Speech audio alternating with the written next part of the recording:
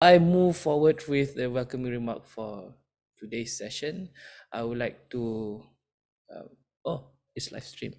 All right. So first of all, let's start the day with perhaps singing the IIUM song.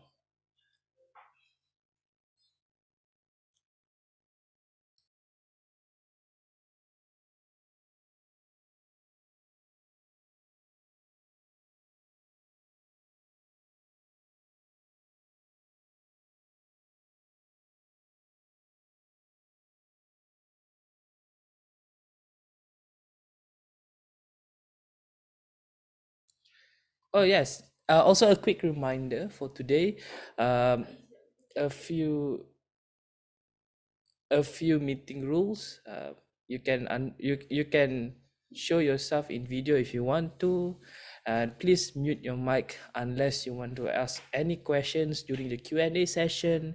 And as well, if you have questions but you have some problems with audio or you just don't want to speak it directly, you can just send it through chat to everyone or directly to me.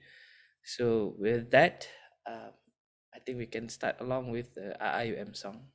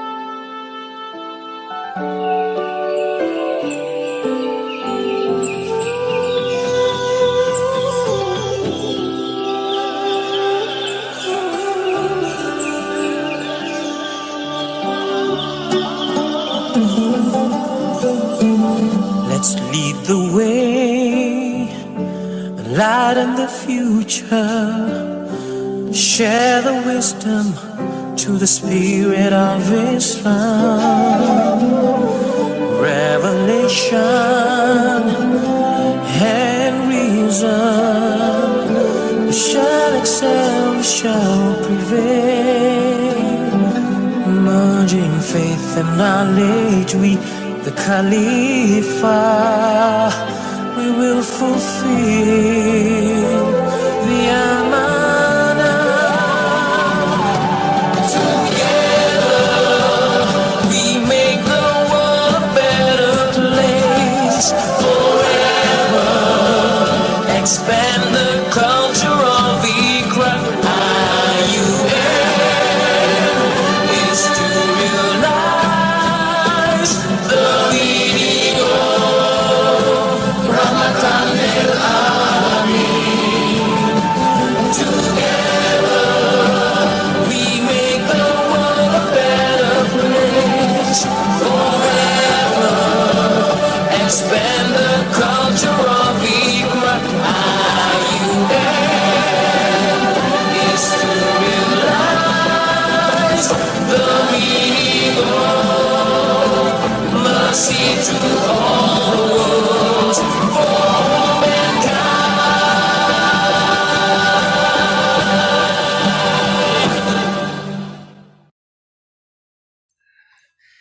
Thank you so much, CPS technical team, for providing us with the IIUM song.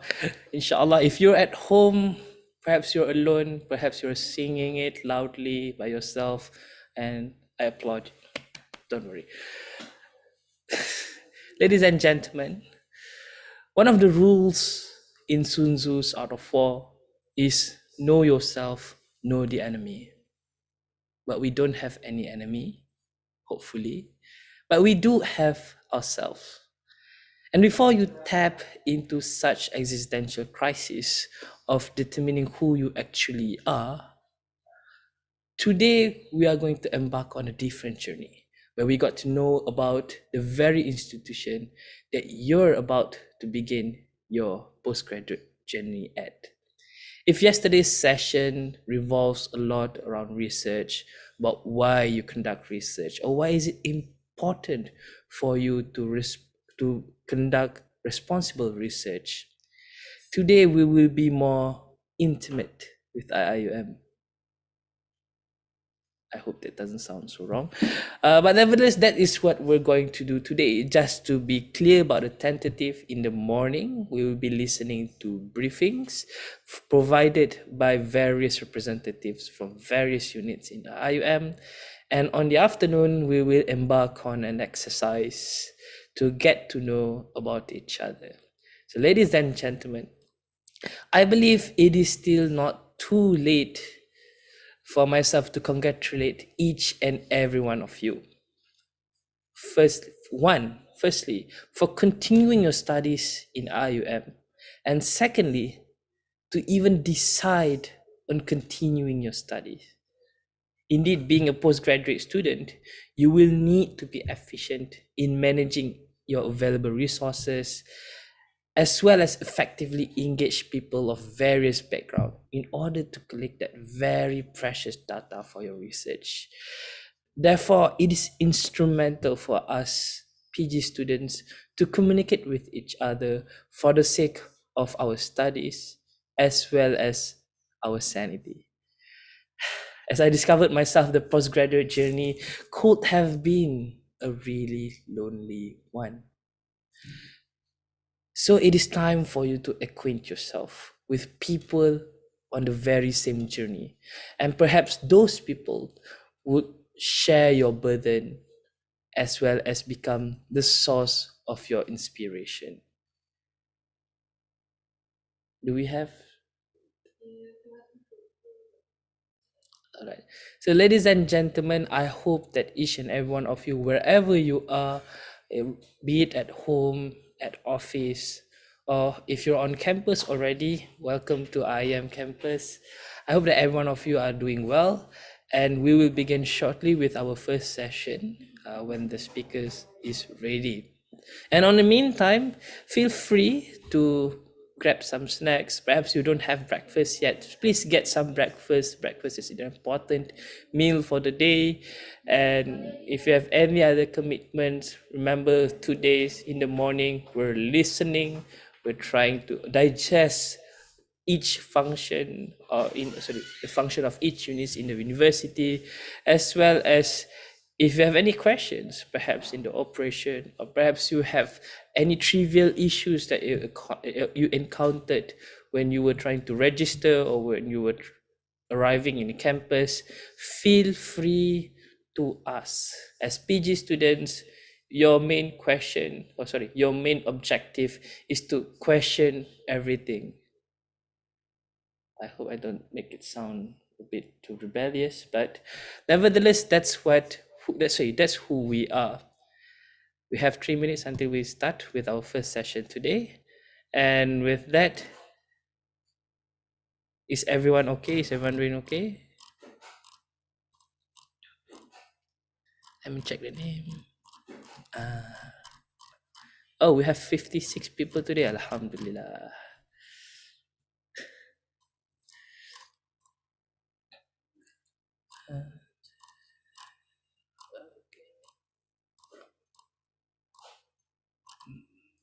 So many.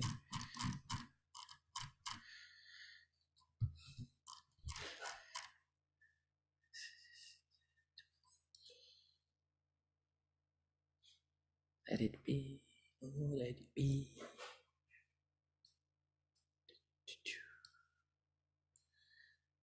How many of you guys are actually in campus? If I may ask, if I'm not intruding your privacy, is anyone here in campus right now? You can unmute yourself, or you can just say, Brother Arkam, hi, where you from? You're in campus? Sri Lanka. Ah, yeah, Assalamualaikum. brother Arkam. Yeah, salam. How are you? I'm Arfat Karim from Sri Lanka, living in Okay. campus. Which mahal are you at? Farooq, Farouk. I forgot what. level 1. Ah, why is there a lot horn at your place? Is there a party there? No party there.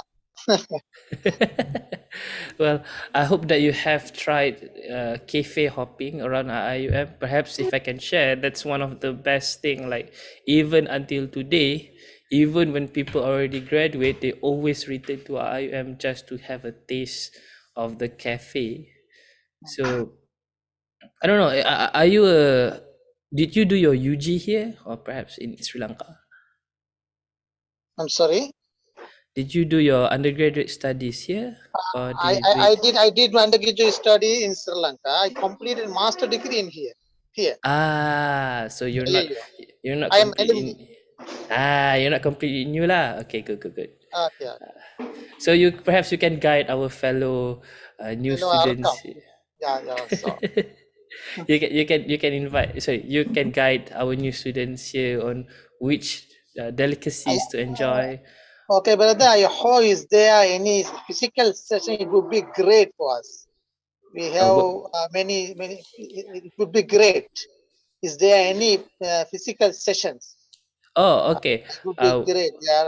We have few students or several students here. Alhamdulillah. Yeah, we are looking forward to that kind of programs. Thank you Okay, so much. maybe if I can give, I'll just answer directly that. Well, for Ta'aruf Week specifically, well, we're doing it fully online. I apologize. We're not able to do it in hybrid. But in regards to physical activities, no worries. I will discuss with the Postgraduate Student Society to conduct perhaps several activities just for us to, get to know each other as well as uh, just to really have a footing around IUM.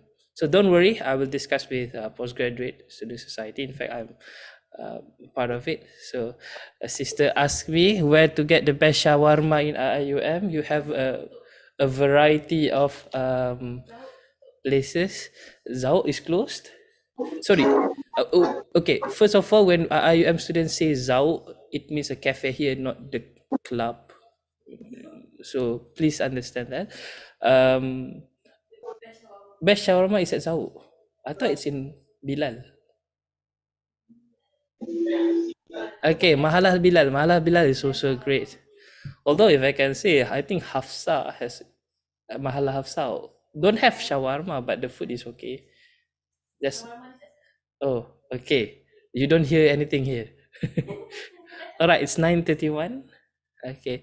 Will PG class conducted online only? Okay. To answer that, first of all, you need to refer to each and every one of your kuliah because every different kuliah conducts their classes differently. Some kuliah went all out with physical class. Some kuliah still stick with online, and some have started to do hybrid.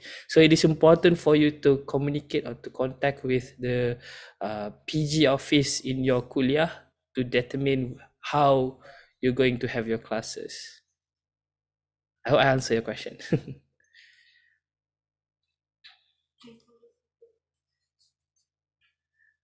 All right. Before we begin our session, our first session today, can we have this information available today? We'll try. We'll try. All right. Uh, let's move on to our first session today.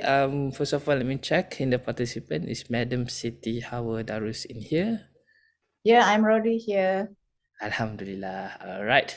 So Alhamdulillah, without any further ado, let's move on to our first session. And what a way to begin if you're not with the representative of a place where PG students might spend 70% of their studies at. With that, I would like to invite Madam Siti Hawa binti Darus, representative from Darul Hikmah Library of IIUM, to provide her briefing. Madam, the floor is yours.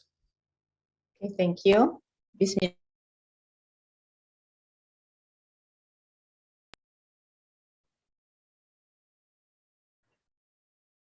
Okay. I was muted by the host. I muted myself. Okay. Okay, Assalamualaikum, dear brothers and sisters. My name is Madam Siti Hawadarus. I've been working in IIUM since 1991. My first degree was in economics, and then I pursued my master degree in library and information science. And now I'm working at Dar Al Hikmah Library until today. Currently, I'm the head of learning support section of this library.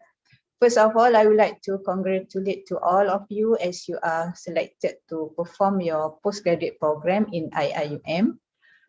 So this morning, I will present on library briefing so that you will have ideas on what are the library services, the collection, the facilities offered for you as a postgraduate student to support your study and research throughout your study in IIUM. Okay, I will share my slide.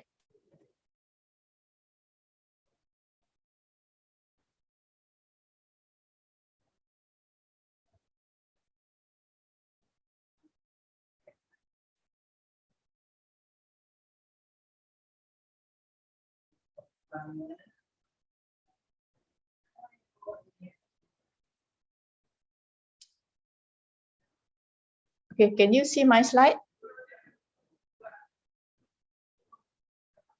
Yes. Okay, Alhamdulillah.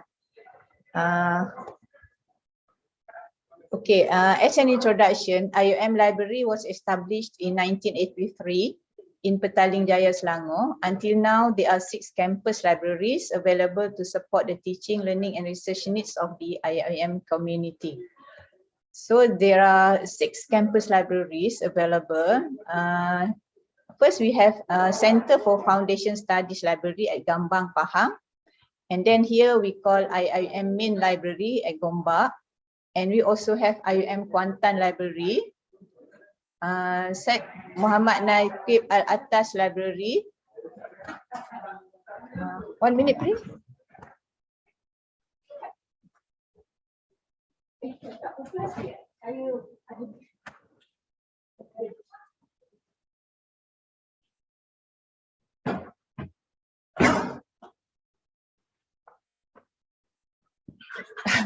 Sorry.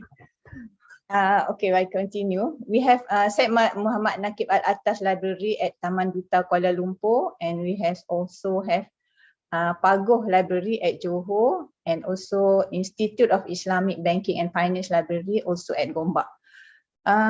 Okay, all the participants now you are from all campuses, right? Not only Gombak. Okay. Okay, this is the library vision, a dynamic library for the attainment of knowledge and wisdom of the Ummah. And our mission is to deliver high quality and comprehensive information resources and services to support teaching, learning and research needs of the clients. Okay, before that, I would like to brief. There are a few rules and regulations that you have to follow when you want to enter into the library or use the library facilities. Number 1, your metric card. You are always required to display your metric card throughout your stay in the library. Actually, when you want to enter into the library, you have to touch your metric card so that the barrier gate will open for you. And then also, we would like to get your cooperation to control your noise in the library. And also, you have to follow the IUM dress code when entering into the library, and no food or drink other than plain water is allowed in the library. Okay, this is our library opening hours. Okay, during the lecture weeks, we open Monday to Thursday, 8 to 10 p.m. Actually, during this COVID-19 pandemic, so far we still not open until 10 p.m. We only open until 5 p.m. But inshallah next week there is a tendency that we will open until 10 p.m. because students are coming back to the campus. Okay, during the lecture weeks we open 8 to 10 p.m. Monday to Thursday, and also Friday. Saturday and Sunday, we open 9 to 5:45 p.m. only. During the public holidays, the library will be closed. And then during the revision examination weeks, Monday to Friday is the same, 8 to 10 p.m. But Saturday and Sunday, we extend from 8 p.m. to 10 p.m. And if the revision or examination weeks falls during the public holidays, the library will open also. And then during the semester break, the library will open from 8 to 5:45 p.m. only, no at night. And then Saturday, Sunday, and public holiday, the library will be closed. Okay, I would like to remind you that during your stay in the library, if you have any matters to deal with the staff at the circulation counter, make sure you do it before 15 minutes before the library closing time, because the counter will be closed 15 minutes before the library closing times. And then during the Jumat prayer, the library will be closed from 12:30 to 2:30 p.m. Yeah? This is our library opening hours. And then I would like to encourage you to always check our library website for the current library opening hours, because sometimes we are adjusting according to the current situation. Okay, now we'll brief you on library facilities. Number one, we have circulation counter. If you can see here, we put these chairs. We want to keep distance between the staff and the students. Okay, at the circulation counter, you may register your membership or you want to activate your students or staff cards. And then if you want to borrow closed access books and rooms, you have to deal with the staff at the circulation counter. And then if you have payment of fines and charges, let's say you are returning books late, then there is a fine you have to pay at the circulation counter. And for library clearance, once you finish your studies soon, you have to do your library clearance. You can do that at circulation counter. And then we have, actually our library has 4 levels. At each level, we have general reading areas with ample seats for you to study and for your research from level 1 to level 4. And then we also have carrel desks like this. If you want to have a privacy for your study, you can use this carrel. It's available at all levels of floors in the library from level 1 to level 4. And then we also have study room. This one we call carrel room. This carrel room is a single occupant rooms at all levels, and these rooms are available for postgraduate students only. So you are entitled to use this room. And then we also have discussion room. Let's say you want to have your group discussion in the library. You can use this room.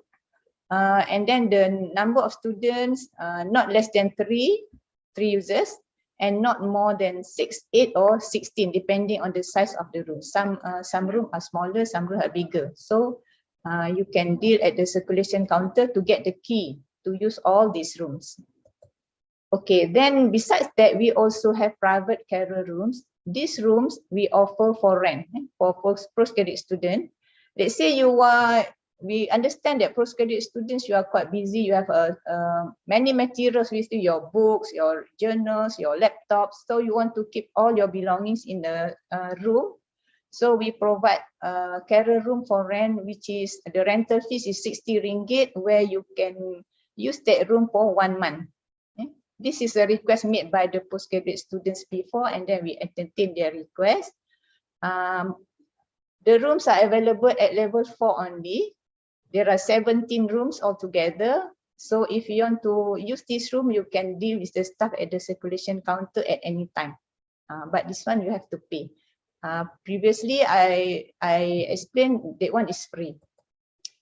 Okay, in the library also at level 2, we have rest and refresh room.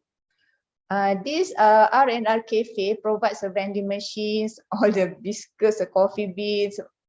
So you can use this room, which can accommodate for 40 to 50 people in this area. It's a level 2. You can see all these vending machines or the conducive seats. These services are aimed at making the cafe a more comfortable and cozier place for discussion and relaxation. The R&R Cafe is mainly intended as a common learning area where students can refresh and discuss over a cup of coffee or beverage provided inside this area. Okay, it's available to you. You're freely to enter this room. And then in the library, we provide a silent study zone because in the library, sometimes it's quite noisy. So if you want to use a silent study room, it's available at level 1 and level 2. Level 1 and level 4. Okay, in the library also, we have computer lab at level 2 and level 3. Okay, this lab actually we use for our user education classes, but if there is no classes, you can use this room to do your own work. If you want to use the PC inside this room, you have to log in using your IIUM username and password. Right. Okay, in the library also, we have this OPAC. OPAC is online public access catalog. It provides you a platform to search and locate books and other materials available in the library. Okay, our library is quite big. We have 4 levels and the collection is more than 1 million.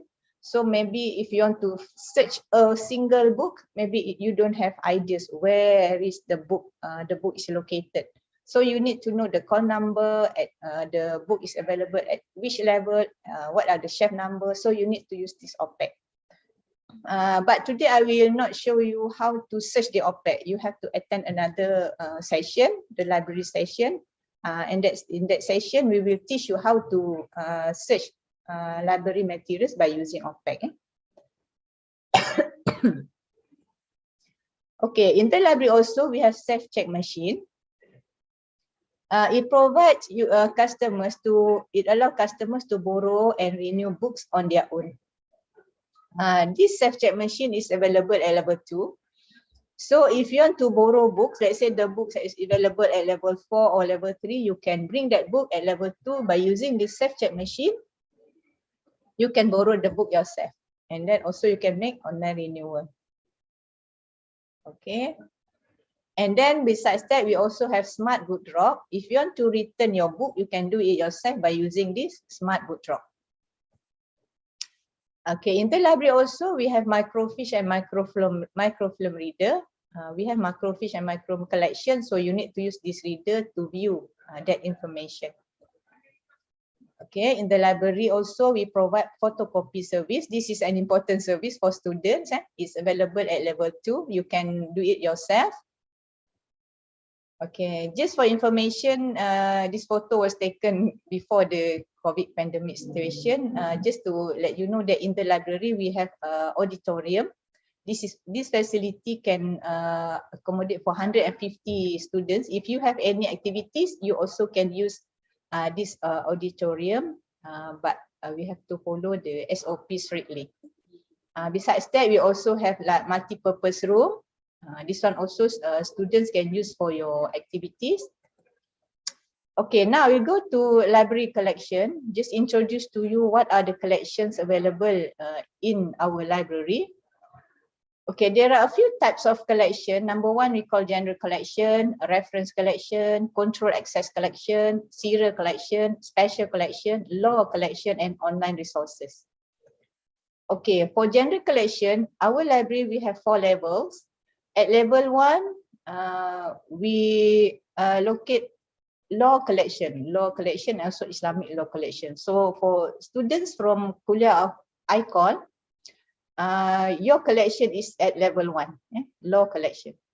For level 2, we house books on general works, philosophy, psychology, Islam, Christianity, Judaism. So students from Kuliah of IRKHS, your collections available at level 2. Same with other students. If you are taking courses offered by Kuliah of IRK, you can use collection at level 2. Level 3, this is more on social science collection, history, economics, finance, political science. So students from Kuliah of Economics, from IBF, your collection is at level 3. And level 4, more on science and technology, including education, linguistics, engineering, library science, students from Kuliah of ICT, your collections is at level 4. Okay, in the library, we also have we call reference collection. This reference collection, the shelf, the wooden shelf like this. So you can see this wooden shelf from level 1 to level 4. The collections are a reference collection where you students cannot borrow. You just can make reference in the library. The materials are dictionaries, encyclopedias, directories, yearbooks. So these are a reference collection, right? And then we also have control access collection. Number one, red spot books. Red spot books means that your course reading titles. Sometimes we have the same book available in the open collection, but also we have in red spot collection. For red spot collection, you can borrow for 2 hours only. And then other than red spot books, thesis collection also we have, that one is also control access collection. Thesis, pictorial collections, official publications, small size publications. Let's say you want to use these materials for your research, you have to ask from the counter. It is not freely browsable on the shelf.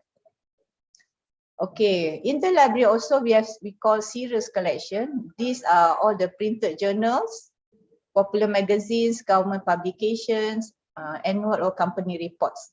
So if you want to use these materials, it's available at level 4. Okay. We also have special collection. Special collections are those considered unique to the university on specific subjects of interest to the university and for specific reason considered important by the library. Okay, we have, let's say, faculty publications, manuscripts, archive, Ahmad Ibrahim collection. This is a law collection, multimedia materials at level 3. Okay, that one we call special collection. Okay, other than that, we have, this is very important for you, online resources, where you can access whether you are in campus or from remotely. We have online databases. We have ebook, IIUM repository, IIUM student repository, and then digital manuscripts. Okay. This is our library website. To access the online resources, you can click here, list of online database and ebooks, if you are in campus. But if you are off campus, you have to click this off campus first. And then there is a window that will ask you to key in your username and password. Okay. But before doing this, you have to register as a library member. I will explain how to register as a library member. Okay, once you have key in your username and password, then you will get, you can access the online resources available like you are in campus. Okay. These are an example of online databases and ebook database that the library subscribe to. We have Emerald Publishing, Wiley, Elsevier, ProQuest, IIUM Explore for engineering students, Springer, and many more. So for this briefing, I will not show you how to access them. You need to attend another library session to learn the technique on how to search all these information resources available online, right? Okay, just introduce to you one more services that we have, IIUM repository, or we call IREP. This is a digital repository of documents and scholarly output of IIUM staff encompassing various subjects and disciplines. So you can use this IIUM IREP collection to support your study and research also. The documents include journal articles, chapter or section of a book and conference papers. The works include those that are written by IIUM staff or collaboratively produced with other parties. Means that this IREP collection is a work or publication done by IIUM staff, the lecturers of IIUM, and whether they do it themselves or they collaborate with other authors. So the library compile all their publications, then it is available for you to support your study and research. Okay, besides that, we also have IIUM student repository. This is online thesis. This repository collects, preserves, and provides access to digital materials of students' work. Okay, normally students, master or PhD students, once they finish their thesis, they will submit to the library. So the library make it available online to share their works of, with other students throughout their study in this university. So in order to access, student needs to log in using your IIUM username and password. Okay. Again, during the other library session, we will teach you how to access the students' repository, their thesis. Okay. Okay. Besides that, we also have IIM digital manuscript.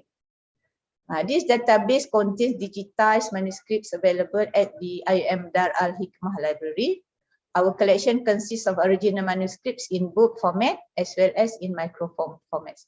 So the library digitizes all these manuscripts and we make it available for you to search, to get the information. Okay, next I will show you on library services. Number one, loan and renewal, information services, interlibrary loan services, and document delivery services. Okay. For loan, okay, in our library, the borrowing privileges are according to students category. For postgraduate students, you are allowed to borrow 20 copies of book and the loan period is 30 days. Each book you can borrow for 30 days, 1 month. But if you want, we also allowed to renew the loan period for twice. Let's say the first time you borrow is 30 days.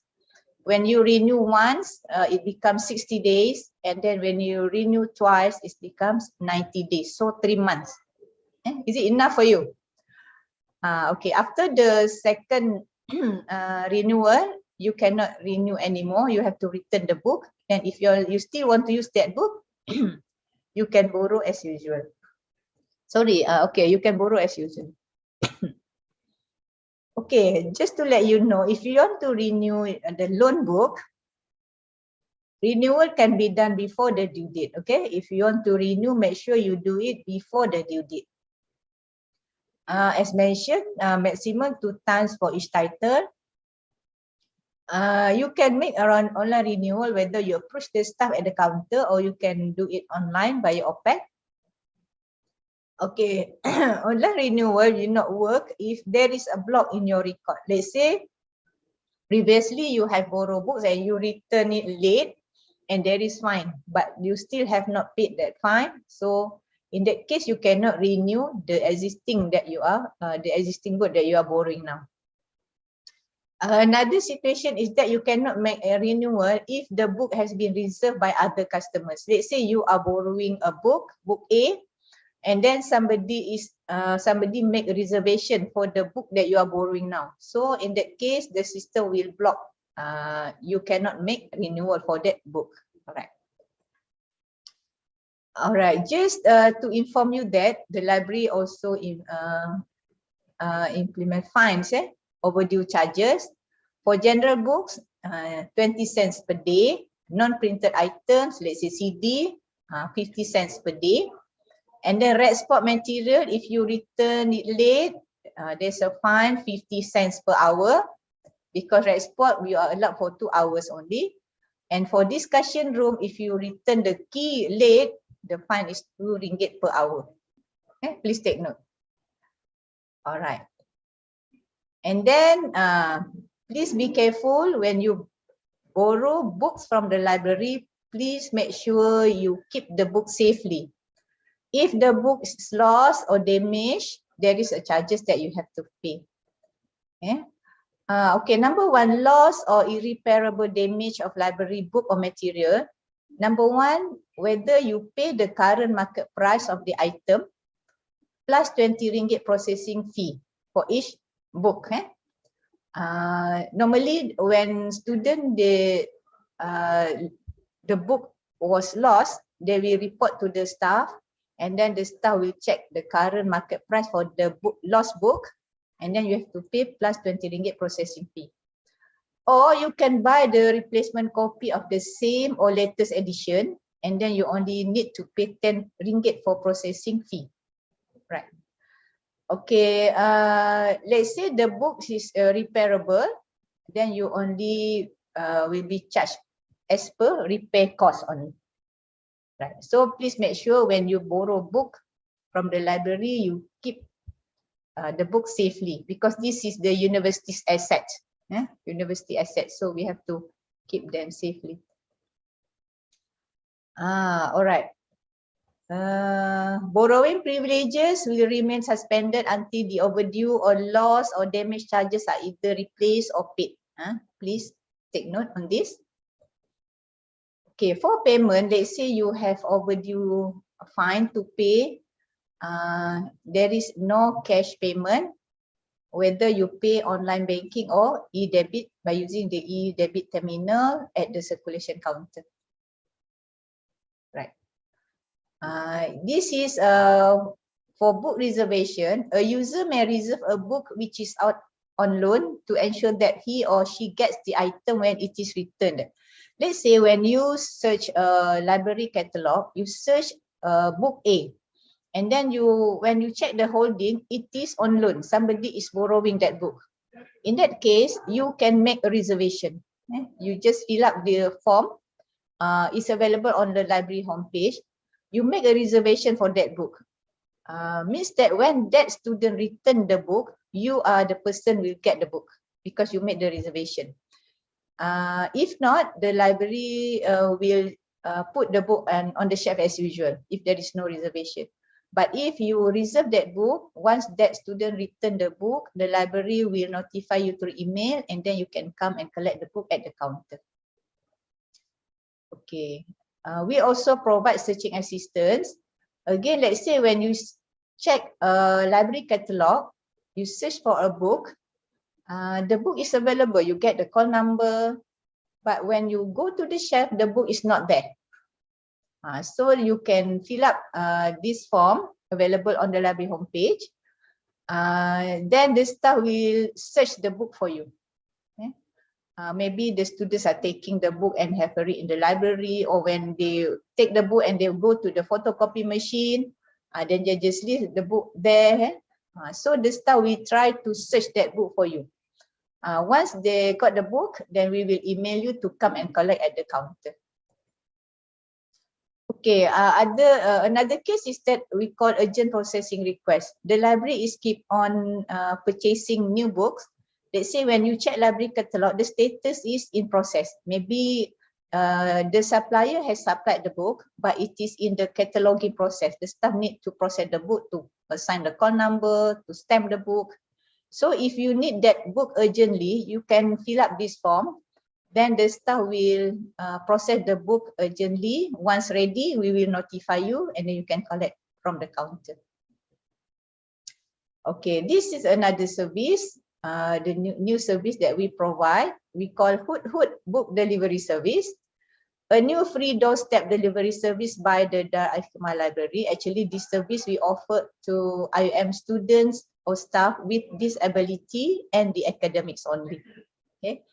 Delivery of borrowed books, maximum of 5 books per delivery, and delivery every Tuesday and Thursday only, 10 AM and 3 PM.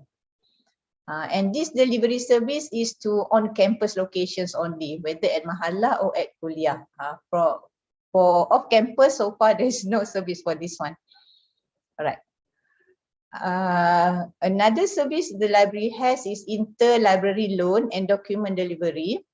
The library can obtain materials which are not in our collection from other libraries inside and outside the country. Okay, let's say as a postgraduate student, you need to read a lot. Let's say you read one article. At the back of the article, there are a list of references. Maybe you want to explore more the references listed. Some titles are available in our library, some may not available. So for those titles which are not available in our library, you can try our interlibrary loan service. The library staff will try to get that materials, the articles, for example, or the journals from other university libraries in Malaysia, or from other university, libraries from overseas. We provide that service. So you just fill up the form available, and if there is any charge, we will inform you.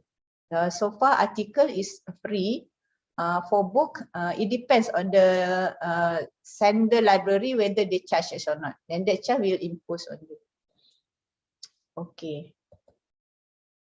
In our library, we also have readers advisory services. We understand that some students, they have difficulties in using the library. They couldn't find the books needed. They don't know how to search the online databases and any types of question. You just approve the staff at this reader advisory desk. Okay? This one, media service at level 3. This media counter.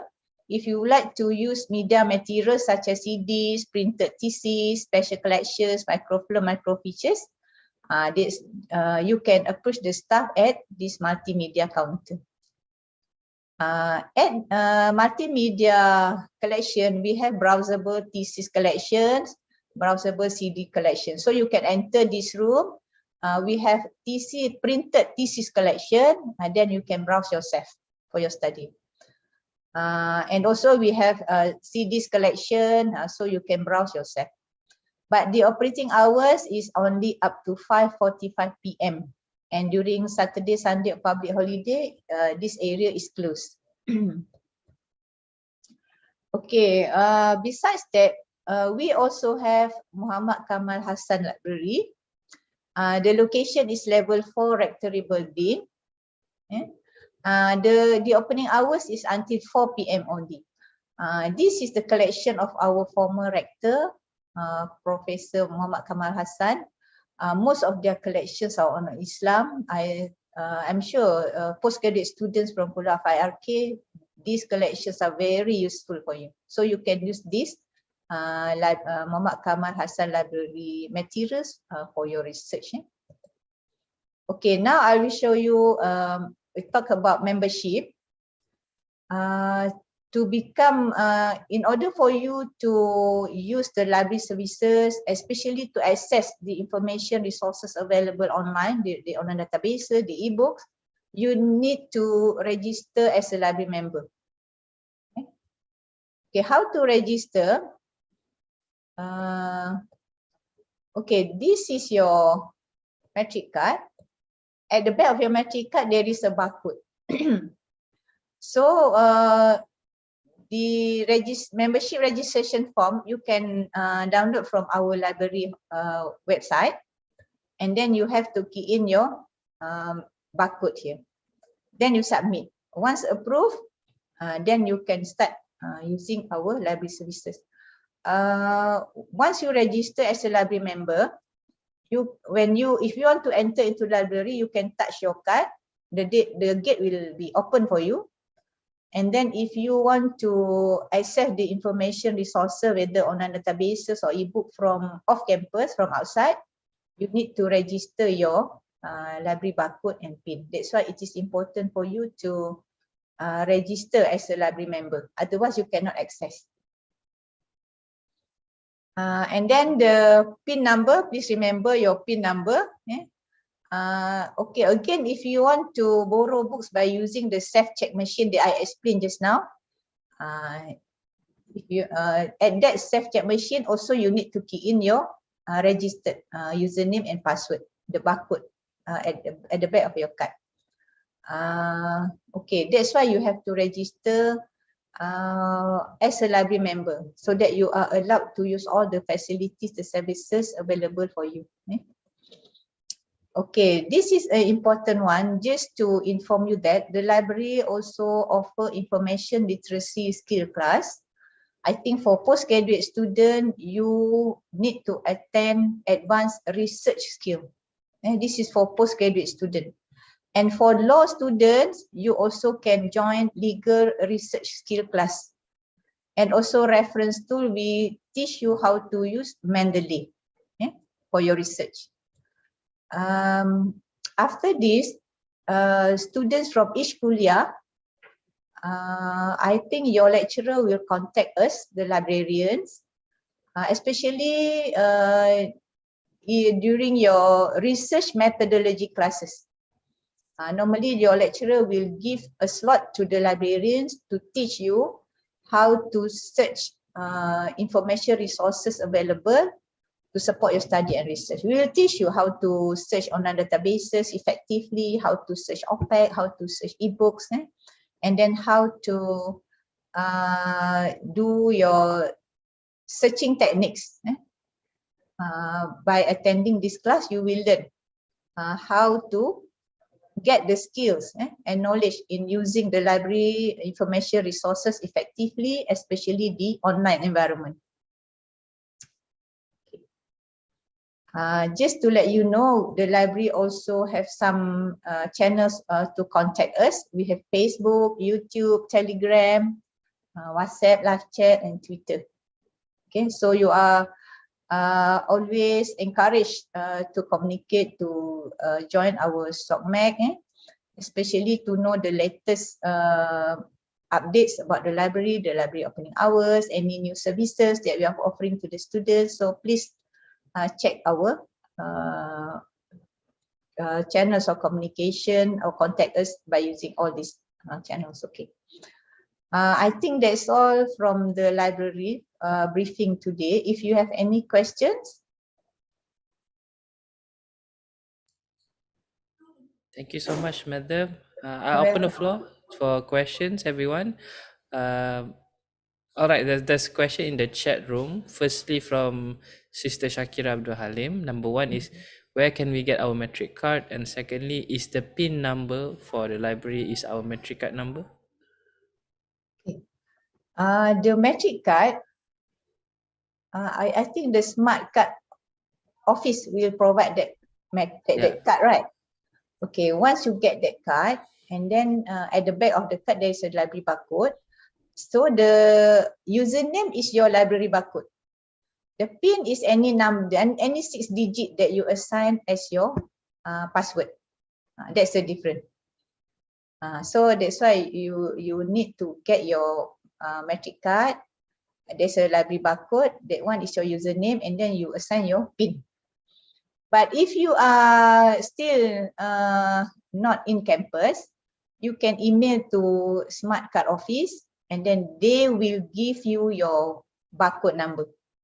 And then with that barcode number, you fill up the library membership form, and then you submit to us. So although you still have not in campus, you are still at your hometown, you still can register as a library member. But the important thing is that you contact Smart Card Office to know your barcode number. Okay. Assalamualaikum. Waalaikumsalam. Thank you so much for your great briefing and presentation. Yeah. I have a question. Would you mind explaining that if any library from all over the world to visit your library and get some information, if there are any special rules and regulations and any orders, can you brief me? Any rules and regulation? Regarding if any library out of this country would like to visit your library, your main library, how can do proceeds? Okay, means that people from outside, they want to visit our library. Yeah, to get information and know something from you. Actually, they can email us, stating that their purpose, they want to visit us, and what are their scope of their visit. We can arrange briefing or provide any information for them.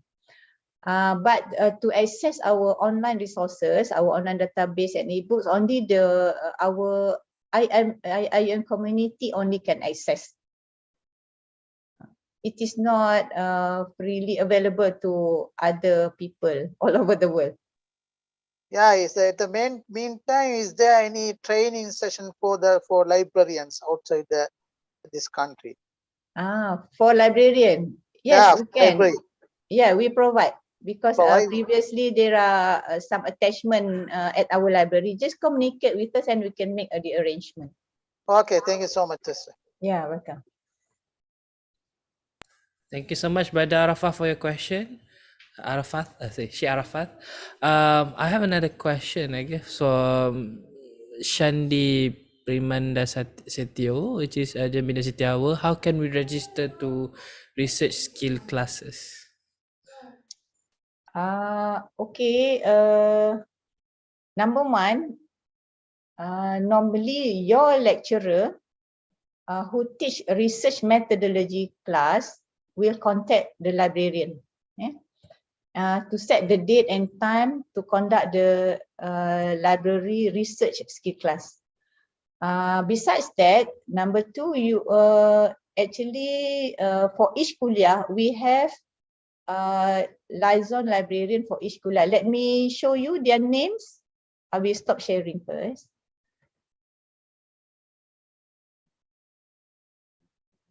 Stop share. Okay, I will open the library website so that you can.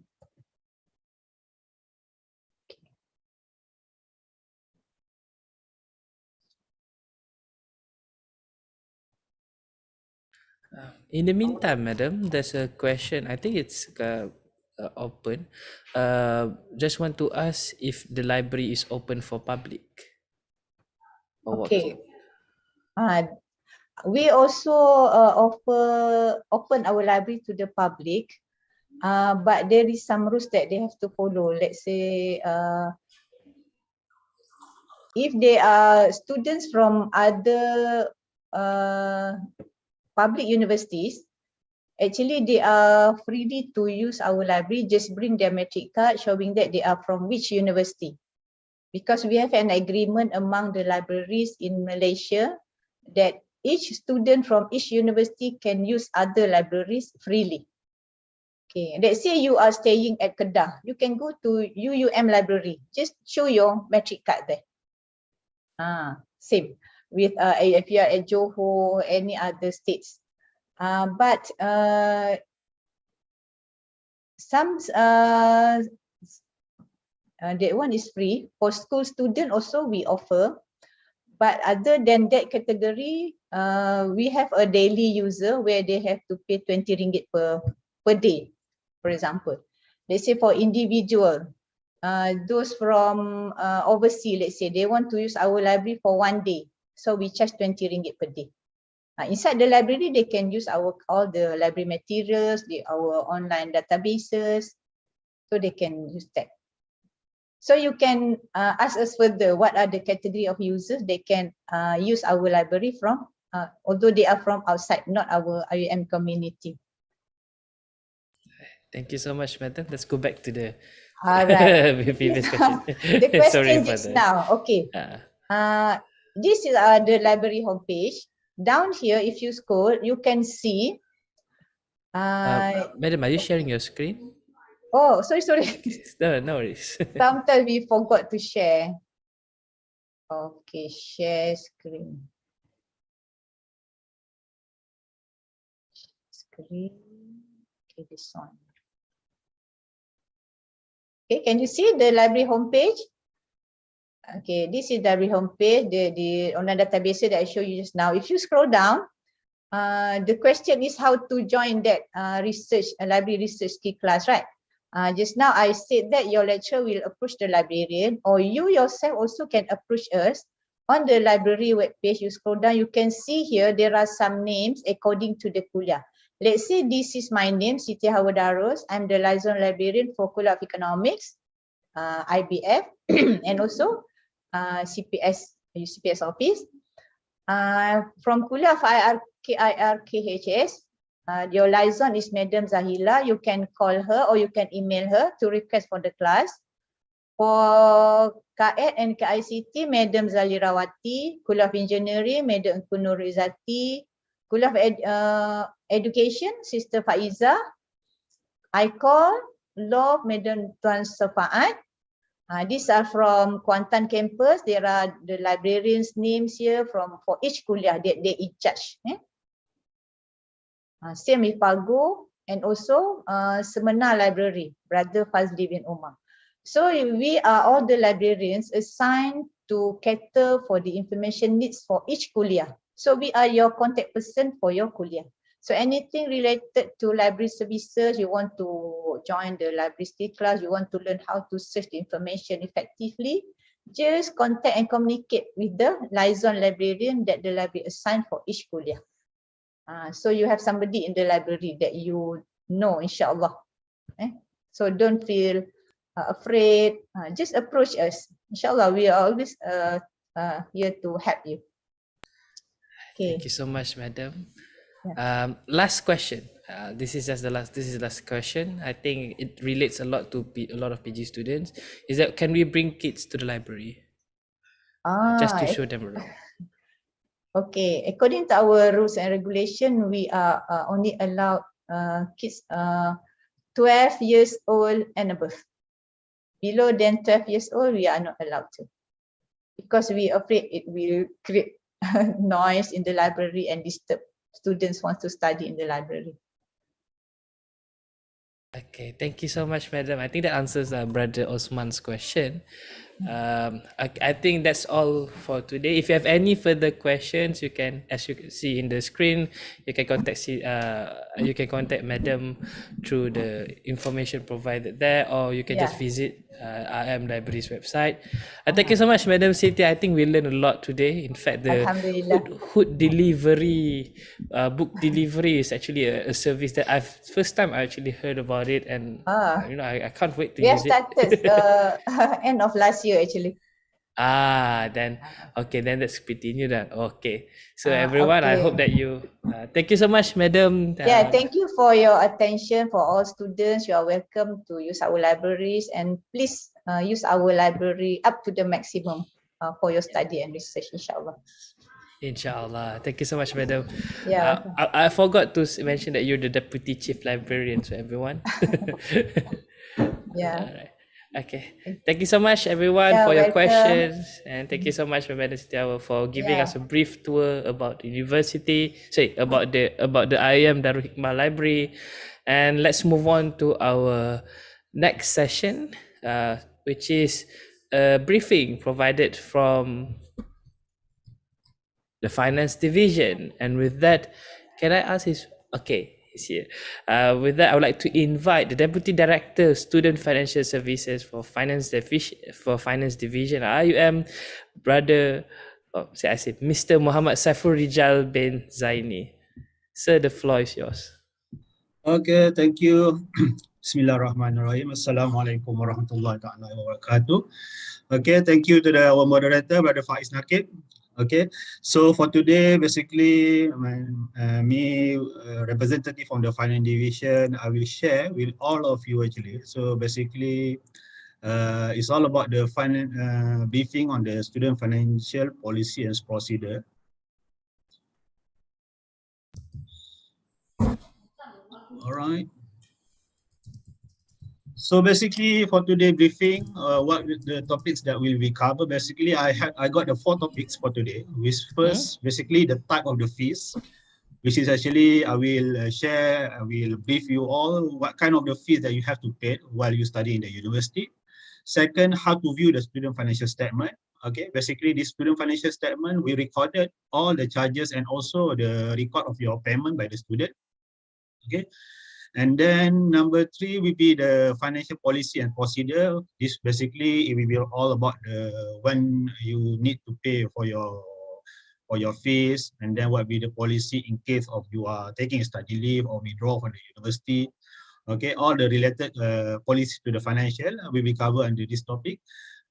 Last will be about the method of fees payment. Okay, how to pay your fee? Is it using what kind of method available?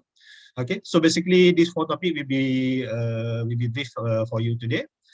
So let's go to the topic number 1, type of fees. So basically this is the list of the fees that you have to pay: entrance fee, tuition fee, recurrent academic fees, health insurance for the international, hostel fee, bench fee, evaluation fee, and graduation fee. So I will go to the details. Basically, I will bring you all to the finance division website. Okay, So basically, at the Finance Division website, we already put the details under the student matter, okay? Which is actually you can view all your fee structure over here. So let's take example. We go for the fee structure for the international, okay? So basically, what we have, I would like to share actually, this basically the structure of the program, okay, which is actually the charges, the basis of the charging of the fee will be based on the fee per credit hour, which is actually applicable for those who taking courses, okay, and then for those who doing the research, okay, there will be the research fee, which is chargeable every semester, okay. All right. So if you look at the fee structure, let's do example for the number one, which is the kuliah of the law. For example, there is the three type of the program: coursework only, coursework and research, and also the research only. The fee per credit hour for the coursework will be 432 per credit hour. And then the research fee for per semester will be the 3,900 per semester. Okay, so let's say a student who took only the program coursework only. So basically the total credit hour register, let's say 40. Okay, it will depend on your program. Okay, because sometimes student register for the additional courses, for the audit, and then for the prerequisite. Okay, so basically just the basis of the charging will be based on the fee per credit hour. Okay, so if your program is the coursework only, 40 credit hour with times with the 432, that will be the total tuition fee for the whole program, okay, based on the 40 credit hour. All right. Then beside that, you also have the recurrent fee, which is actually fee per semester. This is the fees recurring every semester. Okay. Basically, this recurrent fee is consists of the fee for the library, for the medical facilities, okay, and then for the car ride. There are several items in the recurrent fee, and then it will be recurring every semester. Okay, bench fee is only applicable for those who doing for the selected kuliah only. Okay, if you look at this, actually, basically it apply for the kuliah of engineering, it apply for the kuliah pharmacy, okay, and then also all the kuliah at the Kuantan campus actually, science, medic, dentistry, they all have the bench fee. Okay, and then also for the in-hut, okay, there will be also the bench fee for the Mahis program, okay, selected program at the in-hut, right? Then for the international, there is the yearly fee, which is the health insurance, which is 400, which is recurring every year, okay, it's not every semester. It will be chargeable on the yearly basis. And then for the one-off fees, okay, this is for the entrance fee, this is only one time. Okay, and then when your status has become graduated, there will be the graduation fee, and then the graduation fee, and also evaluation fee. Okay, evaluation fee only will be chargeable to the student who doing the program by coursework only. Coursework and research, and also the research only. Okay, so basically that will be for the coursework only. Let's say for the coursework and research. So basically coursework and research, the fee charge will be depend on the total credit hour that you register. This one we put for the example. So if you look at this, basically this will be the estimated, because the total credit hour that you actually register will be depend on the respective program. Okay. All right. So for example, for the mid-sport program for the law, you have to register for the 30 credit hour for the coursework. So the 30 credit hour times with the 432. Okay, and then you took for another, you also need to register for your research proposal or dissertation during the semester. Okay, this one will be chargeable based on the research fee. Okay, for example, over here, if you register your proposal and dissertation, okay, during the semester, they will be charged based on the research fee 3,900, okay, per semester. All right. Then the total tuition fee will consist of the 30 credit hour plus with the 2 semester research fee. All right. So basically the basis of the charging also will be depend on the actual registration. Let's say within a 1 semester, you can complete your research or your dissertation. So you no need to register for the 2 semesters. So the research fee will be only charged for the 1 semester, which is based on the subject that you registered for that particular semester. Okay. And then for the research only, for the total credit hour, if the kuliah required you to take certain subject, okay, this will be to be determined by the kuliah, okay, if they required, and then they will be charged based on the fee per credit hour, all right. And then for the research fee, this will be the normal duration of study for master will be the 2 years, which is equivalent to the 4 semester. Okay, so which means that for the research only program, they will be charged you with the research fee started from your first semester, okay, until you completed your thesis. Okay, so basically that one will be applied to all the program at the other kuliah as well. Okay, just bear in mind basically every time you register, regardless if the audit subject or prerequisite subject, okay, they will be the charging based on the subject registered or based on the credit hour registered. Okay, if you don't not sure about the amount that will be charged, what you can do actually you can refer back to our team. All right. Okay, so basically this is the for the master, and then if we go back over here, all right.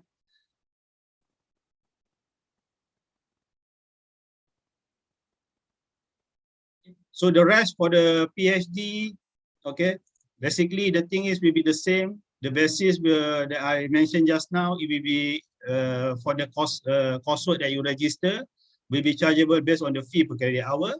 And then those who started register for your proposal, and then you will be charged with the research fee accordingly.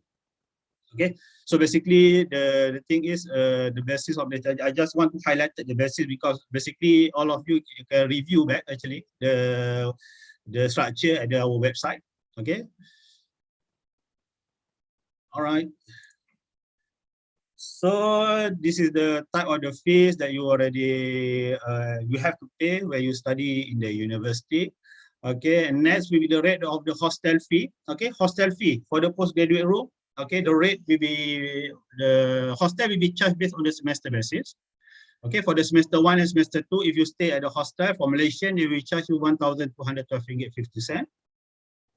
And then for the international will be 1,512 ringgit 50 cent per semester. This is for the long semester, okay, semester 1 and semester 2. Short semester, if you still stay in the mahala, okay, at the postgraduate room, 600 ringgit will be charged, okay, for the short semester. Same for the local and the international for the short semester. And then we also have the Rukayah room, actually, which is the executive room. This is basically we charge based on the monthly basis, 600 per month. If you wish to stay in the executive room, okay, you have to pay for the 5 month for this 1 semester fee while you first register at the executive room, and then subsequently you can make the payment on the monthly basis actually.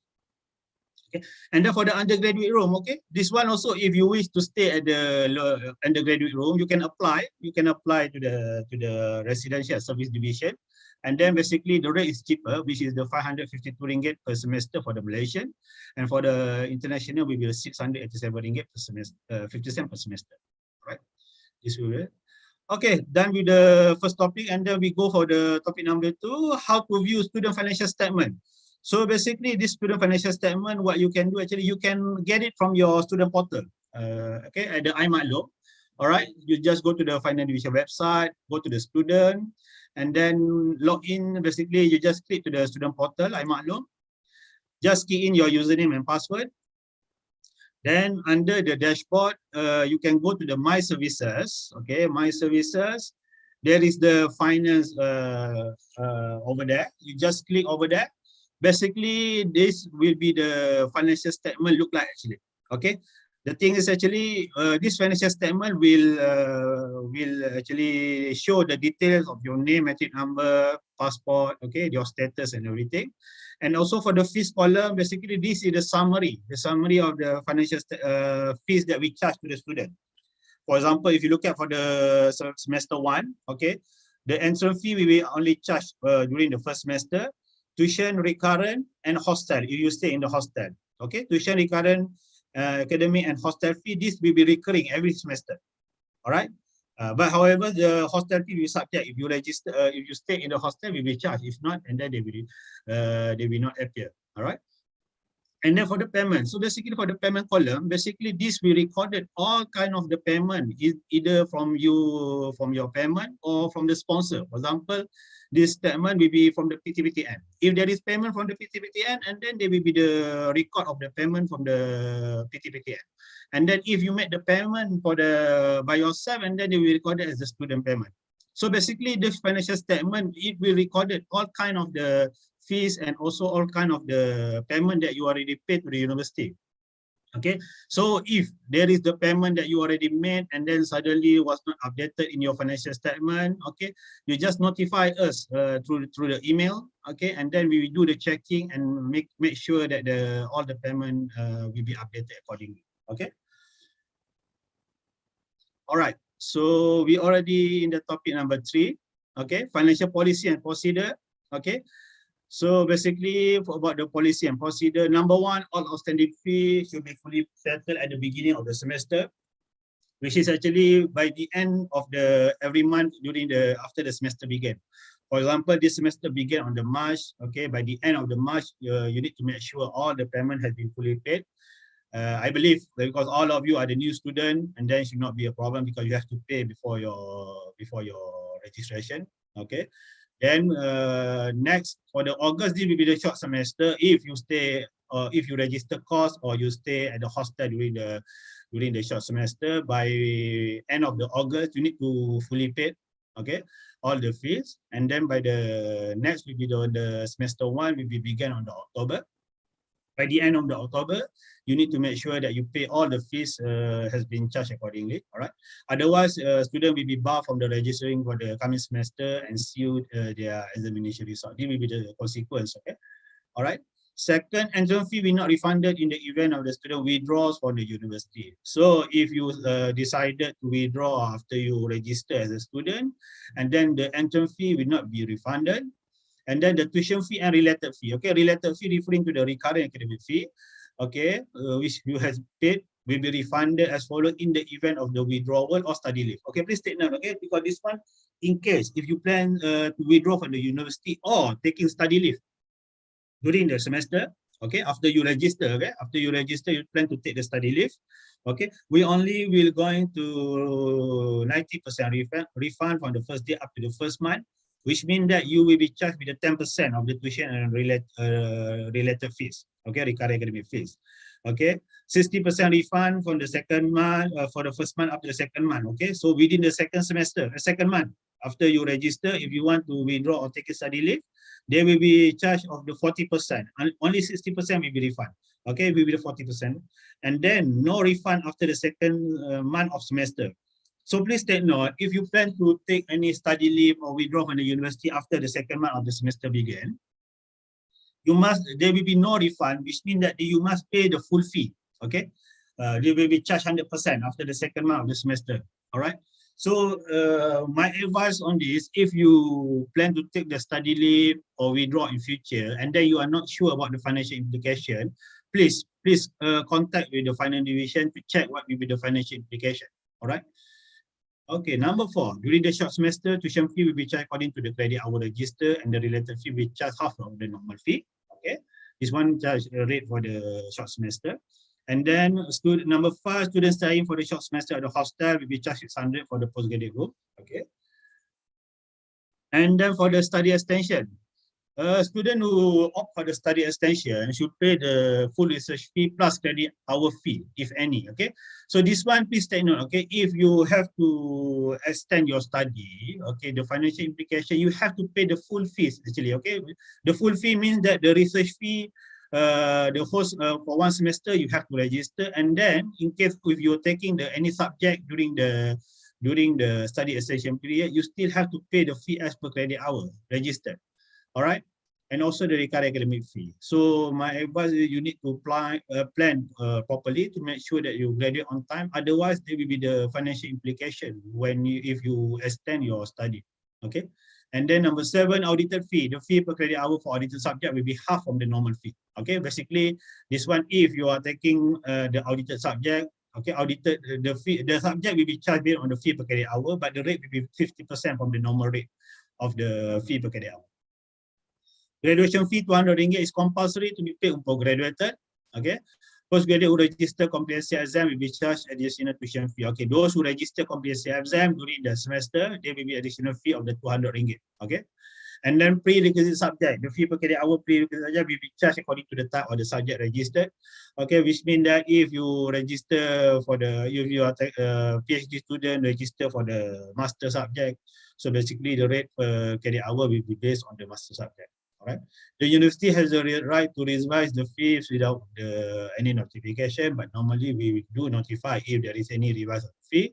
For further details, you can refer back to the finance division website. Okay, and also we have the student unit Facebook, right?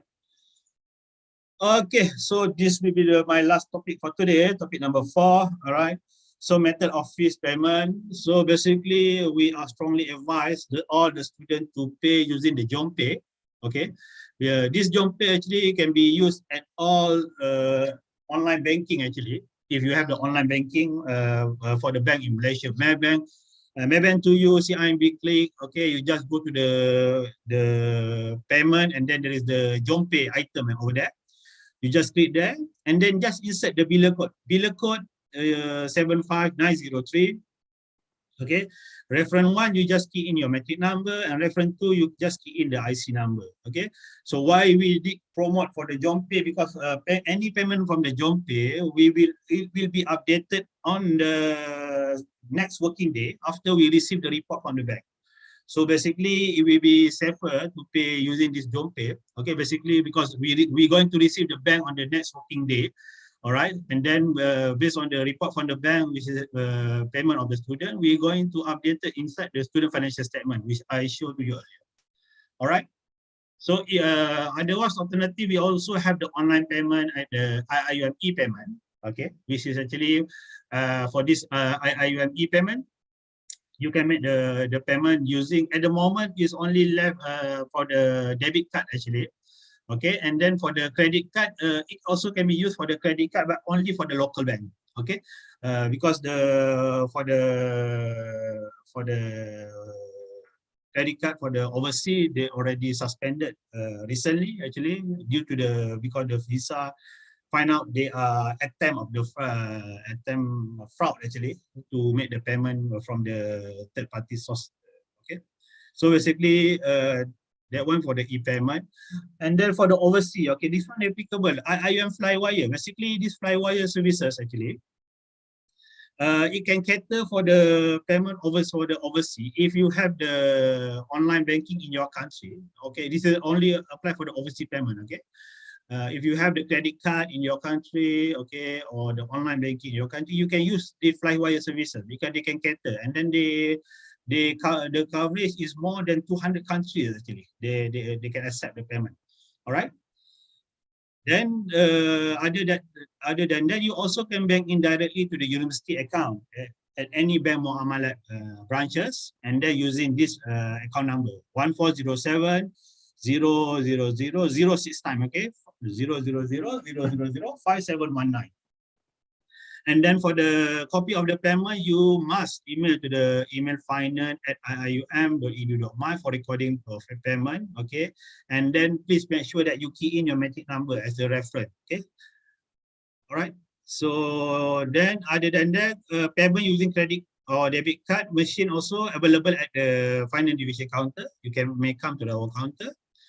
All right, so I think this is the contact us detail. Basically, this any issue or any matters related to the financial, you can email it to the finance@iium.edu.my.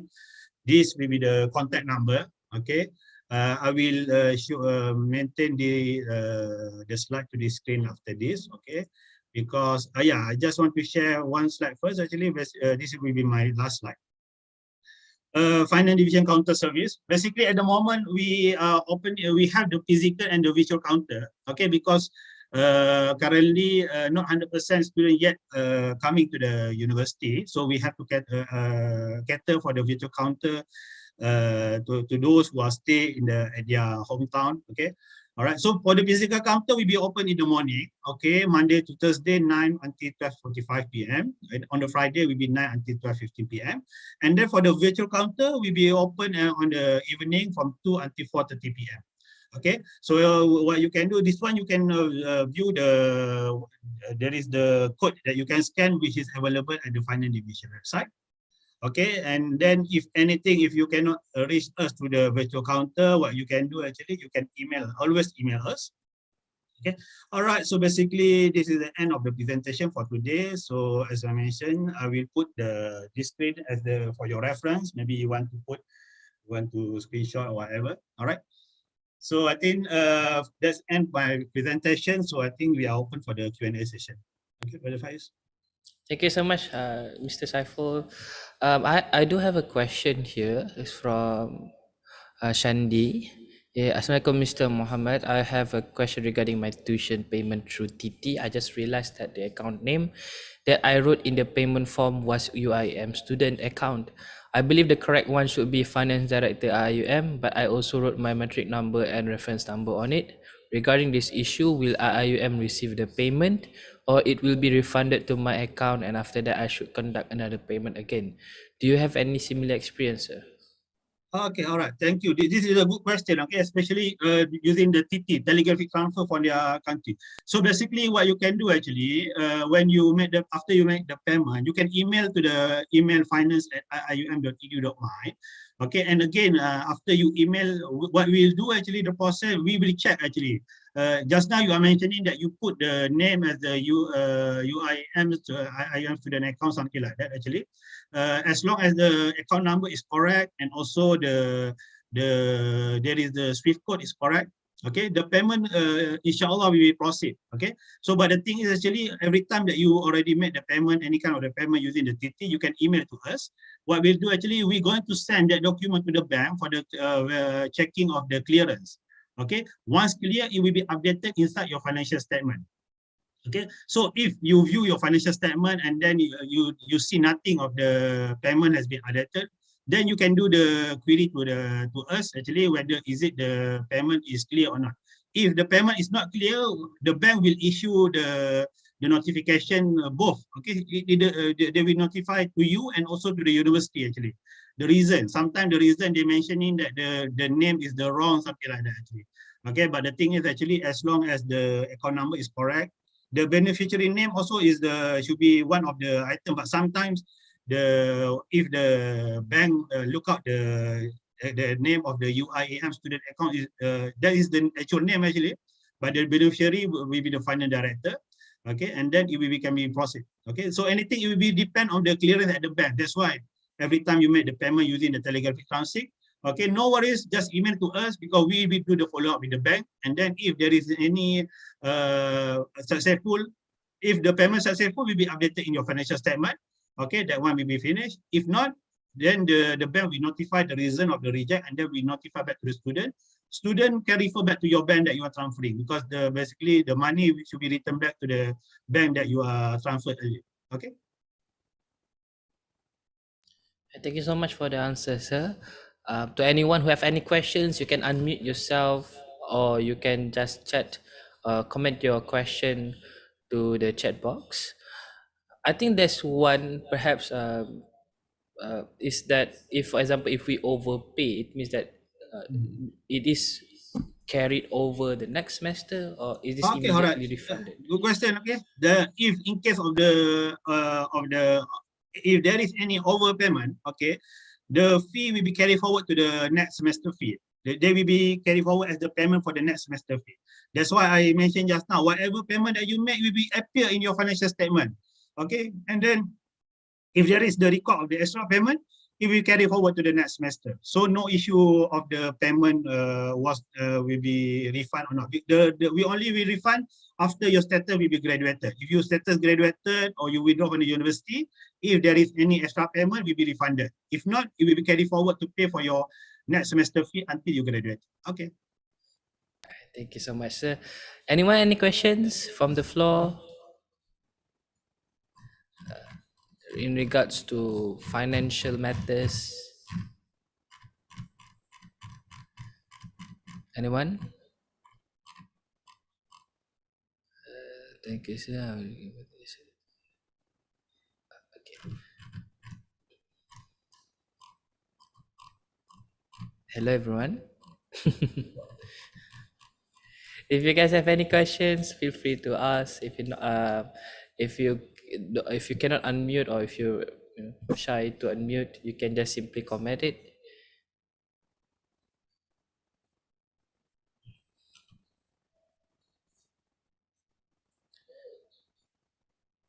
Well,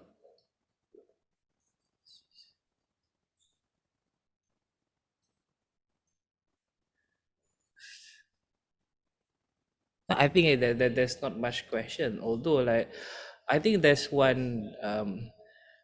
I hope that we don't have to face this situation. But then again, like, I think like one of the most common issues faced by IIUM student is whenever they receive like fines and then they try to pay it at the legal office directly. And I don't know, sir, like, what do you think about that, sir? Okay, so for your information, actually, for the payment, for the compound payment, what you can do actually, because the legal office, they already have the link to make the payment for the compound payment. It is advisable for all the students to use that link to make the payment, because once you make the payment using that link, it will be automated unblock your blocking due to the legal actually. So my advice for the payment, it's better you refer back to the legal office because they provided the link to make the payment for the compound. And then if you make the payment using that link, actually once the payment is completed, it will be updated inside the blocking will be released, and then the payment for that one will be reflected in your financial statement as well. Thank you so much, sir. So everyone, please take note. In the event that you were fined or you were compounded, please follow the proper procedure set out as stated by Brother Saiful just now, Mr. Saiful just now. Any questions? I'm opening the floor for the last time before we move forward to our next session. If there's none, then I'll move on to the next session. Going once.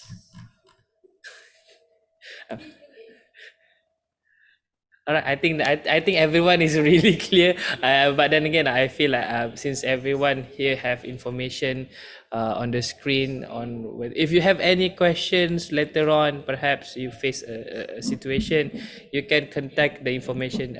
Contact the people whose information Mr. Saiful just provided. Thank you so much, Mr. Saiful, for such clear explanation. Thank you, everyone. All right, Assalamualaikum. Thank you so much, sir. So everyone, thank you so much for the few inquiries just now. I think we'll move on to our next session. But before that, can I confirm whether Mr. Muhammad Azlan is inside the room yet?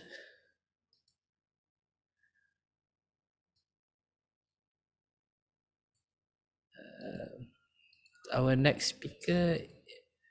Okay, so while waiting for our next speaker to arrive, I think like the CPS technical team have some videos for us to watch while waiting.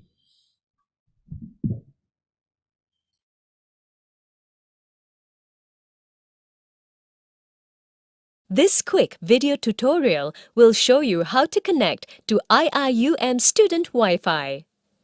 Start by clicking on the Wi-Fi icon on the right side of your taskbar. The menu will expand to show the list of Wi-Fi networks available. Select the network named IIUM Student and click on the Connect button.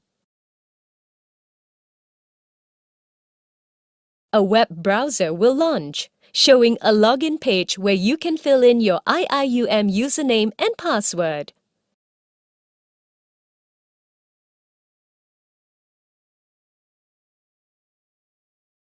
Once you've logged in, you'll be connected to the internet.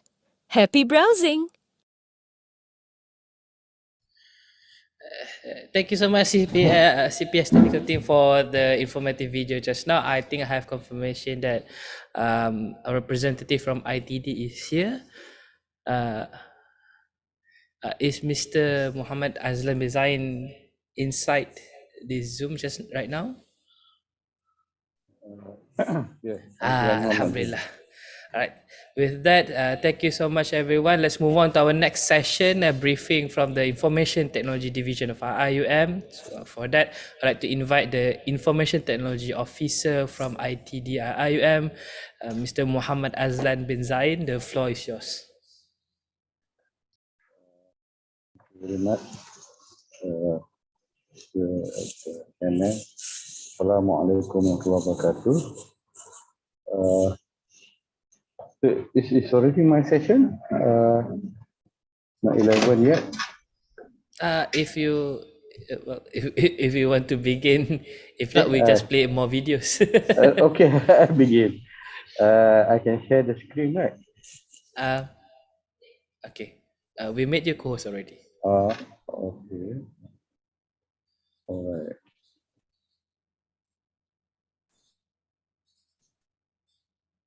Sorry, sir, we ran a bit too early. It's okay, no problem. Okay. Better early. Can you see my screen? Yes, sir. Okay, let me go to the slideshow. Okay, so everybody can see? Alhamdulillah. All right. How many participants here? 55. Okay. Bismillahirrahmanirrahim. Assalamualaikum warahmatullahi wabarakatuh. Bishrah li sadri wa yassir li amri wahlul 'uqdatam min lisani yafqahu qawli. Okay. Thank you very much thank you to CPS for inviting me to give this briefing for new postgraduate students. Okay, so my name is Azlan Muhammad Zain. I am the Deputy Information Technology Officer from Information Technology Division, or ITD.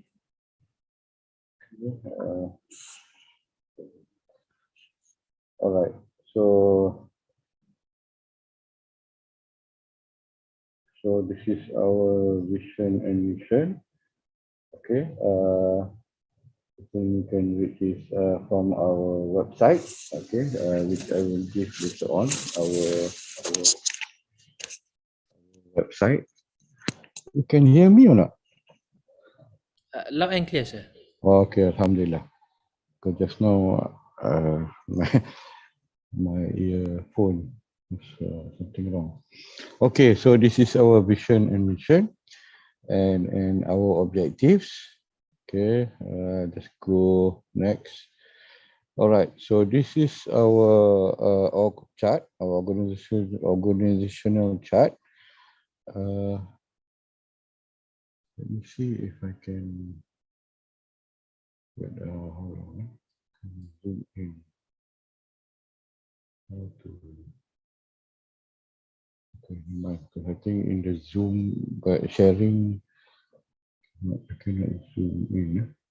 Okay, let me just talk a little bit about our organizational chart.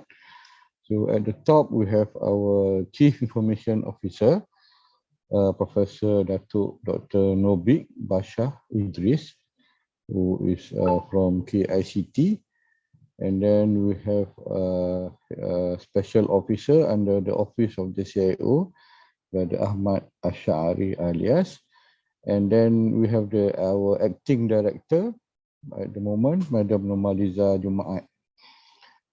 And myself, I am under the IT governance, customer care and commercialization section. I am in charge of that section. Okay, I think you can go through this chart from our website. Okay, so this is our website, iium.edu.my/division/ITD.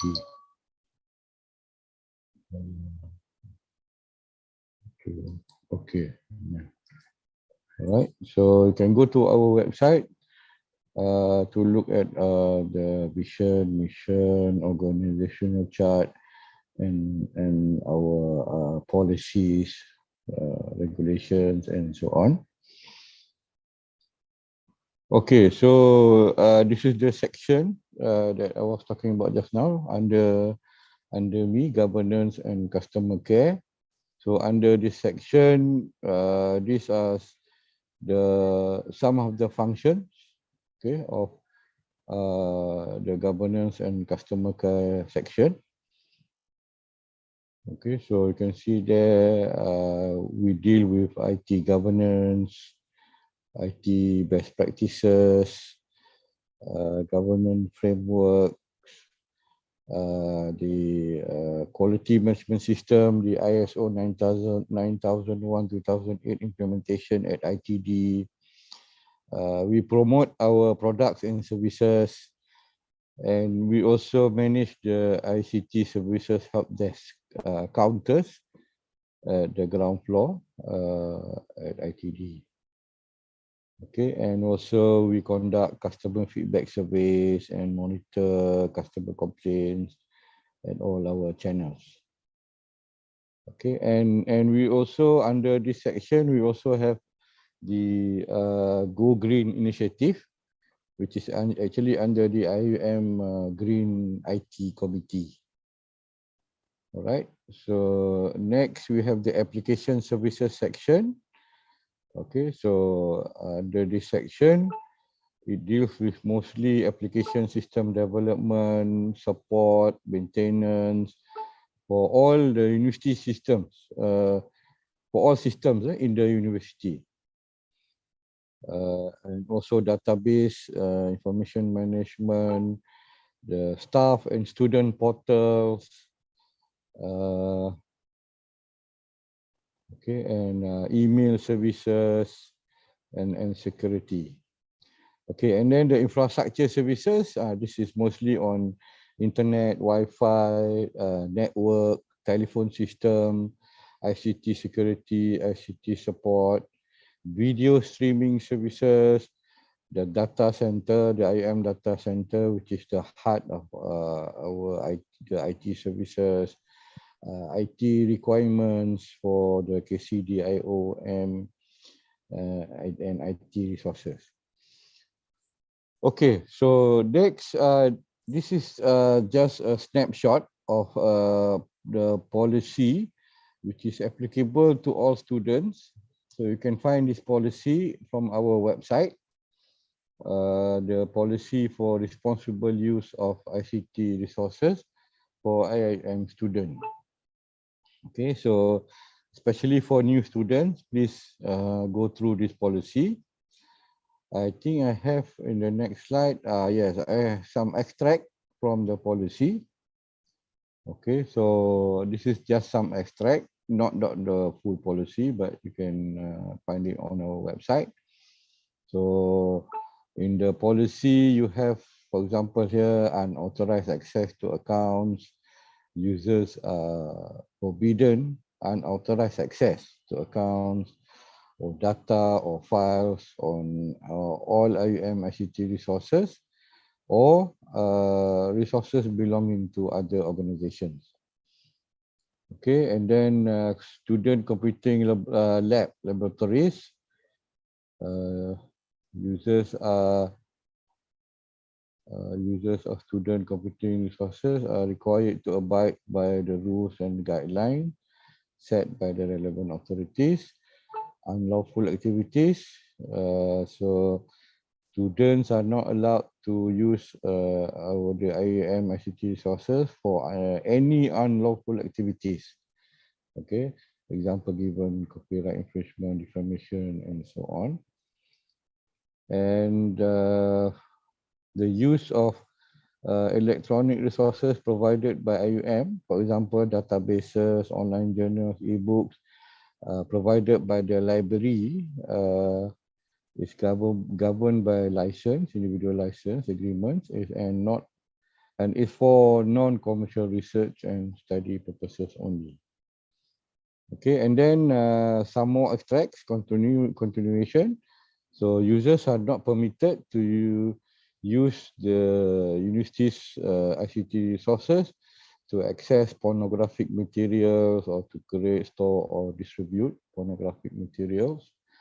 And also users are not permitted to sell or purchase assignments, or to offer to write assignments, or to request help with assignments. And then the university reserves the right to withdraw a service or access if the student is found to misuse the ICT facilities, and there is evidence of the misuse. And also, users are not permitted to run a business or to do any business activities, okay, using IUM ICT resources. Okay, so those are just some of the extract from the policy for responsible use of ICT resources. Okay, next, okay, this is what we call SLA, or Service Level Agreement for students, whereby this is like a contract between ITD and the students for some or for the ICT services and facilities that we provide to students.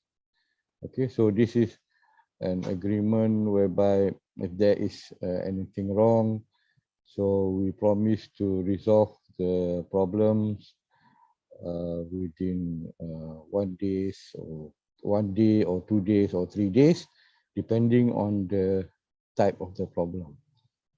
This is also available in our website. Okay, so this is the ICT services help desk counters at the ground floor of ITD. These are the opening hours.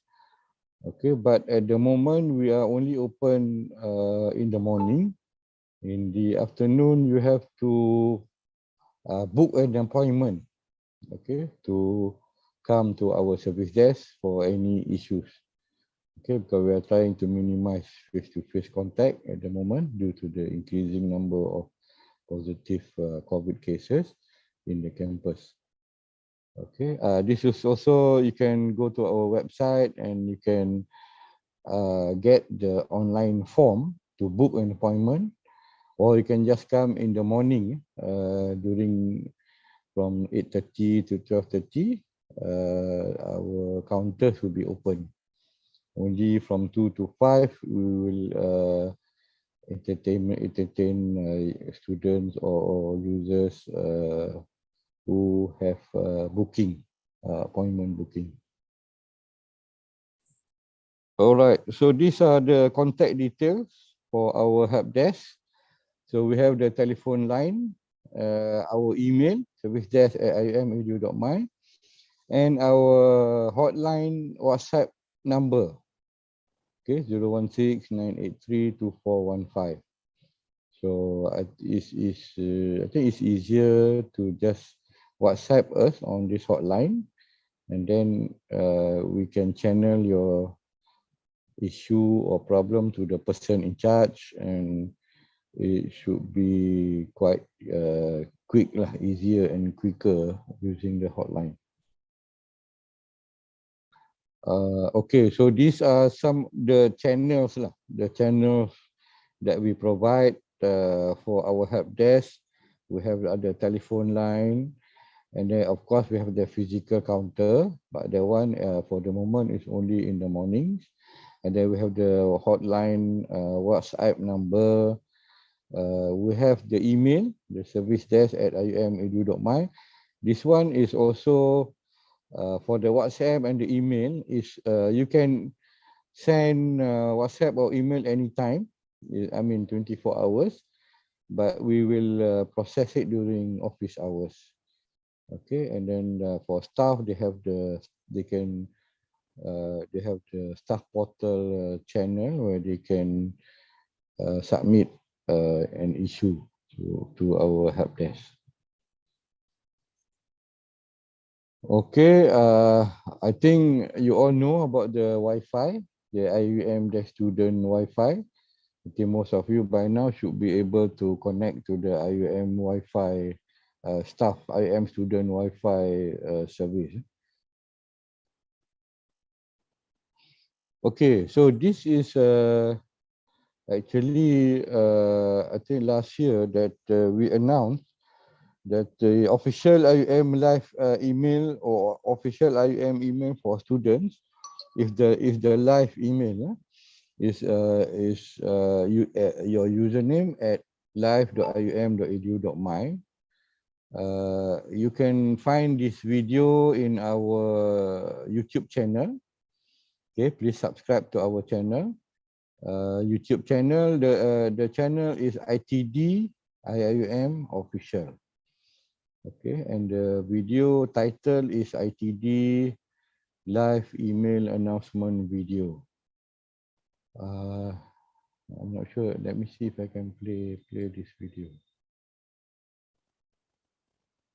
Okay.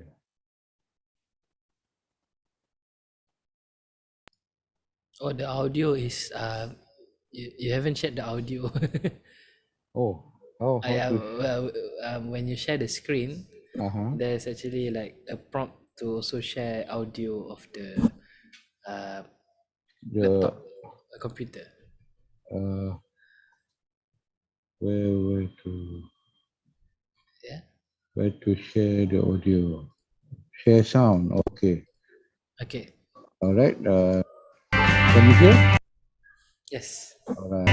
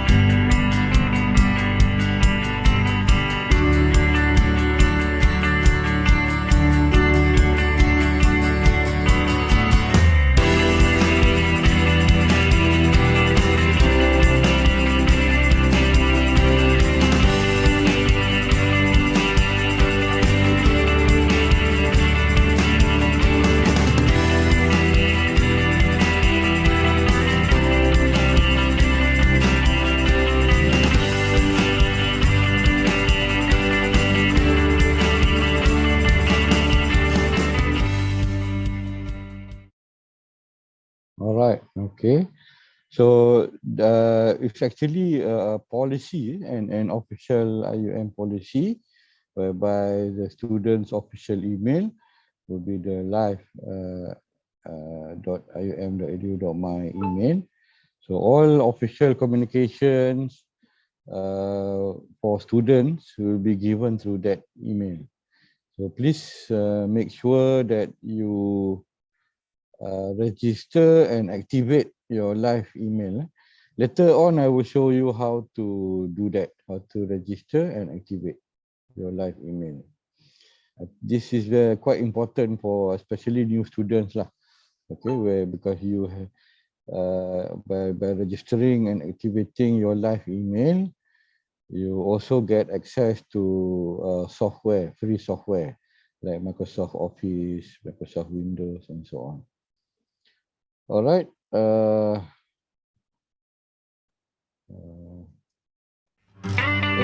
Sorry. Okay. So as I was saying, when you activate your IUM live email, okay, you get free email, the Outlook email account, which is the live.ium email account with 1 terabyte of mailbox storage, free OneDrive, the cloud storage, online cloud storage from Microsoft.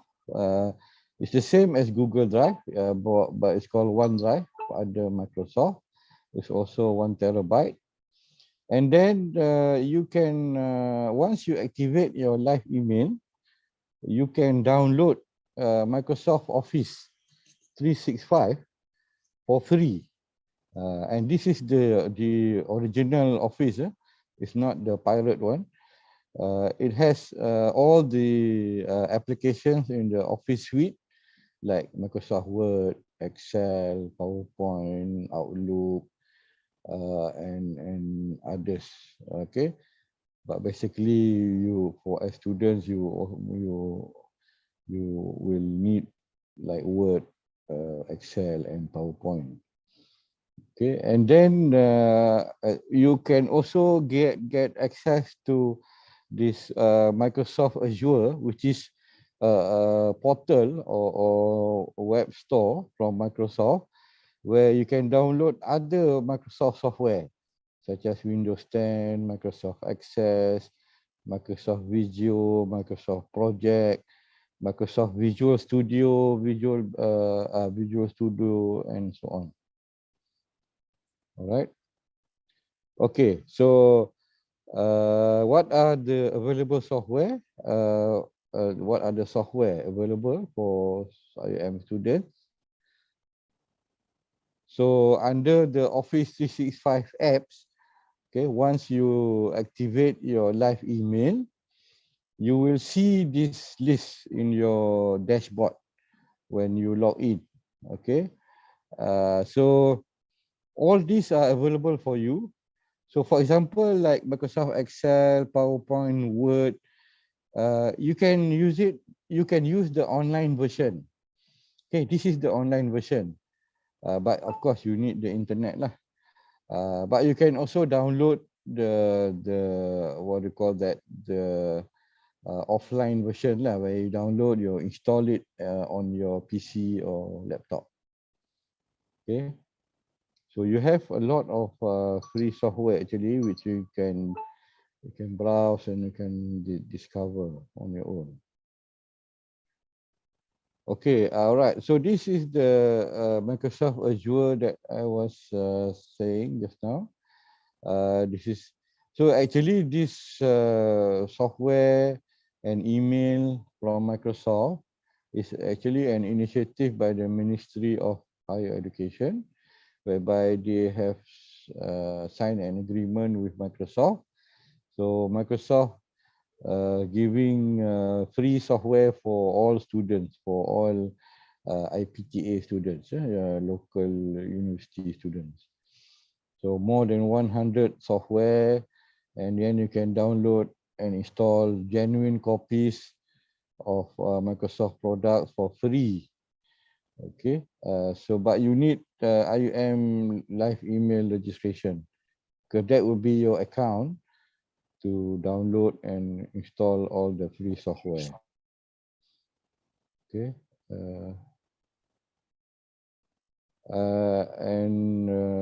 wait, let me see if I have the permission before that. I'd like to mention that for this software, for all this software, you can install on 5 devices. 5 actually 5 laptops or PCs, 5 tablets, and 5 handphones. So altogether 15 devices. As long as you are an active student. Okay, so this is the Azure portal. This is how it looks like when you log in into the portal. And then on the left menu there, you can click on software or learning. Learning is also available some online courses given by Microsoft, especially for the Azure cloud. Okay, the Azure is actually the name of the cloud services provided by Microsoft. Okay, they call it Azure. Okay, how to activate your live email and get access to free Microsoft software. Okay, so first step is to go to IIUM student portal. I think by now you should know where the portal is. So log in, and then step 2, click on My Services in the the navigation menu in iMaklum, and then you can see Office 365. Click on the Office 365 self-register. Okay, so this is the first step for you to register your live email. Okay, and then you will see this page, your student ID, your name. Actually, this is my son's account. My son is studying in IIUM at the moment, so this is his account. So you see that your account, like for example here, my son, Arif Azlan, is arif.a@live.ium.edu.my.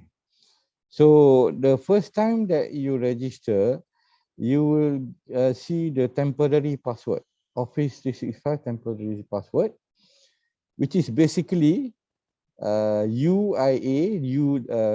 U underscore UIA underscore your IC number for Malaysian students or passport number for international students. So that is the template lah. So that will be the temporary password. Okay, so that means you just take note of your email. What is your username at live.ium.edu.my, and then what is the temporary password. Okay, so once you have taken note of these details, what you do is you go to office.com and then you sign in. Okay, click on sign in, and then you fill in your live email. Okay, like for example, this is my live email, azlanmz@live.ium.my.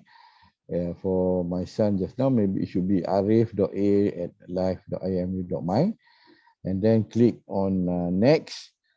So this the full email is your username. So you have to type in the full email address. Okay, and then I cannot show here. I mean, when I click next, it shows the dashboard, my dashboard. But basically, before that, when you for first time, when you click next, it will ask for your password. So you key in your temporary password just now and click login, and straight away it will ask you to create your own password. It will automatically, for first time only lah, for first time registration, it will ask you to create your own password. That means you will not use the temporary password anymore. Okay, so once you create your new password, you can use any password. You can use the same password as your Wi-Fi or student portal password. It doesn't matter. You can use the same password. It will be easier for you to remember. Okay, and then when you click next, you will see this dashboard. See, so it will say good evening, and then you have your name at the top right corner, and so you will see all the apps available. Okay, that you can use. All these are from Microsoft. So if you look at on the right top, there's a button install Office apps.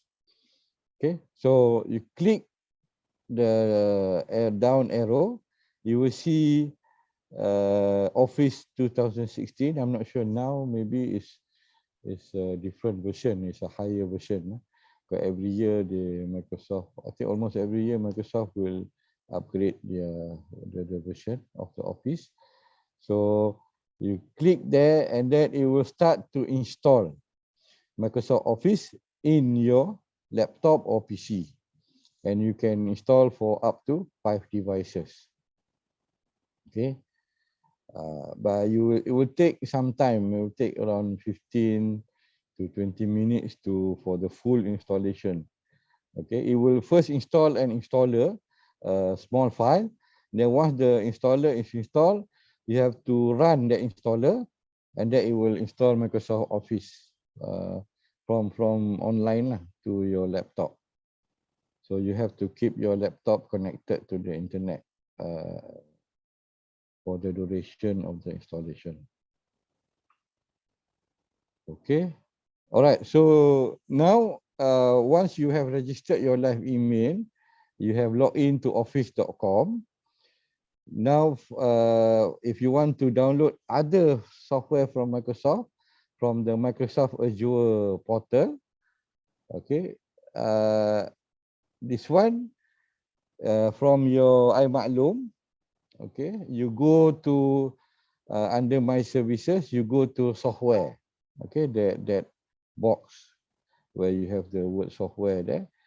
Then you click that one, and then it will take you to the Azure portal, Azure website, and then you sign in.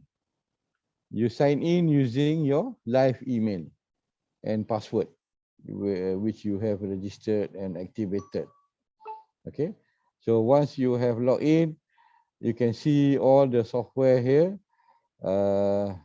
In fact, now I think you can get Windows 11 now. Windows 11 is already available in the Azure portal. Okay, and then you have Microsoft Project, Video, Access, and so on.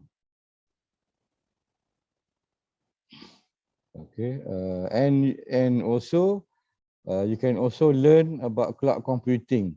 Okay, using Azure and developing apps for the cloud. Okay, so in the Azure portal, you can also access some online courses on Azure. Okay, so this is another video that explains almost all of the ICT services available for students, also in our YouTube channel. Okay, maybe let me play.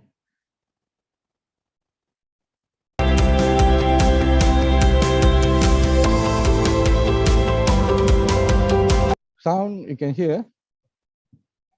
All right.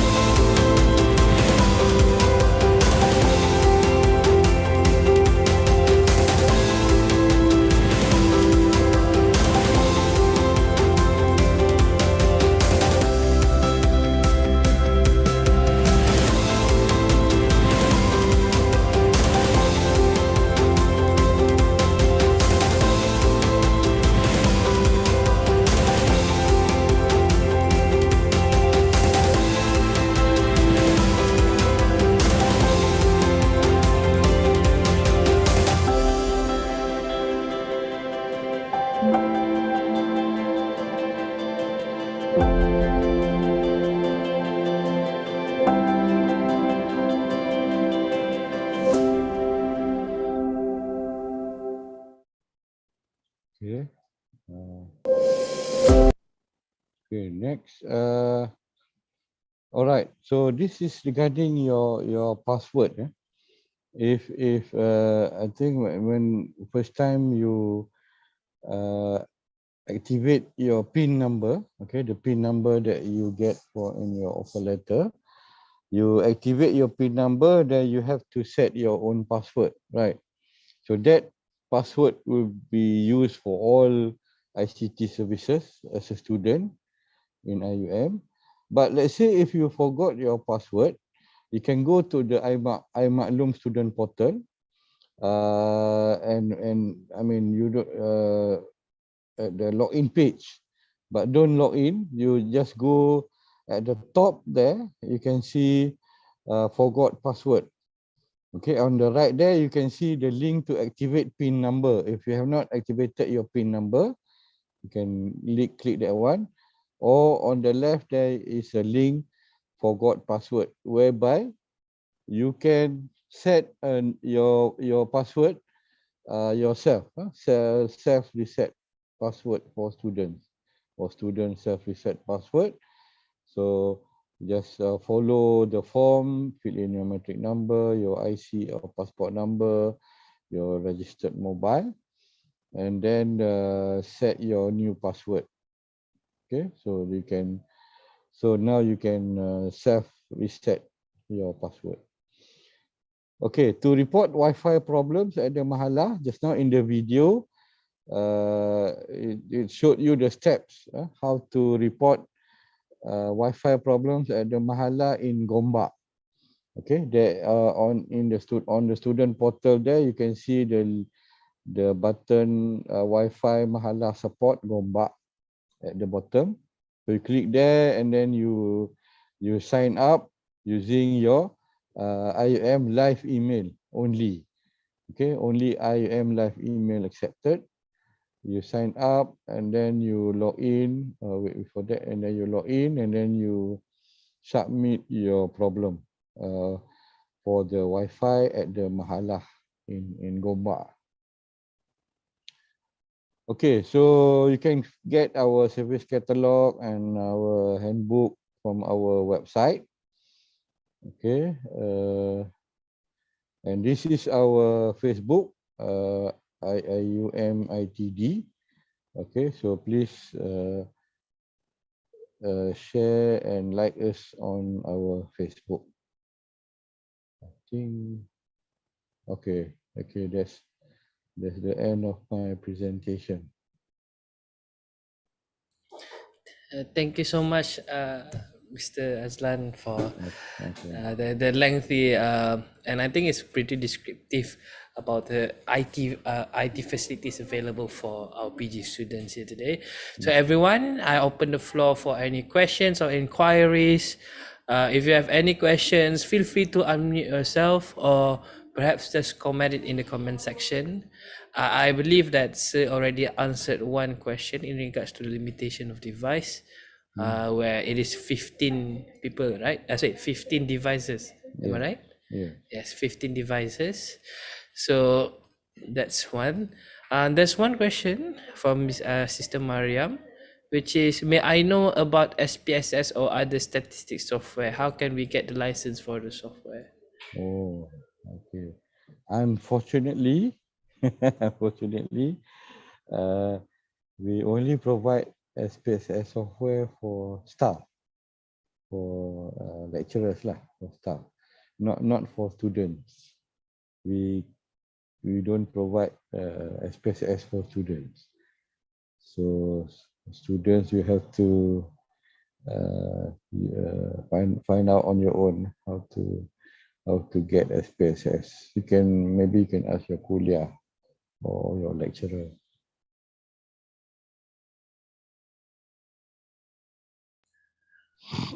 All right. Right. So yeah, because like I also think like if IIUM can provide me with unlimited software, I would really love to have like a full Adobe package. Oh. Just for free, right? For example. Yes, yes. That would be amazing. Uh, Okay, there's a question here. Is that Are there any LAN?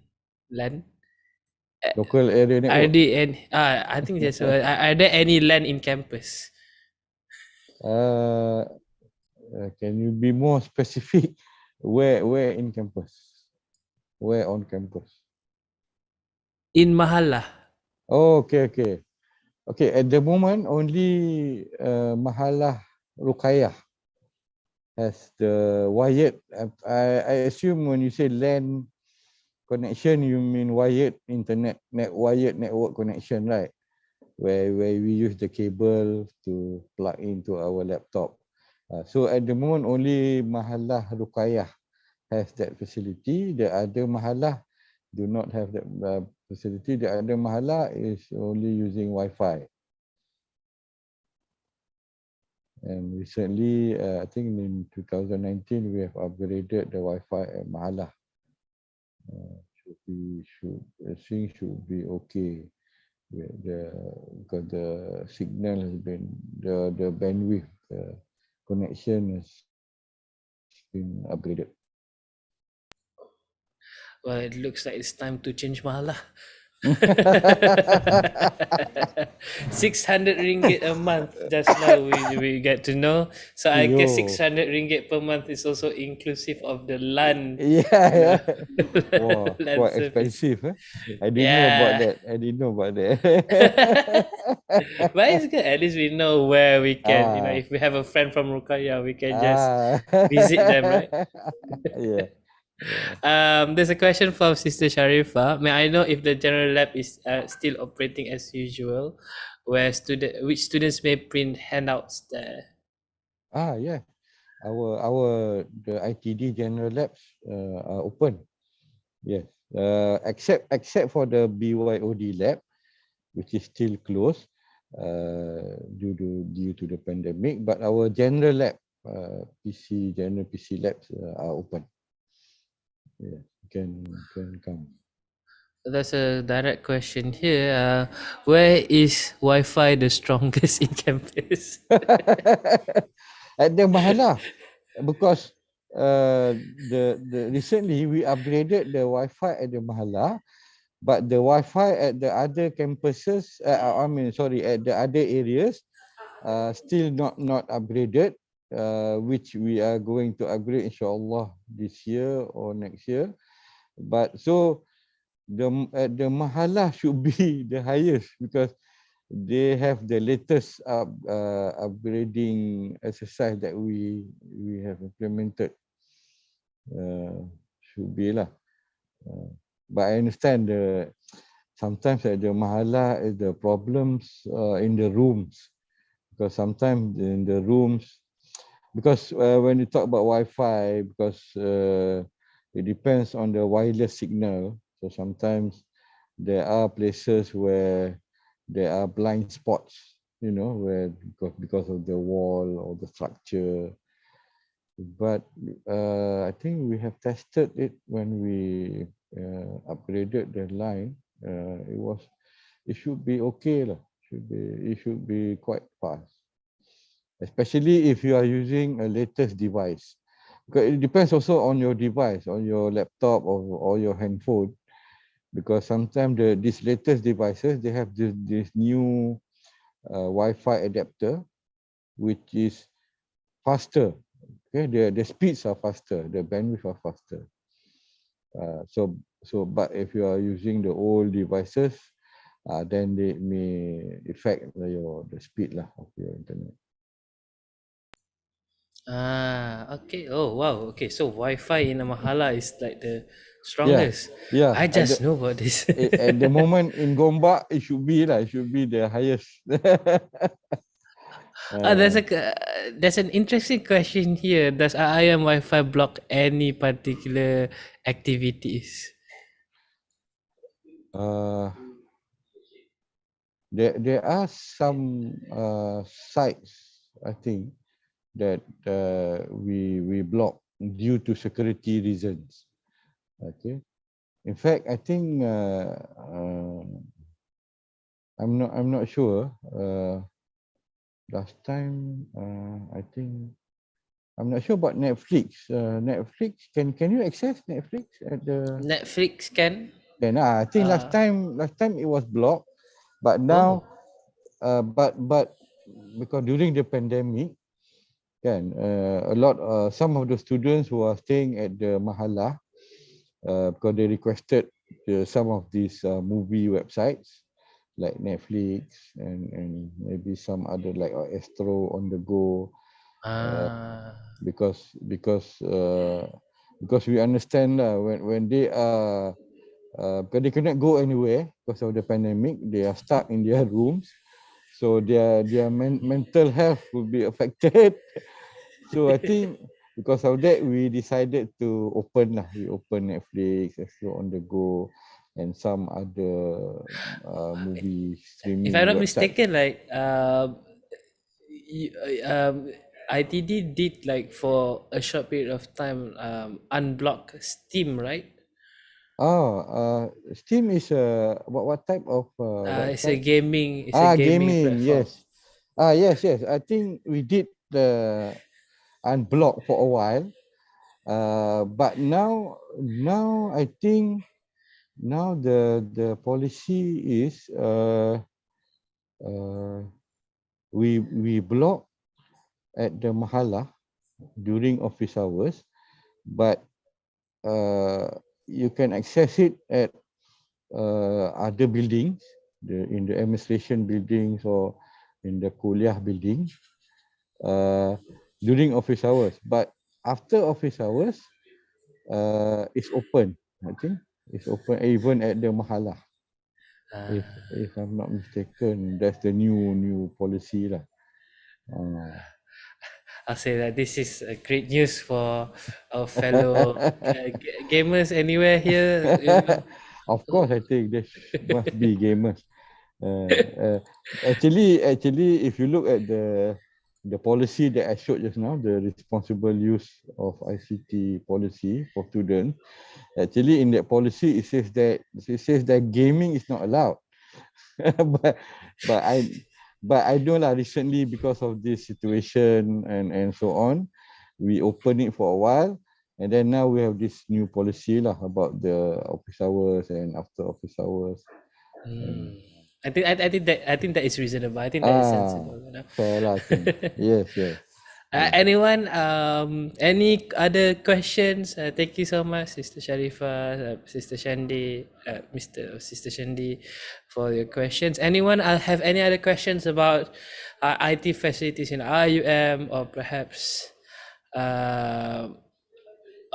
perhaps any kind of internet services that supposed to be received from IM students? I did receive some questions about attendance, but I think that is something not related to ITD. It's more with us in CPS, so don't worry, guys. But in regards to your password, I think has already been deliberated clearly during the presentation. Don't worry, if you missed any of the part, you can just catch up with it in our YouTube page, PJSS IIM Postgraduate Student Society's YouTube page. We will have all of this. This is stream live, huh? Yeah, this is also streamed live. Okay. So I am live now, huh? Yeah. The whole world, huh? Yeah. I am famous now. Yeah. All right. Okay. Anyone have any other questions before we move on to our next session for the day? If not, I think like Mr. Sazlan already provided the contact information necessary to contact him afterwards if there is any issues or situations that requires assistance. Anything easier to email or send a WhatsApp at the WhatsApp, hotline. Yeah, that one should be easier, should get quite quick response. All right. Okay, so, well, is there any other questions in chat? If not, then I believe that's all for this session. Thank you so much, Mr. Aslan, for your explanation on IT facilities in IIUM. Thank you so much. Okay, welcome. Okay. If anyone have any other question after this, feel free to contact Mr. Okay. Azlan All on right. it. All right, so Okay. let's move on to our Yeah. next Can I session leave of the now? day. Can I leave I now? think, yeah, I think can. Okay, thank you. No worries. Assalamualaikum warahmatullahi wabarakatuh. Waalaikumsalam. Thank you so much. Right. One interesting note that Brother Azlan, Mr. Azlan just now stated is about, the initiatives taken by IUM in order to cater to the mental well-being of IM students, especially those who were stuck during the pandemic in campus. And I believe that's a really nice segue for our next session, which is with the Counselling and Career Services Center. With that, I would like to invite the counselor from Academic and Training Unit or CCSC IUM. With that, the floor is yours. Please, I welcome Sister Nurmastura Muhammad Arif. All right. Thank you so much, Brother Faiz, our host or moderator or everything, all in one package. All right. Thank you so much to CPS for this invitation. And Assalamualaikum warahmatullahi wabarakatuh to everyone. I think that it is still not late for me to welcome you guys to the IUM Garden of Knowledge and Virtue. Although maybe some of you guys just continue your UG to PG, but I believe some of you are also new students. Welcome to IUM family members. All right. First, my voice is clear. Okay. All right. Okay. Alhamdulillah. For this given opportunity, our office, Counselling and Career Services Center, always be very thankful because we believe that every opportunity given to us to spread the awareness or advocates about the importance of mental health, especially what can we offer at our Counselling and Career Services Center, is essential for all students, for all IIUM community to get to know us. You need to know where to find the right support, who to go to, and what are the supports that will be provided to you if you come to us, right? So before we go to the topic given to me is managing mental health as postgraduate student. Okay, so I want to ask, I don't usually talk alone, so I want to interact with the host if I can. All right, Brother Faiz, so do you aware about mental health? Again? Are you aware about mental health? Is it something familiar to you? It's something quite close to me as well. All right, that's good. That's good. Okay. Thank you, Brother Faiz. So before we proceed with what is mental health and how we can manage our mental health as postgraduate student or technically as a human being, I want to share with you, allow me to share you my slide. Right. You guys can see my slide, right? So this is me, right? Obviously. Okay, so before we go and talk about mental health, I want you guys, all of you, to just focus on this one image, right? I want to engage with you guys now because when we talk about mental health, it's something that we need to interact with, something that I need to make sure and we need to make sure that we understand it, okay? So focus on this image and I would like you guys, the audiences here, to share your experience cutting an onion. It can be the first memory of you cutting the onion or the recent or the worst experience or the best experience of cutting an onion. So you guys can unmute yourself or you guys can write in the chat box. Okay. Just get some brain work here. Try to recall. I'm going to look at the chat box if anyone respond. Our brothers Faiz want to have the honor to start first, sharing your experience cutting an onion. I'm not sure if I'm confused whether I'm supposed to share my experience actually cutting an onion or crying. All right, that's good. Because like that's something. But then when I talk about cutting an onion, I think like personally for me, I have a quite, how do I say this, sentimental experience, like relating to cutting onion, because like uh, the first time I ever cook, the first ever thing that my mom taught me how to prepare is actually how to cut an onion. So at first, I don't know how to cut. I just just cut it like in movies, just pop it like that, right? So you don't remove the root, you don't even try to peel it.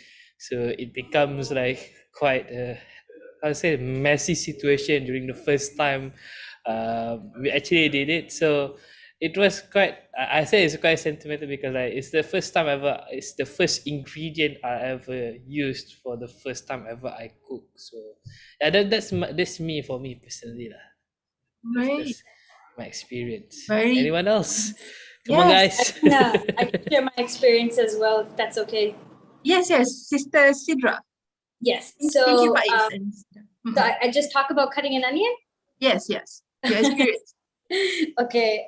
Well, my eyes are very, very sensitive, like the brother was saying as well. So, especially with the yellow one, it makes me cry so much. It looks like, I don't know, maybe I was depressed and someone really hurt my feelings. Okay. So I tried so many things. I tried eating mint gum. I tried, one time I put like, I put blindfold. I took my hijab as like, to cover my eyes, but then I'm scared I will cut my hand because I'm covering my eyes. So I had to be really careful. So I tried a lot of things, but I now when I just do it, I just know like, okay, I have to do this. Like, I'm doing this for my family. But I figured out a trick. I cut like 3-4 onions on Sunday, so I cry so much on Sunday, but then I don't have to cry any other day of the week because I did it from beforehand. And so Sidra, you like allocate Sunday for crying only. Yeah, only Sunday. Only Sunday is crying day. Okay, only Sunday for crying day. But it's very interesting when you focus on, regardless the struggle that you are facing when cutting the onion, you're still doing it because you're doing it for your family. Yeah. That's You the got reason eyes that on the push you prize. forward. Yeah. Yes. Thank you for the lovely You're experience, welcome. Sidra. You're welcome. Anyone else? Let's get this discussion about onions going on. All right, come. Anyone else? No gender bias. Okay. Men and women is okay. No judgments. Yes, especially we in CCNC, we accept without condition. We accept you guys who you are. Anyone? One last. Can I have one Can I last? try? Yes, Sister Shakira. Yeah, I'm Shakira. Okay, Well, 2 to 1 now. okay, a few days ago, I was in the kitchen with my mom cutting onions. We were about to make ayam masak merah. And then suddenly I cried, not because of the onion, but because I'm going to gombak soon. I don't really cry in front of my parents. So that's like, a way for me to cry in front of them by cutting Masya onions. Allah. So, onion jadi mangsa fitnah. Yeah. Right. So you managed to cover your underlying emotion by cutting the onion. Oh, that's very clever. And now are you still crying for coming back? No, I'm okay right now. Oh, okay, all right. Okay, thank you so much, Shakira, Faiz, and Sidra for your lovely experiences. Okay, now, when I ask you guys to reflect your experience cutting an onion, this is just one simple experience, right? But what you guys have shared with me is actually, caught me by surprise, because all of these 3 experiences are actually very deep experiences. It has a very deep value for a very simple experience, for a very simple event, which is cutting an onion. Now, I want you guys to remember this analogy until the end of my presentation. Okay? What I want to highlight for this, the whole experience of cutting an onion is that this event is very simple life event. everyone, I believe, at any stage of their life, be it in the early days of their childhood memory or recent experience, some way, somehow you will get the experience of cutting an onion, because either voluntarily or being forced by our parents. You know, you have to help me at the kitchen, so cut the onion, the easiest one, okay? So, however, based on these three experiences shared by our special friends here, we can see that these three people as appreciate and undergoing the experiences differently. How the event affect them, how the event make them feel, how they react to the events are different. But it is the same event, which is cutting an onion. So same goes to our life. When I want to talk about mental health, it mostly related to all the life events that happening in our life. Okay, the journey as we grow up. Sometimes we go through the same thing as other people, but the life event itself might affect us differently. We might react to the event differently. The intensity that we feel towards the event might be different. So all of you here, the audiences here, you guys have successfully registered yourself as postgraduate students in International Islamic University of Malaysia. That is your life event. But underlying that life event, I believe, I almost 100% confirm that every single one of you here will have different reactions toward that event. Like if I can quote Sister Shakira, she cried to think that she has to come back to Gombak. Whatever underlying reason behind that, we're not discussing about it. We are focusing on the response, right? So this is one example. Now I have like almost 50 plus audiences in front of me now in Zoom. So I believe there are at least 50 plus unique responses to this one life event, which is enrolling yourself as postgraduate students in IIUM. So this is why I bring this analogy the first and foremost. Okay, because now come. When people talk about mental health, we cannot run away from mental illness, but often people got confused. Mental health is not necessarily mental illness, but mental illness is a part of mental health, right? So mental health and mental illness. So mental health is actually everything. It's the same as our physical health. Okay, it includes our emotion, psychological, and social well-being. Important, social well-being, because we are a human being, a social creature. If one person come to me for a session and say that I'm okay living by myself alone, I'm okay not going out from my room for 3 months, then that is not okay. Because as a human, you need to interact. So we need to check also on your social well-being. And it will affect how we think, feel, and act. So that is our mental health. So if everything on a healthy level meaning that it's not always sunny days, but you can also accept the rainy days. Healthy mental health doesn't mean that every day you must be happy. But at the same time, you need to accept sometimes we feel sad, and feeling sad is okay. And feeling stressed means that we are living our life. So that is the indicator that our mental health is at a healthy level. However, when mental health, we talk about mental health, that is the whole different thing. That is when the life event has affected your daily functioning. It affected how you operate your body, how you think. Sometimes students, when they are affected by a certain level of mental illnesses or mental health disturbances, they got these disturbances, they cannot perform in their academy. They cannot continue doing their research. They cannot, they feel so anxious to talk with their supervisor. They feel so anxious to prepare for their proposal defense. So this is something that we might want to discuss a little bit further later, right?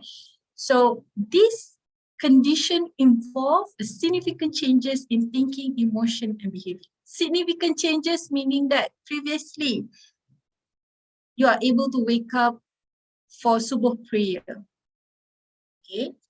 Or you are able to wake up at least 6:30. Suddenly something happened. For 2 weeks in a row, you're unable to wake up on a normal basis. You can't even bring yourself out from the bed. You can't even eat properly. You can't even have a good, healthy sleeping pattern. So this is significant changes, right? And also the distress and problem functioning in social work and family activities. Okay, the distress has affected your relationship to your friend, to your family members, to your special ones, to your children's, you know, because I'm dealing with adult students here, right? So maybe some of you already have children. So this situation might affecting your relationship with your children. Okay. Now, mental health could affect the quality of life. This is what I said previously. Okay. If your mental health, if you're not taking care of your mental health, what can you do? It will affect your relationship. Just like what I said, your relationship with friends, family, children, anyone around you, and even your relationship with yourself. Okay, some of us invest so much in building relationship with other people until we tend to forget to build relationship with ourselves. Are we good with ourselves? Are we accepting ourselves? Are we okay with ourselves? Right? So if our mental health is affected at certain level, you know, we have a continuum, we have a level, mild, moderate, severe, extremely severe. We have this spectrum. Okay? If it started to affect you, it's going to affect your relationship not only to other people, but to yourself. Okay? And work academic performance, this is definitely a direct cause, because that is who you are here, right? You guys are the students. Your focus is academic by default, right? And some of you, as an adult student, some of you might be working at the same time. So mental health also can affect your work and academic performance. Personal joy, you don't feel interested to do things that you love to do before. You don't find the reason to move forward. You don't feel that happy moment when you need to continue another day. Okay? That is personal joy. And finally, life pleasure. It can also affect how you see things, how you appreciate the happiness around you, how you appreciate the experiences around you. Sometimes when we are at the bottom, at the lowest time in our life, we have the tendency to look at everything is just not working anymore. So there's no point of me to push forward. Let's just give up. Okay. Not only one, recently, we also received a lot of cases, a lot of requests for leave of absence. So I'm going to touch a little bit of leave of absence later, because that is closely related to my unit, which is academic and training unit. So, and I believe you guys also need to understand how, when, and what can we help you if you plan to request or apply for leave of absence. Okay. So if you guys have any question, just put it in the chat box. Now, mental health in general, they have a lot of contributing factors. But I want to focus on postgraduate, because that is what I'm here. I want to focus on postgraduate students. These are some of the contributing factors that I personally found out throughout my experience dealing with postgraduate clients. You know, I've been working in IIUM starting 2017, and then starting 2021, I've been given this unit, academy and training unit. So when this unit being established, you can see when you book a session, you can see my name, and one of the areas specialties there is academic. So with the establishment of this unit, I can personally say there is increased numbers of academic related matters for me in person. So when dealing with PG students, remember the direct effect is your academic performance. But when a student come to me, when a client come and they say that they are struggling with academic performance, etc., sometimes there are underlying reason. It can be expectation versus reality. You expect that when you continue PG, you continue as a PhD student or master student, this is your expectation, or your parents' expectation, or your spouse present expectation. But in reality, the way that you are dealing with the reality is not the same as how it is expected to be. This can create tension, this can create stress. Untreated prolonged stress could create to another mental illnesses symptoms. Okay, it can lead there, but not necessarily the leading factor. Okay, and second most frequent issue or factors that I've personally been dealing with is family, relationship, and marital issues. Okay, because again, I'm dealing with adult client, adult students. So some of you might already establish family, already in a stable relationship, or even already married, right? So this issue, even though that is not related to academic, but it can give a significant impact to your academic journey. Okay, and then we have biological factors, social support. Okay, now social support, alhamdulillah, we have Brother Faiz from PGSS.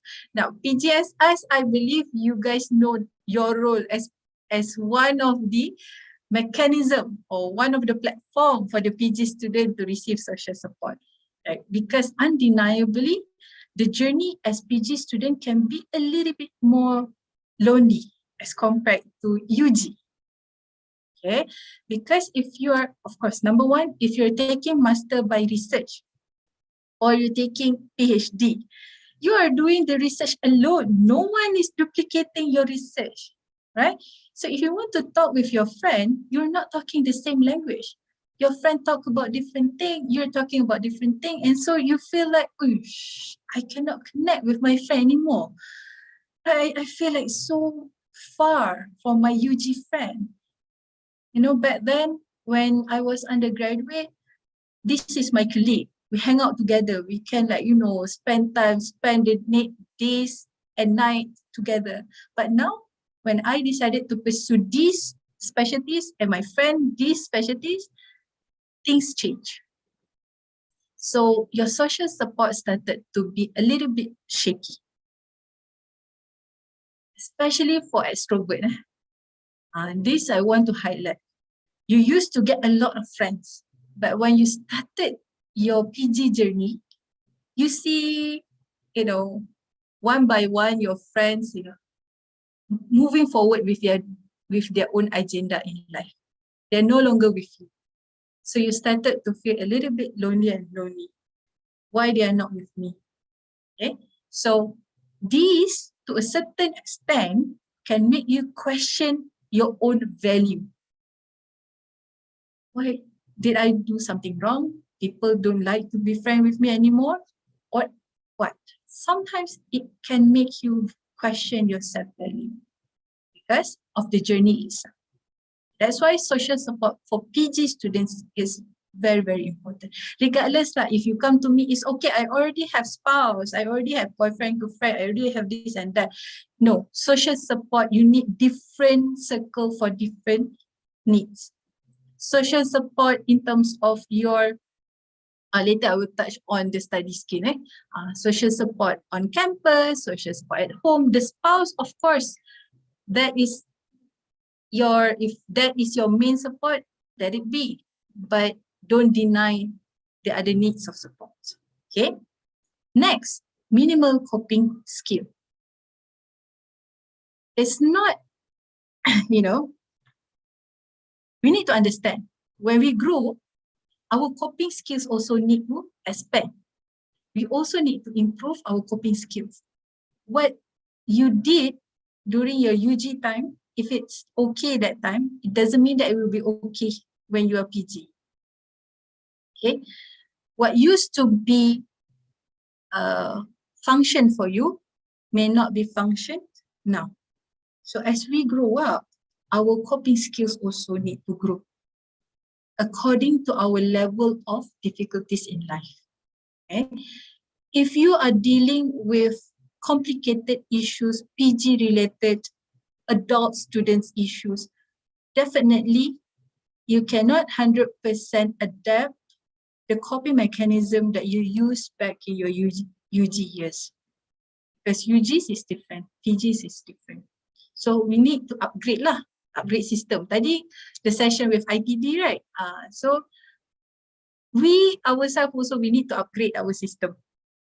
Just upgrade our coping skills. Do not know what to do? Don't worry. Come to us. We discuss, right? And then study research skills. This is one of the factors specifically for PG. Okay, when you feel stuck in your research, you get anxious to talk with your supervisor. You got anxious because you submit the draft late. You procrastinate. So that stress build up, causing you to feel anxious. So what you do? Some of you might react, okay lah, I confront. Never mind. I talk to my SV, maybe my SV can give me some leniency. But some, maybe you resort to an unhealthy solution, which is you just cut your SV. So you're not going. So it will become a vicious cycle. When you cut your SV or you cut your study circle, then you feel bad. And then when you feel bad, you feel down again. When you feel down, you will start to feel anxious again. When you feel anxious, it will go, it is a vicious cycle. So you will end up isolating yourself. You will end up beating yourself because you cannot make things done. So that's why study and research skill is important. Again, back to PGSS. I believe PGSS already lists out a lot of skill classes. I made my research to PGSS. I can see a lot of short courses that they offer. So go back to find Brother Faiz. Okay, last but not least is the adjusting and adapting to online learning. I know that we are already in this pandemic for, I think, 2 to 3 years, right? And now also we are having ta'aruf online, but we cannot rule out this factor. Because in reality, there are still students who are struggling to adjust and adapting to online learning, especially students with different, I would say, different study style, you know, in which that they cannot retain their focus throughout these webinars or throughout the online class. They cannot pay attention if they don't have this face-to-face interaction. So these are some of the academic challenges or learning challenges that if you notice that you have it, you need to highlight it and to come to us. Because if not, it will definitely affecting your motivation in study and you will make conclusion. Mostly you will make conclusion that you are not competent in this research. You are not competent as a PG student, when in fact it's just study style. In fact, it's just learning challenges that we need to highlight and discuss. Okay, so if you notice any of this, you experience any of this, do not hesitate to reach out. Okay. Now, so we'll talk about the contributing factors. So I just want to give you a quick checklist, a quick checklist, or how to be more aware of ourselves. Okay. Now, prevalence signs, I just want you guys to remember ABC. You guys are PG students, right? ABC way past your competency level already. Okay. Just remember ABC. Because most questions that I receive, how to make sure that I'm okay or not? How to, when to reach for help? When to take action, right? So I conclude with just these 3 things. ABC, which is first, you need to look at your affective, which is your feeling, emotional responses. Emotional responses, emotional changes, mood regulation. So number one, in terms of feeling and emotions, is there any sudden mood change? Is there any significant differences on how you react? Before this, you are okay, not easily agitated, and suddenly you have a higher tendency to feel agitated. You know, you get easily annoyed with people, or you are easily touched and sad suddenly, or it started to become worse. Okay, a significant change in terms of emotion and feeling. So that is effective. Second is behavior. Behavior is pretty much easy to see, but for guys, it's kind of a little bit, subtle. Because for men, based on the culture, we portray men as a very strong character, right? So if they acting out, the society sometimes perceive it as they are just men up. They're just, being strong. So this is the tricky part lah for men. But for women, we can see change of routine, reaction, sleeping pattern, eating habit, daily functioning. So if there's any significant changes in this, like I mentioned earlier on, if you used to get up, wake up 6:30 or 7 the most, suddenly you feel very tired, you can't bring yourself out of the bed, you can't function, you cannot, you don't take care of your hygiene, you're not taking shower, the sleeping pattern is haywire, sometimes you can sleep, sometimes you cannot sleep, sometimes you have insomnia, sometimes you have hypersomnia, right? Eating, sometimes you cannot eat, you eat less, or sometimes you binge eating. You eat a lot in one time, and then after that you don't eat. So that is for behavior, B, and C is cognitive, our mind. You need to observe the presence of negative thoughts, the presence of the feeling of self-guilt, or destructive thoughts. Destructive thoughts ni macam mana? How destructive thoughts is, at one moment you feel so motivated to do things, and you can do it. Halfway of your assignment or halfway of your proposal, you can do it. But in the middle of doing it, you second guess yourself. Am I competent enough to do this? I think, is it enough references? I think it's not enough references. I think the way that I write is wrong. Now, all of these are destructive thoughts in which that it interfere with your progress. It make you second guess yourself. When you are dealing with a lot of second guessing, that's, sometimes it makes you procrastinate things. You want to do things, but then you second guess. You want to do something, you second guess yourself. So that is also considered as destructive thoughts.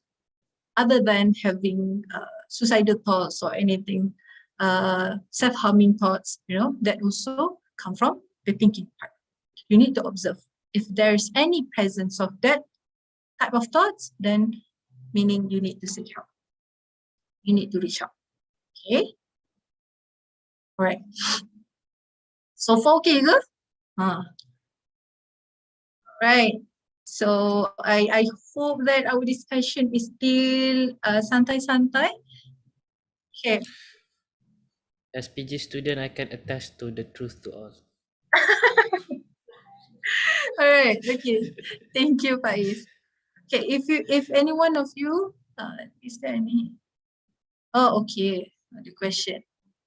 Is there any internship or work opportunities in this field or department? Yes. I jawab dulu lah. Taking a break in between. Right. Yes, we do open for internship. But I think once we open, then we will advertise. Currently, we have one clinical psychologist trainee, and we will be receiving two counselling trainees. We will receiving them 7 March, inshallah.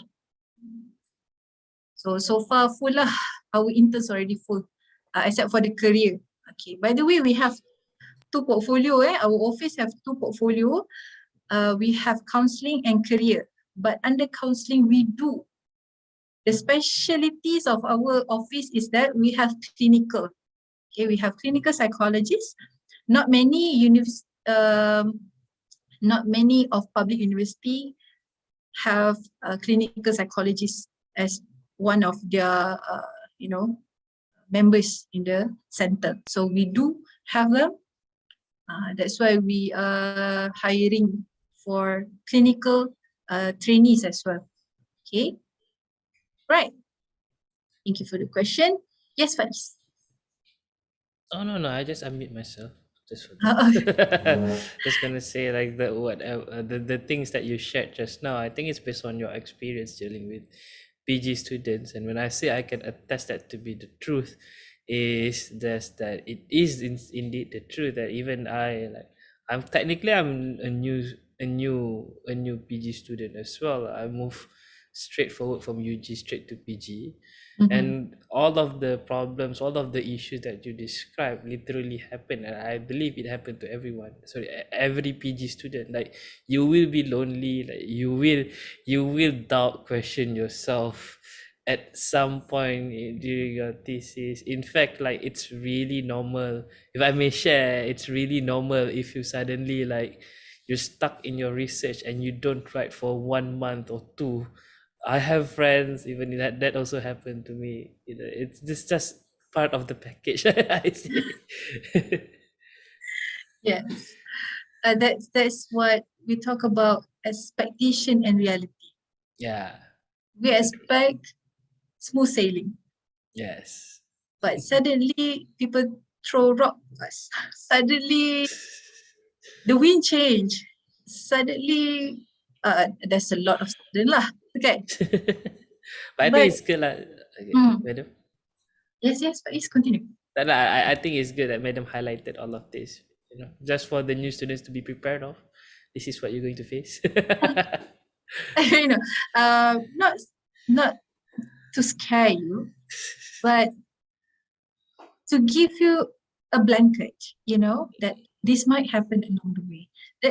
That's why when we talk about healthy mental health, is expecting that life will have challenges. It's not all sunny days, but how you deal with your rainy days is the other thing. Okay. Now, if I can share, I have this very I think this one case is very close to me. Lama dah, way before, many years before. These students struggle to complete PhD, I think PhD. The students go for extension beyond extension because of mental health condition. Okay, but one thing that we both lah, me and the client and I, we come to the point that this client never give up. This client is an international student, even at some point that the academic fund already, there's no funding at all. There's no money. Financial issues already started to affecting the academic process. Okay. But this client established crowdfunding because this client believes that the research is going to benefit people, and then this client believe the journey is worth it. So open crowdfunding, and then alhamdulillah fund until finish the study. Now, even with extension beyond extension, this is what I want to highlight to you. If you are facing any challenges and struggle, come to the right people, come to the right place, talk to your supervisor. Relationship between student and supervisor is very important. Okay, at least establish a certain level of trust between you and your supervisor. And CPS also very helpful. Do come, talk with them. Don't keep it to yourself. If you don't communicate your struggle, at our end, we also do not know how to help. So you need to communicate your struggle. So that's why this particular case is close to me, because finally I can see this client graduate and go back to the country and service the country. Okay, so I am very proud of this client. Okay, now we already talked about this ABC, and what you need to do next is self-check. Self-check, not self-diagnose. You self-check yourself, not self-diagnose. So don't come and think that I think I have MDD. I think that I have anxiety disorder. That is already self-diagnosing. But you can say that I believe that I have this symptom. When it started? Was there any recent life event that happened? Did you just recently lost someone that you love? Did you recently break up with your partner? Did you recently lost your cat? Example, yeah. So you need to make at least a journal or reflection note. If you don't favor the traditional journal, you can always download apps. We have a lot of mood apps, okay? For guys, if you download mood apps, it's not only about menstrual, okay? It's mood apps. So don't worry. You can keep and download it and just check in your mood every day if possible, or at least few days in per week, 1 or 2 days per week. Check your mood, okay? And see your ABC patterns.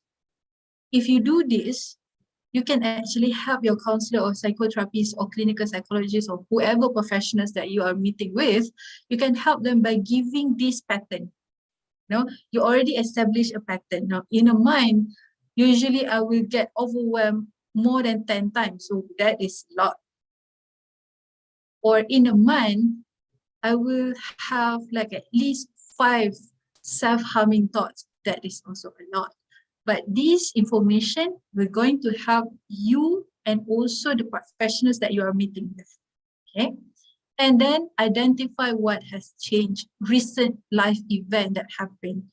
Remember the analogy of that cutting onion, right? Life event.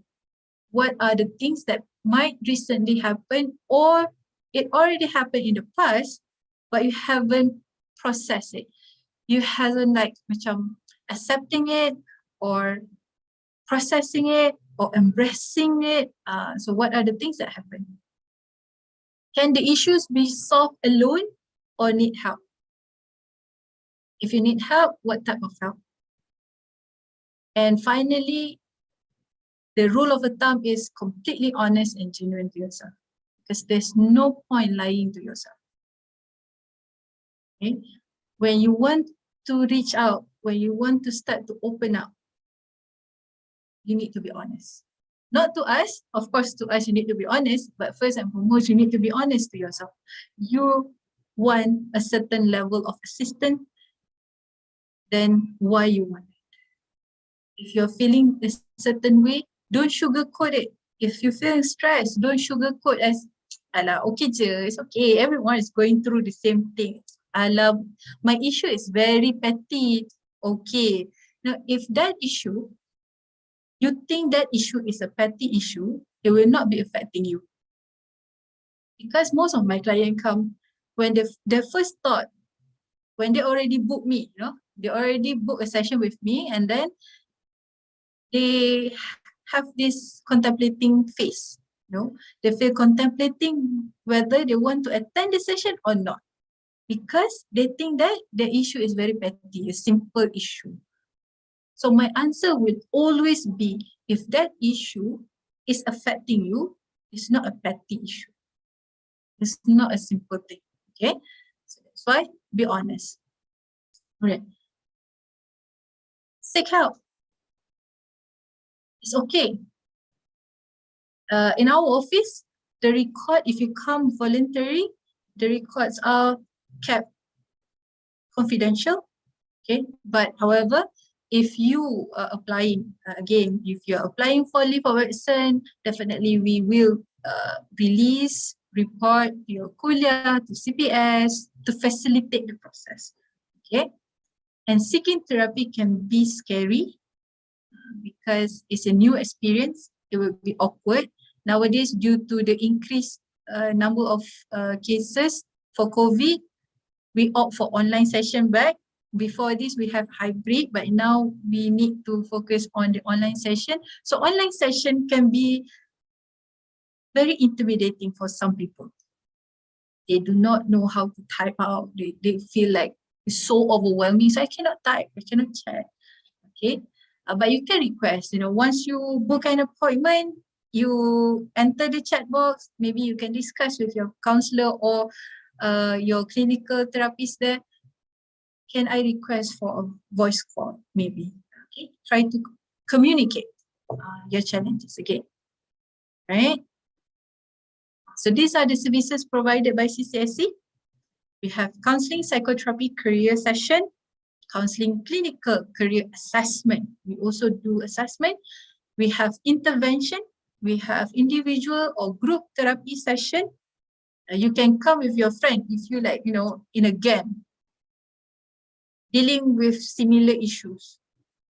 You don't want to come forward alone, so you want to come in a gang, in a group. So also you can book, okay, for group therapy session. And lastly, of course, programs lah. We have awareness and advocates program. So if you later happen to, have assignment ke, to conduct webinar ke apa ke, right? You want to work with us, we are open for any collaboration work with students, no problem. Okay, I am still on track, right? My timing? Actually, we're supposed to start the Q&A session at 12:30, but maybe Madam can just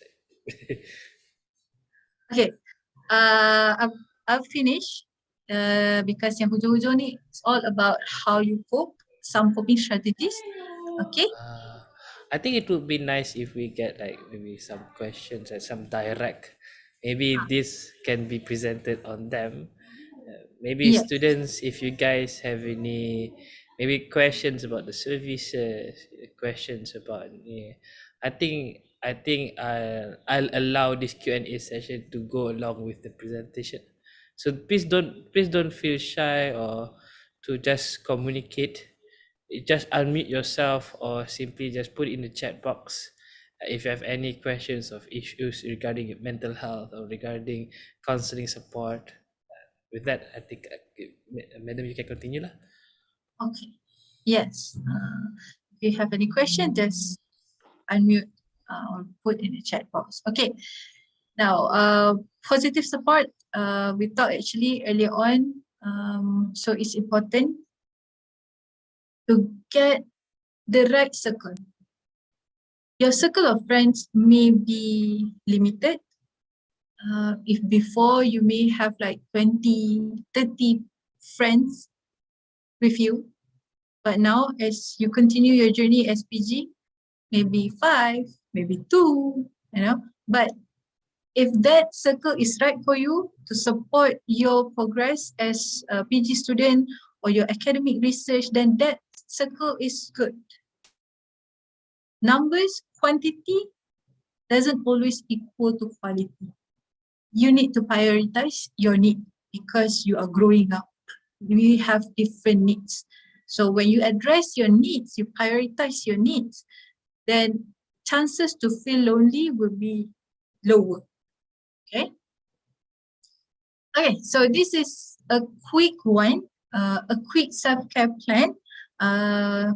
We said it as 5 senses grounding technique. This is very simple, but it works. But you need to follow and couple it together with deep breathing lah. Okay, I always share this with my client. I think that if people watch my talk, presentations or anything, you can see at least this in one of my slides, okay? Because it's very simple. The first one, when you feel distressed, when you feel a certain level of overwhelming feeling, okay? you are reaching there already, you know, you're reaching here. Okay. Before you make any action, try to acknowledge 5 things that you can see. Like right now, okay? Right now, when you're listening to my presentation, try to look and acknowledge 5 things that you can see. You have to say, oh, I can see the screen, I can see chair, I can see lamp, I can see my fan, I can see books. That is 5. And then you need to acknowledge 4 things that you can touch. Touch 4 things that is around you. I can touch myself. I can touch my tudung. I can touch the pen. I can touch the cup, right?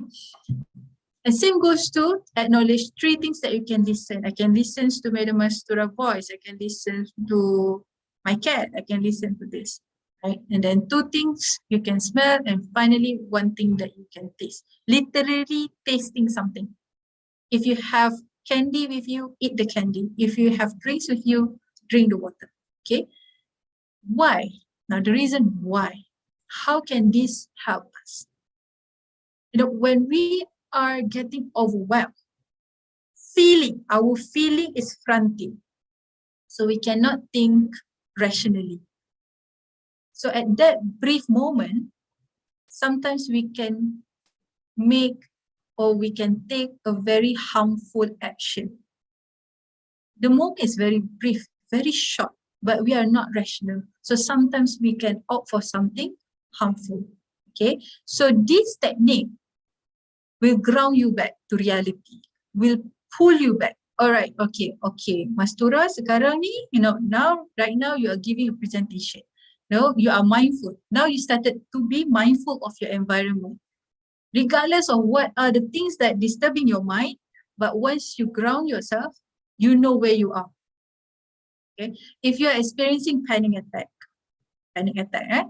you feel like, oh, okay, I cannot breathe. You know, everything is so bad around me. So when you ground yourself, you know that you are safe. You are actually at a safe environment. So that's why it is very important to bring back the awareness, to bring back the mindfulness, so that you are aware of your surroundings. That is very important, because when you are conscious, you can make better decisions. If not, you have the tendency to take harmful action. Okay, so that is different. Okay. Yes. Madam, there's a question from Brother Osman. Ms. Numastura, regarding study skills, IIUM used to have a department called Student Learning Enhancement Unit. Back in 2006, 2008, I think. Is department like that still exist for students to learn study skills or any skill related to study or motivation? Okay, yes. We used to have it before. But I think in 2000, last year or 2020, it got dissolved. But I'm not sure if there's other, specific unit to replace SLU. But as for now, to my notice, there's no that exactly operate like SLU. So that's why for Brother Osman. Right. So that's why Brother Osman, I am advocating on the close relationship with kuliah. Okay. We may not have 2, but we have 7 kuliahs that is responsible for their students. And also that's why we are advocating on the students as well, which is now we have PGSS. Like the responsibility also need to be shared. Okay? The needs are different. One unit cannot cover all. But if every individual take part, then there's no missing, there's no student will be left behind.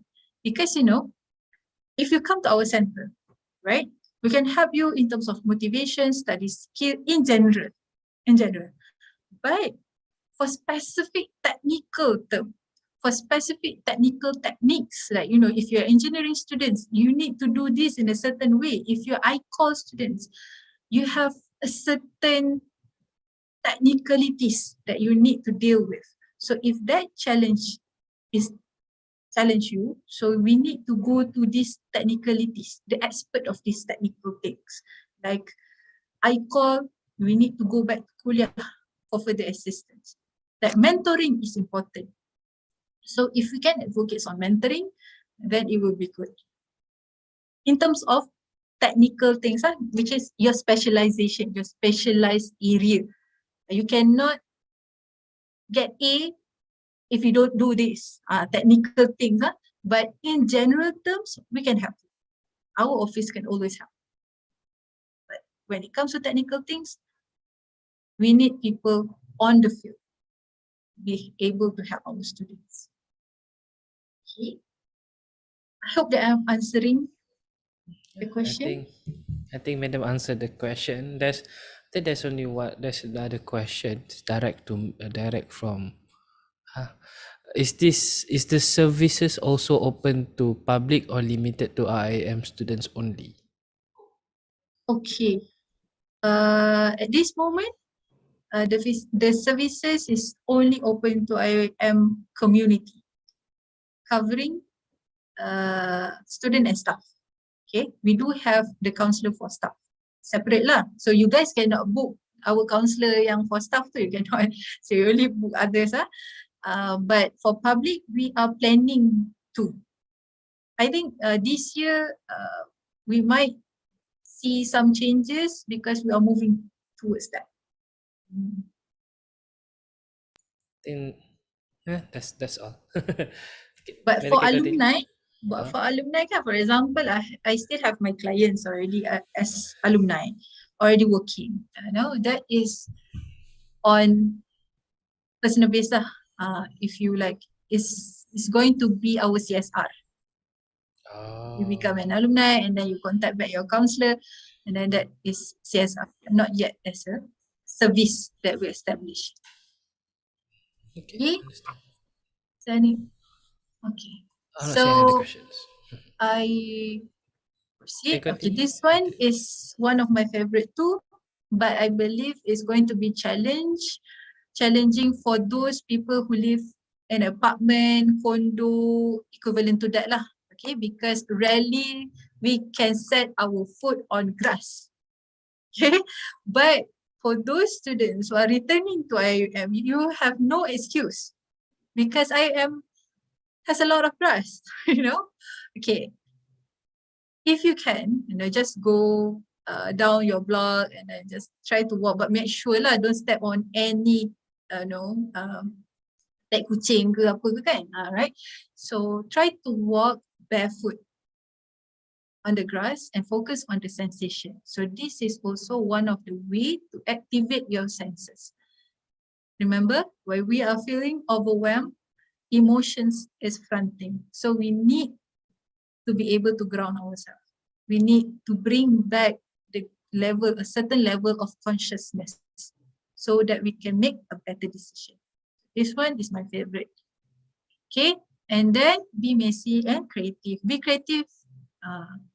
Just draw, doodle, or anything if you want. It doesn't need to be perfect, but it's supposed to be able to represent your feeling at that moment. Okay, that's why you can see my dekat belakang I ni, I have a set of watercolor as well. So I do it sometimes to wind down, compose myself. Okay. Buy the cheap one je, don't buy the expensive one. Okay, oh yes, I have come to my last slide. This is our Instagram, this is our Facebook, and this is our office. Level 2, Muhammad Abdul Rauf building. But where to book the session? IIUM Counselling Services. So log into your IIUM and then find that counselling. You can book any counselors according to your time, according to your date Okay, because once you click, for example, you book me, right? Then you click on my name there, and then you can see my schedule. So you can book according to your availability. And then after that, you will get a confirmation email. So make sure you update your student information system. Okay, because we will give you or send you the confirmation through your active email, as well as if we want to contact you, we will contact you with your active phone number. So please update the student information system, because sometimes we need to reach for our clients, but the number is no longer active. The email is not active. That is not good lah, kan? Because we cannot reach our client. So make sure you update. Okay, so that is all my slide, and I think for now. Thank you so much, Madam Astura. I'm going to open the floor for one last question, if anyone has. Anyone has any question, feel free to unmute yourself or just put it in the chat box. I think like also another thing is that it's correct. Sorry, no, I'm sorry. I don't know why I say correct, but we in postgraduate student society is also exploring on more initiatives to help students with their mental health, especially we understand the nature, the strain that is imposed on PG students when they're doing their research, or when, for example, you have such thing as like writer's block. So when you're experiencing those kind of things, you don't really know who to go with, or who to confer with.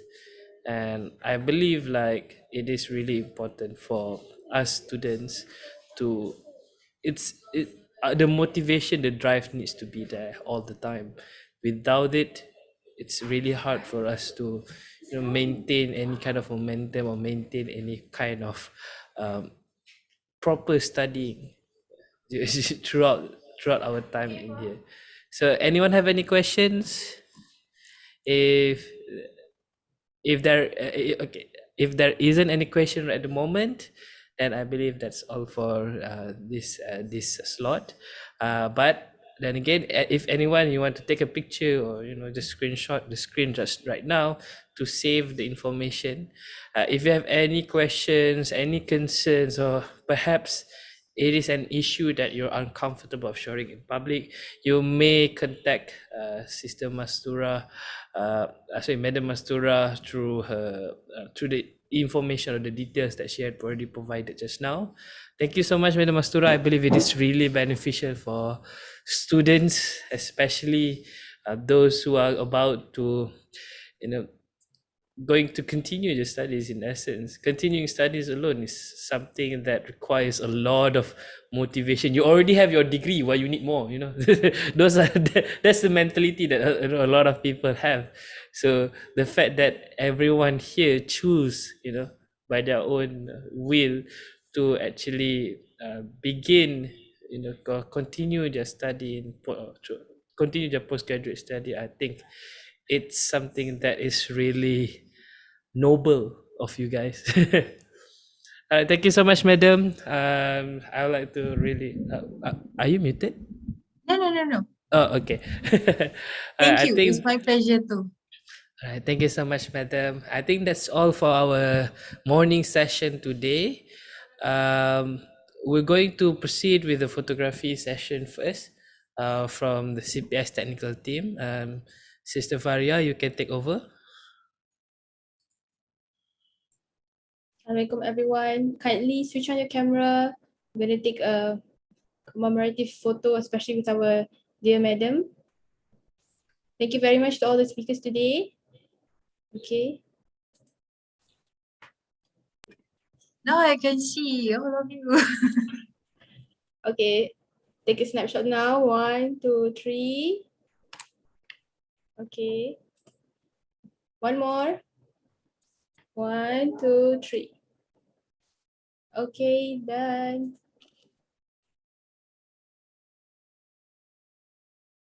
Okay, thank you so much. Thank you so much, Sister Remember the Farah. onion. Okay. Remember the onion, yes. Thank you so much, everyone, for attending this morning session. We are going to return. We're going to start back on our afternoon session at. It's supposed to start at 3, but we'll start accepting participants back into this room at 2:30. So please be here between 2:30 to 2:55. Please be in this room so that we can perhaps provide a bit briefing or some introduction first. With that, I believe that's all for the morning session today. Please be What do we reminded need to this fill the evening, Brother Faiz? what? What do we have for this afternoon, this evening? This evening will be a group activity. Activity. Be a group activity. To be divided into It'll groups, is it? Yes, but later on, the assistant professor is going to handle that session. All right. In regards to that, please be reminded to fill your attendance and your evaluation. If there's a problem with your attendance link, feel free to put your names and your metric number in the chat box. So we're going on a break, the Zoho break, Zoho and lunch break, and we're going to not reopen. I guess be reactive on 2:30. So everyone, please enjoy your meal, enjoy your lunch, have a nice break. Thank you. Assalamualaikum warahmatullahi wabarakatuh.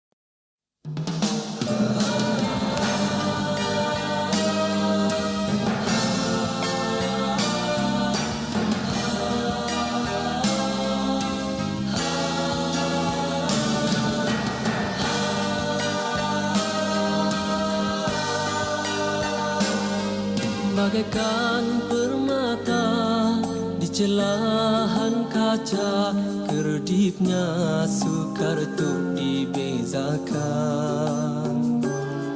Kepadamu Tuhan ku pasrah harapan, moga tak tersalah pilihan. Nur kasih-Mu mendamai di kalbu, jernih setulus tanahan doaku. Rahmati daku dan permintaanku untuk bertemu di dalam restu. Ku niaga daku serikan diri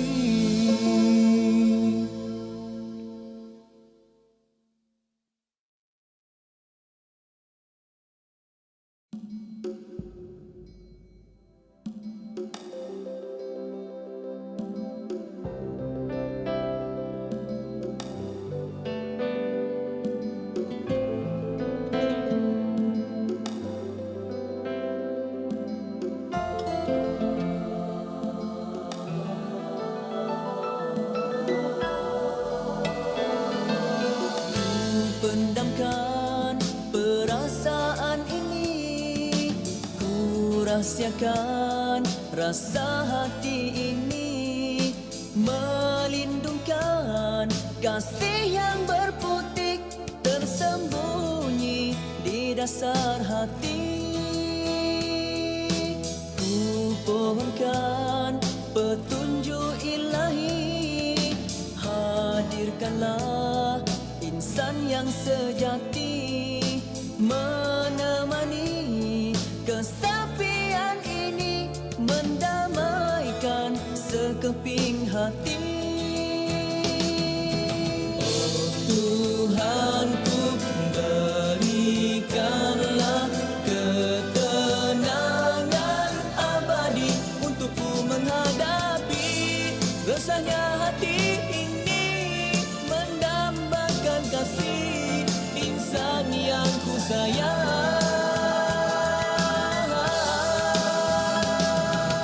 Di hati ini hanya Tuhan yang tahu, di hati ini aku rindu padamu, tulus sanubari menantikan hadirmu, hanyalah kau gadis pilihanku.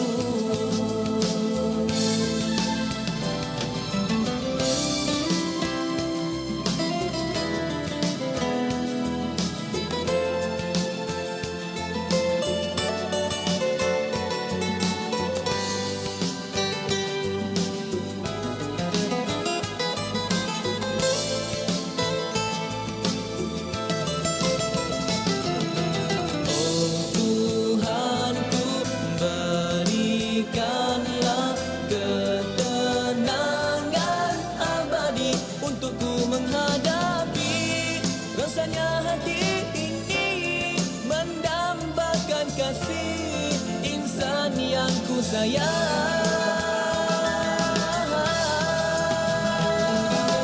Di hati ini hanya Tuhan yang tahu, di hati ini aku rindu padamu, tulus sanubari menantikan hadirmu, hanyalah kau gadis pilihanku. Di hati ini hanya Tuhan yang tahu, di hati ini aku rindu padamu, tulus sanubari menantikan hadirmu, hanyalah kau gadis pilihanku.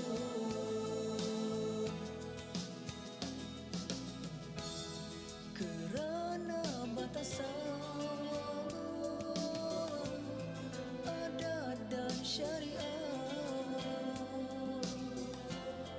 menguji kekuatan keteguhan iman insan yang berkasih.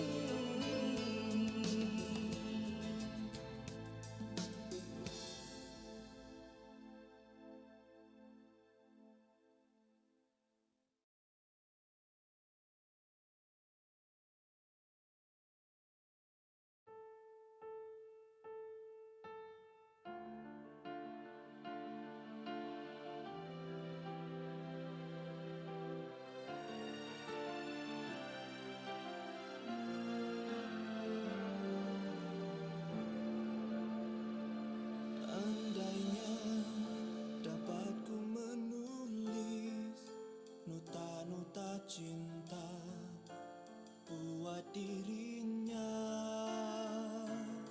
ingin ku titipkan bersama semua kuntuman bunga yang indah berseri.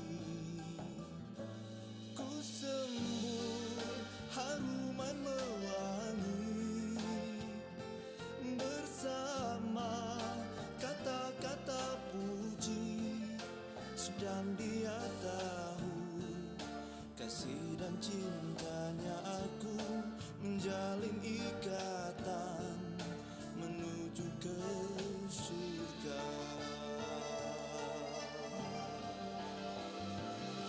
Cintaku kepada dia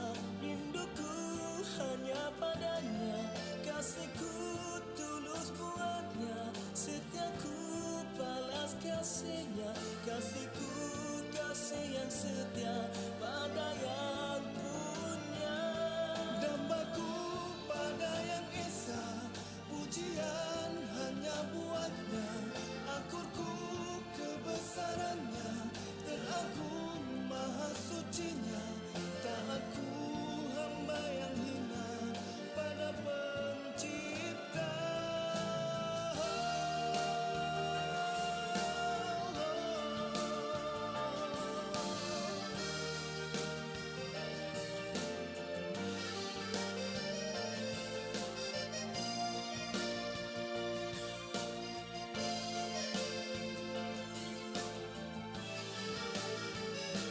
Kiranya aku hilang arah, jalan hidupku berubah punah, namun kasihnya tak pernah akan musnah. Belas lamanya terus mencurah-curah, nur hidayahnya semakin cerah. Cintaku kepada dia, rinduku hanya padanya. Kasihku tulus buatnya, setiaku balas kasihnya. Kasihku kasih yang setia. Cintaku kepada dia, rinduku hanya padanya. Kasihku tulus buatnya, setiaku balas kasihnya. Kasihku kasih yang setia pada yang punya. Aku pada yang esa, pujian hanya buatnya. Akurku kebesarannya, teragung maha sucinya. Taatku hamba yang hina pada pencipta. Andainya dapat ku menulis nota-nota cinta buat dirinya.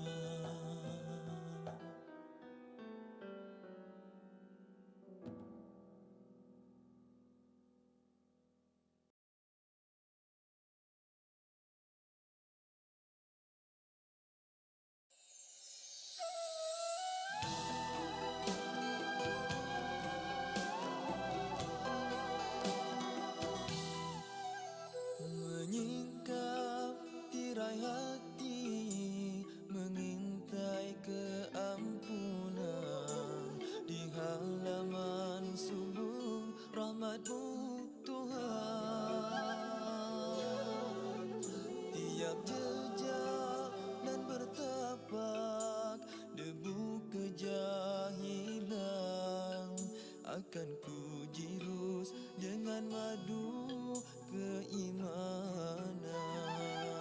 Tak ternilai air mata dengan permata yang bisa memadamkan api neraka. Andai benar mengani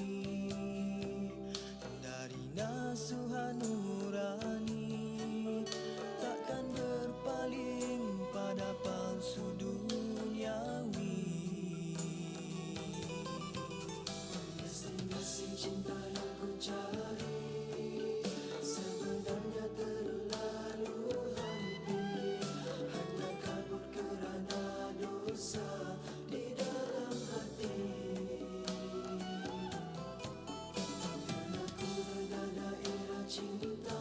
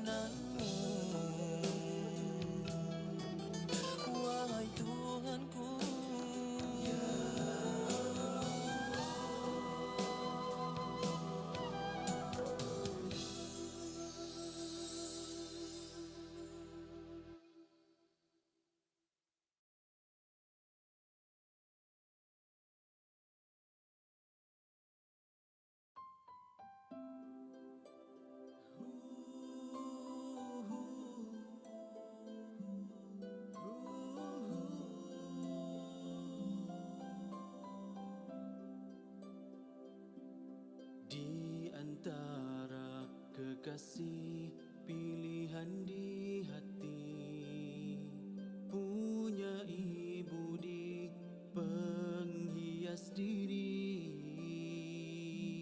Wajahnya lembut biasan, pekerti yang tinggi, indahnya perhiasan duniawi. Di antara diriku jua dirimu, hanya mengharap cinta yang satu. Ku binakan mahligai impianmu, oh sayang, ikhlaskanlah hatimu. Malumu bernilai, katamu berhikmah, hatimu tulus, suci dan murni.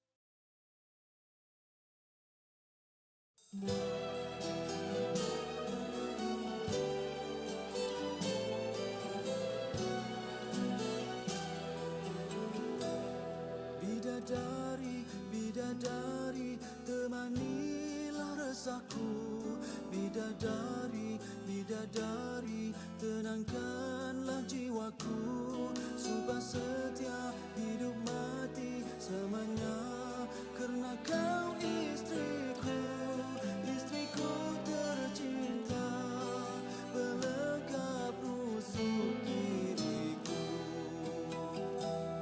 Bidadari, bidadari, jadilah pendampingku.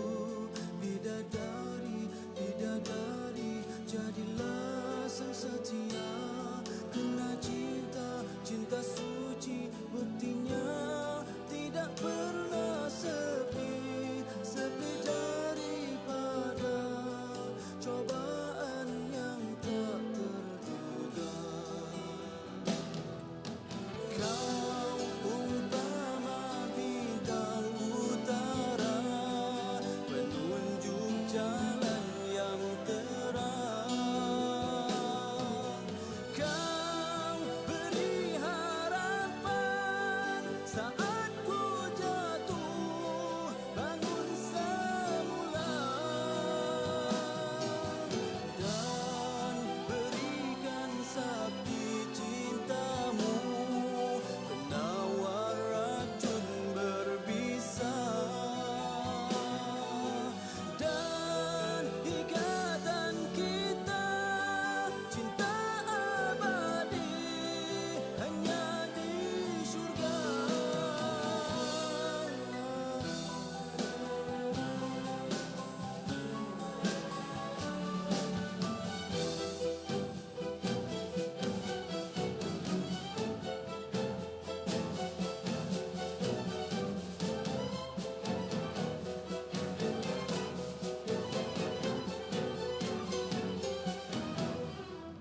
Kau umpama bintang utara, penunjuk jalan yang terang. Kau beri harapan saat ku jatuh, bangun semula, dan berikan sakti cintamu, penawar racun berbisa, dan ikatan kita cinta abadi hanya di syurga.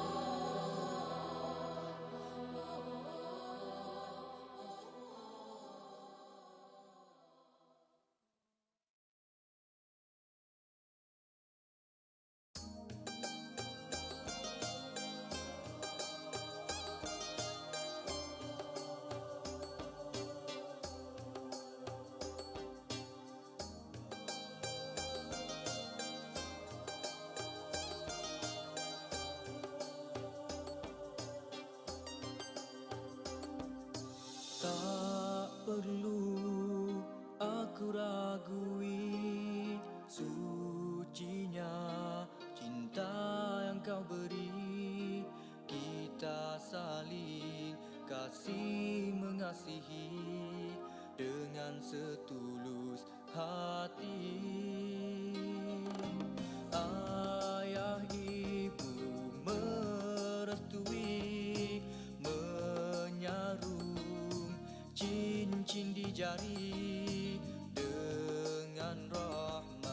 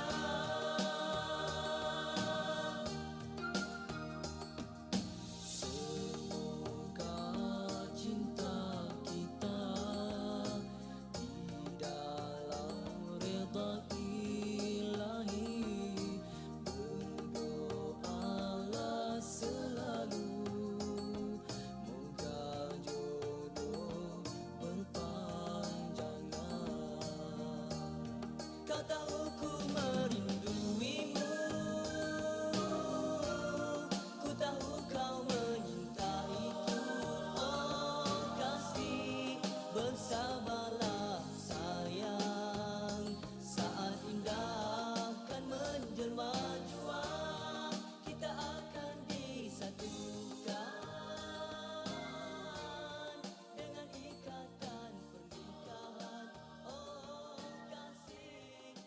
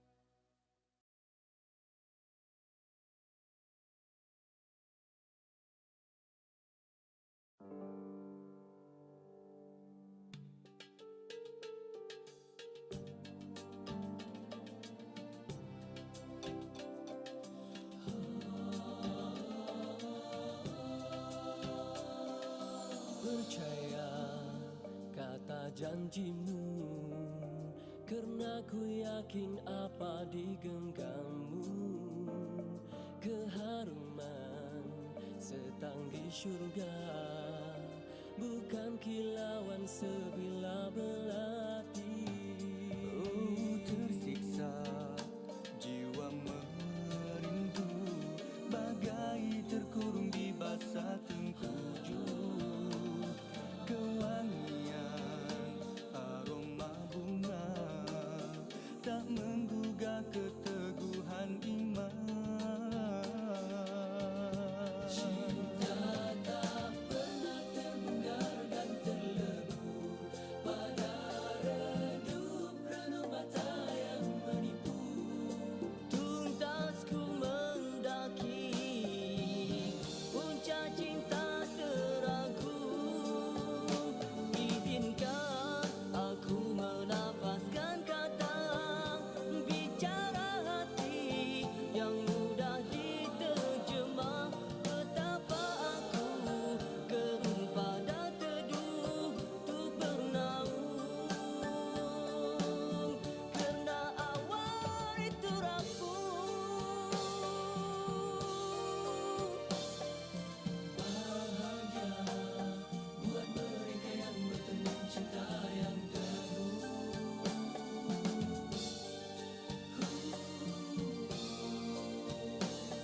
yang membawa ke syurga hakiki dan abadi. Cinta tak pernah terbongkar dan terlebur pada redup renup mata yang menipu.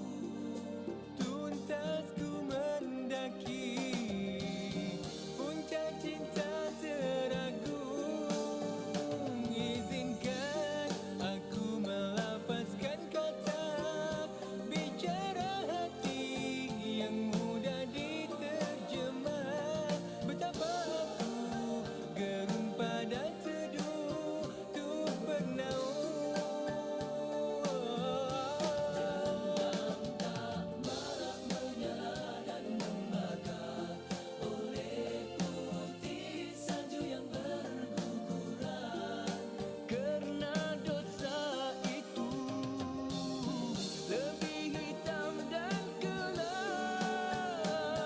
Hanya rindu menjadi hamparan, kerana ku pasti adanya pertemuan di sana nanti. Bukti cinta suci dilafazkan, tak bertemu pengucapan. Percaya kata janjimu, kerana ku yakin apa di genggammu. Keharuman setang di syurga, bukan kilauan sebilah belati.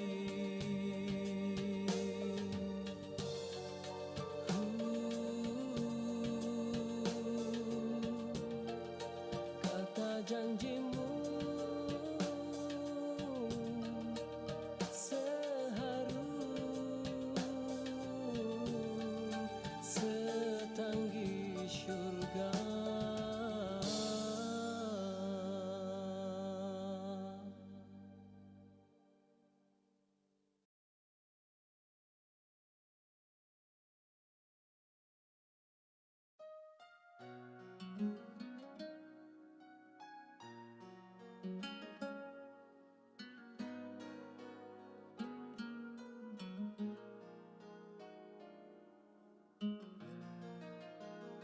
Oh pemilik cinta, betapa dapat ku rasa indahnya bahagia yang mendekap jiwa. Dalam kesepianku kau hadirkan dirinya, peneman menuju syurga.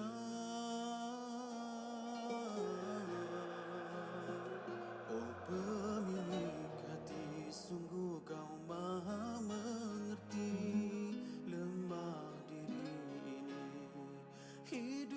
tersendiri, dirinya seperti cahaya yang menyinari indahnya bab bidadari. Sebuah persoalan bertemu jawapan, tiada lagi kebuntuan mengganggu fikiran. Kesyukuran ini melimpah di hati, betapa agungnya kasih-Mu Ilahi. Penuh cinta betapa dapat ku rasa, indahnya bahagia yang mendekap jiwa. Dalam kesepianku Kau hadirkan dirinya, peneman menuju syurga.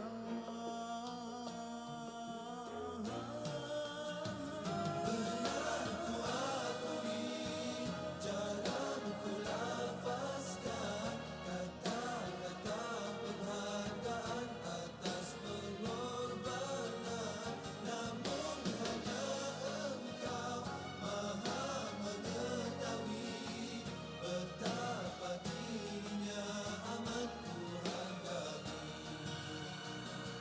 Kekasih, Kau penawar duka, menjadi penguat di jiwa.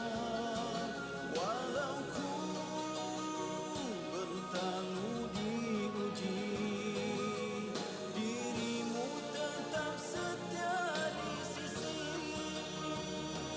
Oh Tuhan, Kau yang maha tahu, cintaku padanya tak pernah ku ragu. Ku pinta kekalkan cintaku, hanya bersamanya di syurga-Mu.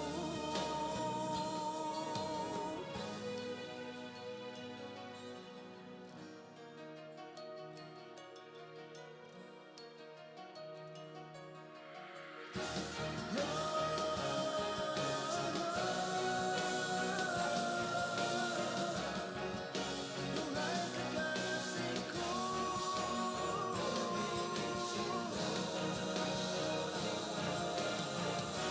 kekasih, Kau penawar duka, menjadi penguat di jiwa.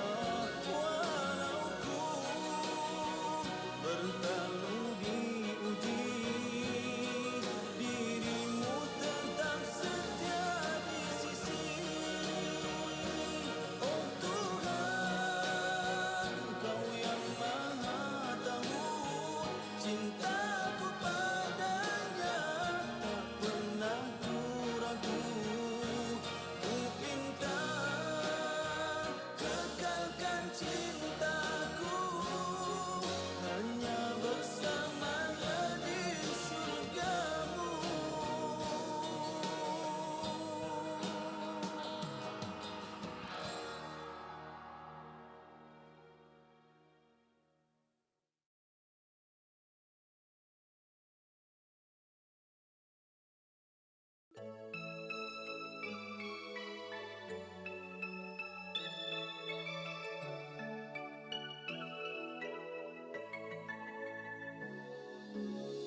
Kasih, dengarlah hatiku berbicara.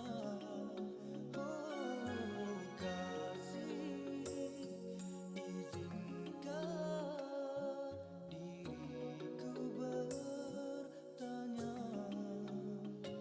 bisakah cinta bersembunyi menunda restu ilahi? Adakah bahagia yang diimpi menjadi satu realiti?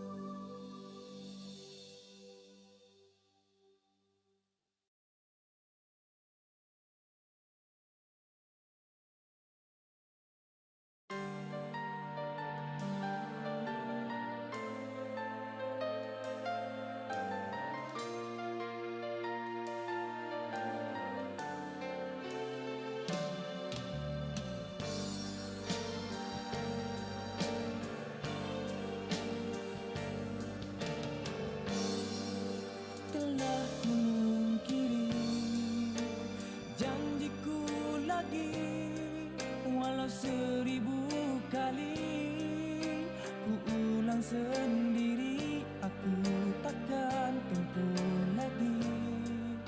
Apakah kau terima cintaku lagi setelah ku berpaling dari pandanganmu yang kabur kerana jauhnya aku? Mengapa cintamu tak pernah hadir subur dalam jiwaku agar ku tetap bahagia? Tanpa cintaku tetaplah kau di sana, aku tanpa cintamu bagai layang-layang terputus talinya.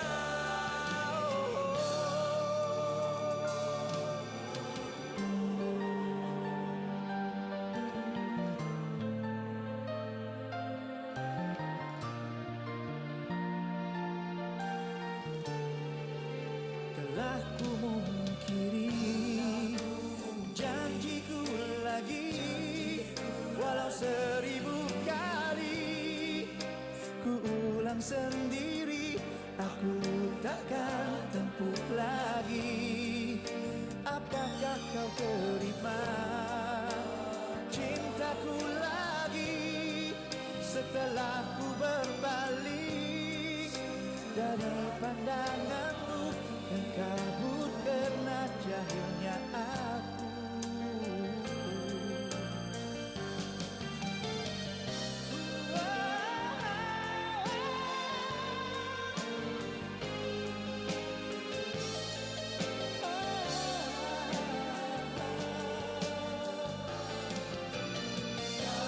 Kasih darimu ku dapatkan, oh Tuhanku.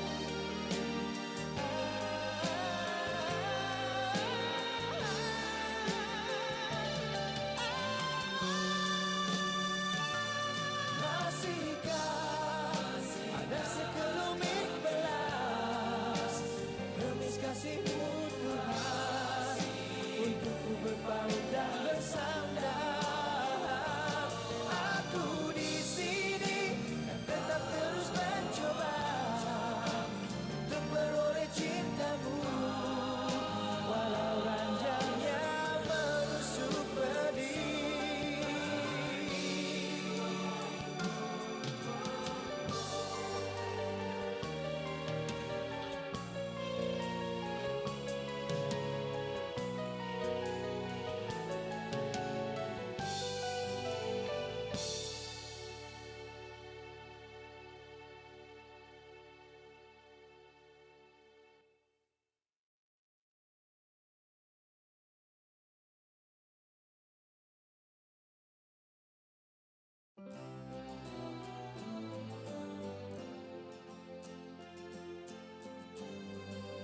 Tiga mata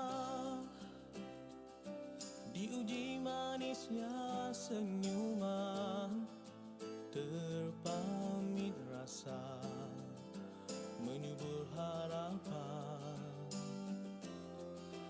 dan seketika terlontar ke dunia hayalan hingga terlupa singkat perjalanan. Tersedar aku dari terlena dibuai lembut pelayan cinta. Rela aku pendamkan impian yang tersimpan, enggan ku keasyikan, ku sar keindahannya merampas rasa cinta pada dia yang lebih sempurna. Bukan mudah bernafas dalam jiwa hamba, dan ku cuba menghindarkan pesona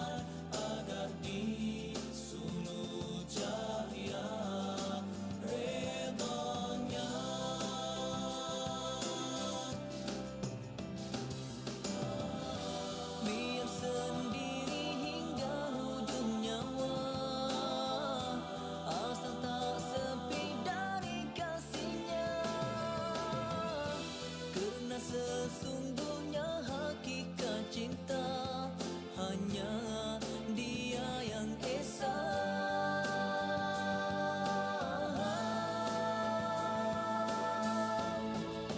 Di atas nama cinta pada yang selayaknya, menafikan yang fana. Moga dalam hitungan setiap penuh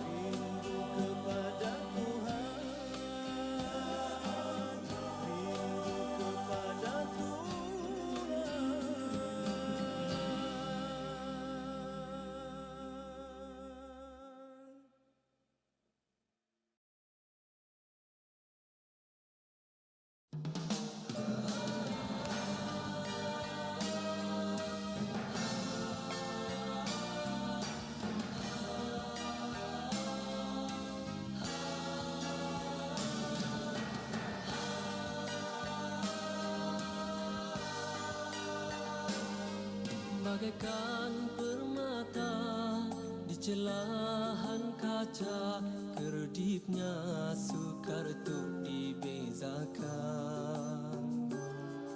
Kepadamu Tuhan ku pasrah harapan, moga tak tersalah pilihan.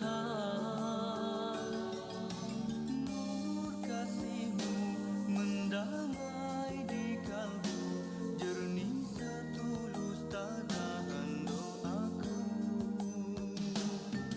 Rahmati daku dan permintaanku untuk bertemu di dalam restu.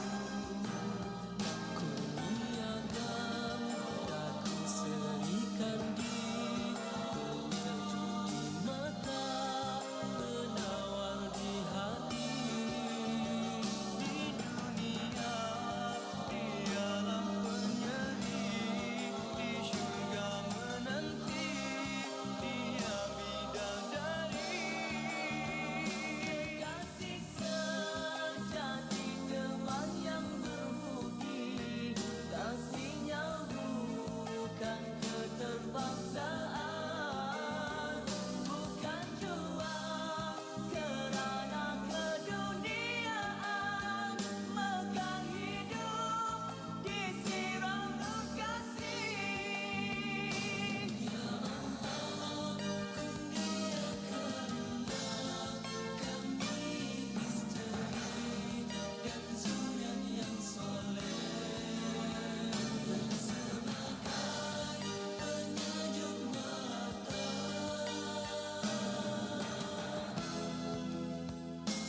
Kurniakan daku serikan di penyejuk di mata, penawar di hati. Di dunia dialah penyeri, di syurga menanti dia bidadari. Kekasih sejati teman yang berbudi, kasihnya bukan keterpaksaan, bukan jua kerana dunia, mekar hidup ini disirami nur kasih.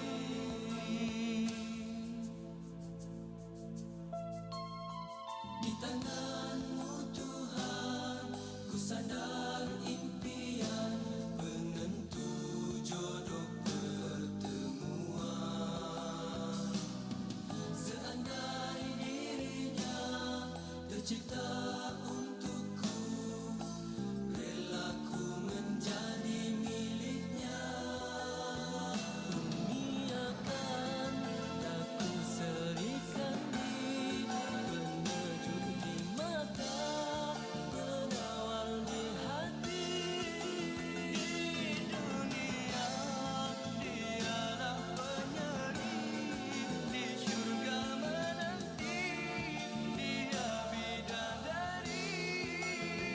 Kekasih sejati teman yang berbudi, kasihnya bukan keterpaksaan, bukan jua kerana dunia, mekar hidup ini disirami nur kasih, mekar disiram nur kasih.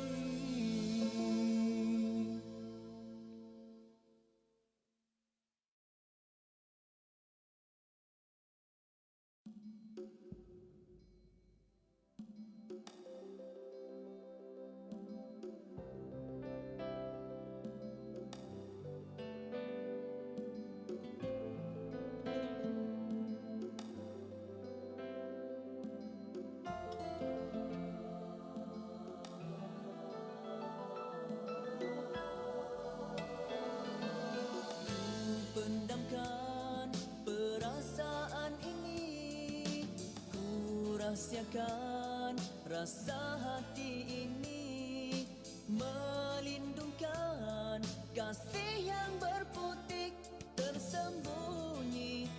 dasar hati. Ku pohonkan petunjuk ilahi, hadirkanlah insan yang sejati, menemani kesepian ini, mendamaikan sekeping hati.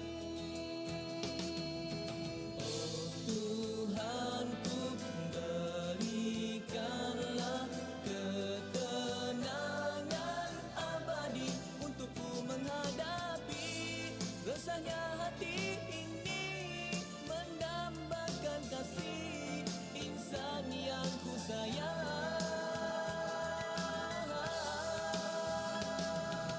Di hati ini hanya Tuhan yang tahu.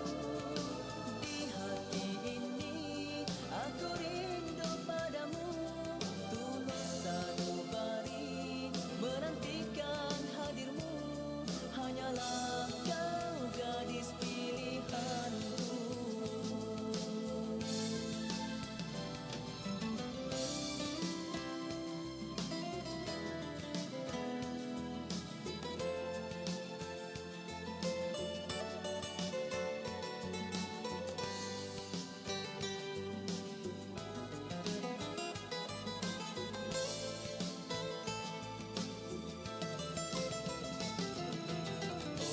Tuhanku, berikanlah ketenangan abadi untukku menghadapi rasanya hati ini, mendambakan kasih insan yang ku sayang.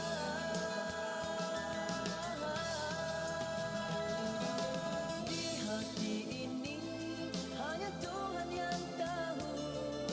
Di hati ini aku rindu padamu, tulus sanubari menantikan hadirmu.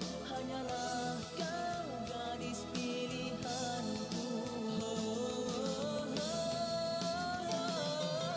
Di hati ini hanya Tuhan yang tahu. Di hati ini aku rindu padamu, tulus sanubari menantikan hadirmu. Hanyalah kau gadis pilihanku.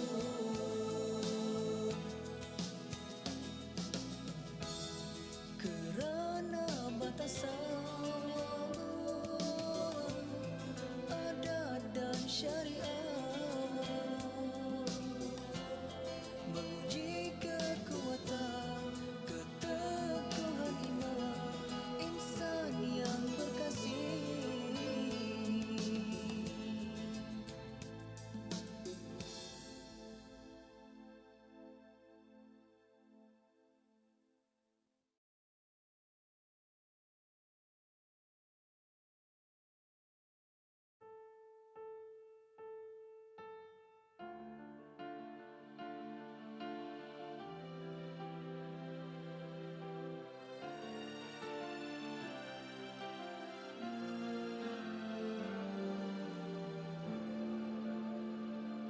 Andainya dapat ku menulis nota-nota cinta buat dirinya, ingin ku titipkan bersama semua kuntuman bunga yang indah berseri. Ku sembur haruman mewangi bersama kata-kata puji, sedang dia tahu kasih dan cintanya aku menjalin ikatan menuju ke surga. Cintaku kepada dia, rinduku hanya padanya, kasihku tulus buatnya, setiaku balas kasihnya, kasihku kasih yang setia pada yang punya. Dambaku pujian hanya buatnya, akurku kebesarannya, teragung maha sucinya, tak aku hamba yang hina pada pencipta.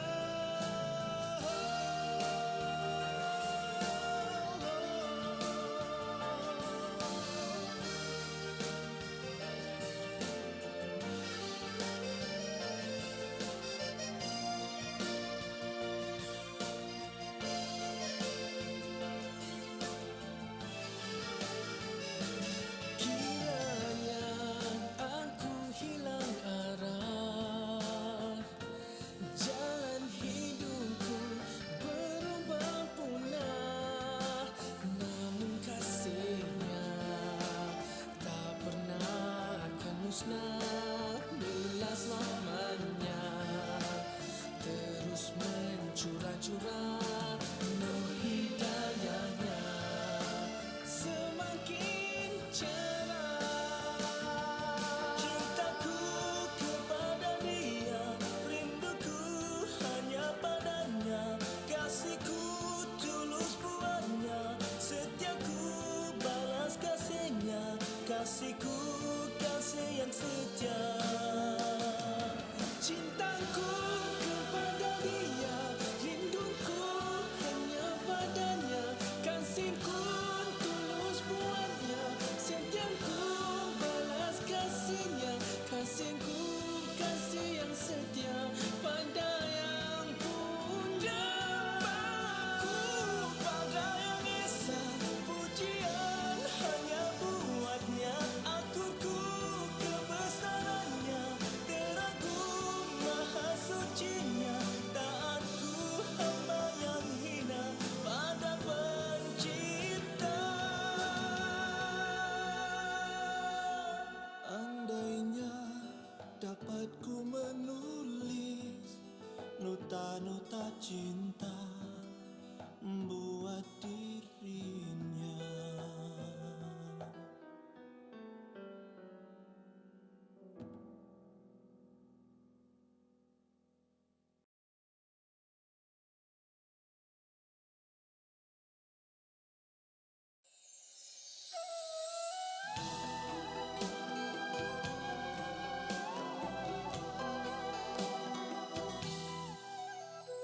Menyingkap tirai hati, mengintai keampunan di halaman subur rahmat-Mu Tuhan.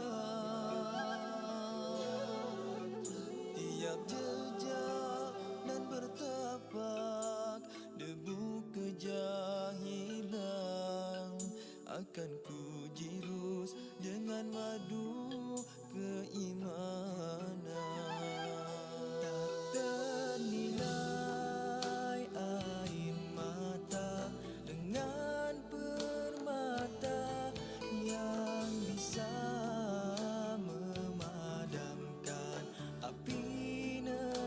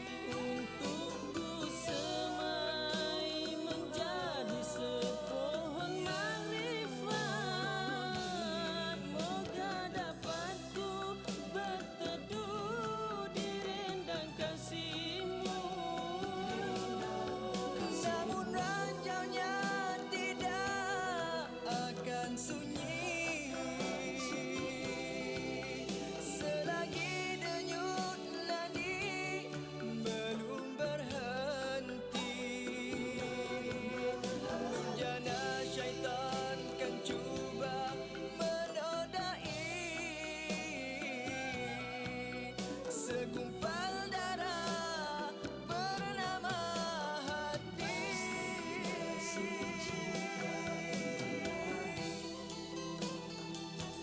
Lestarikan wadi kalbuku, oh Tuhanku, leraikan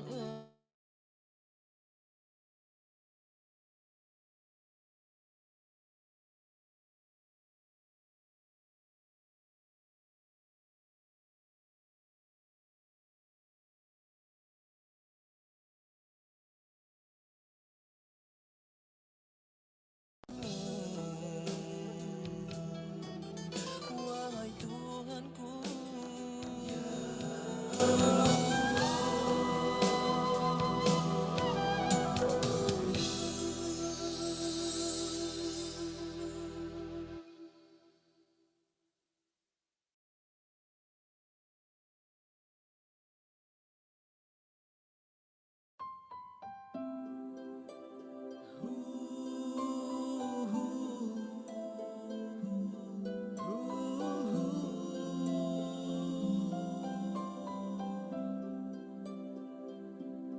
Di antara kekasih pilihan di hati, punya ibu di penghias diri,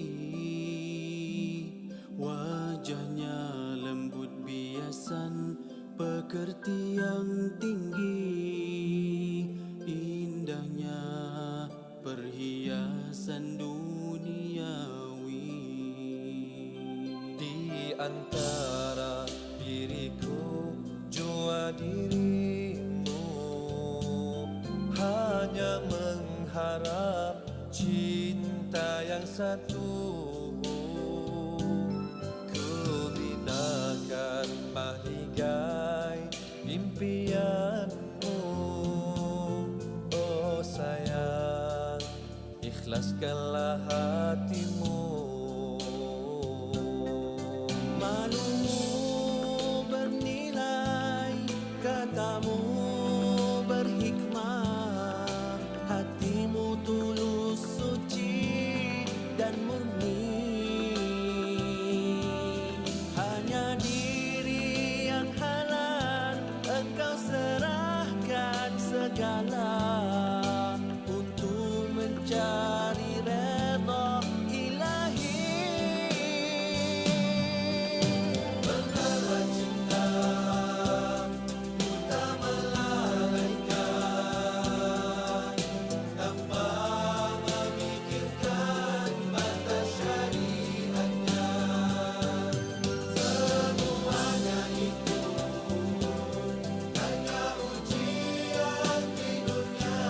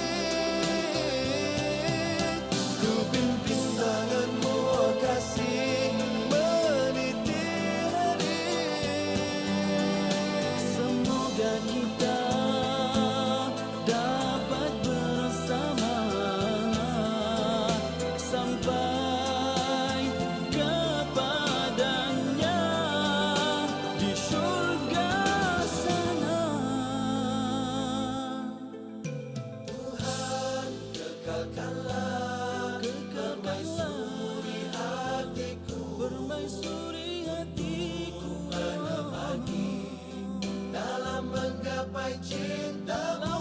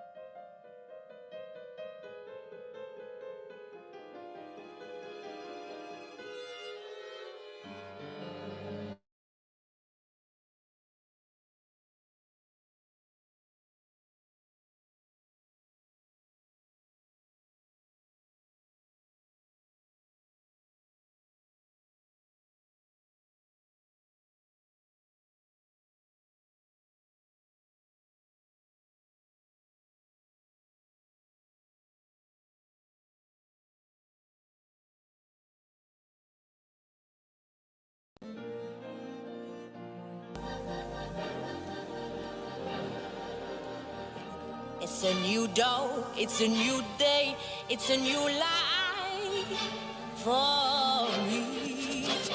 And I'm feeling, and I'm feeling, and I'm feeling good.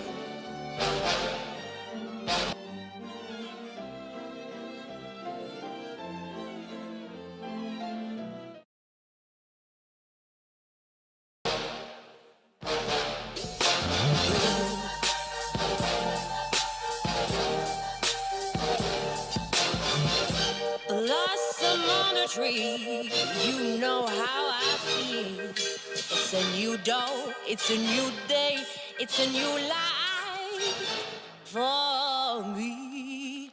And I'm feeling good.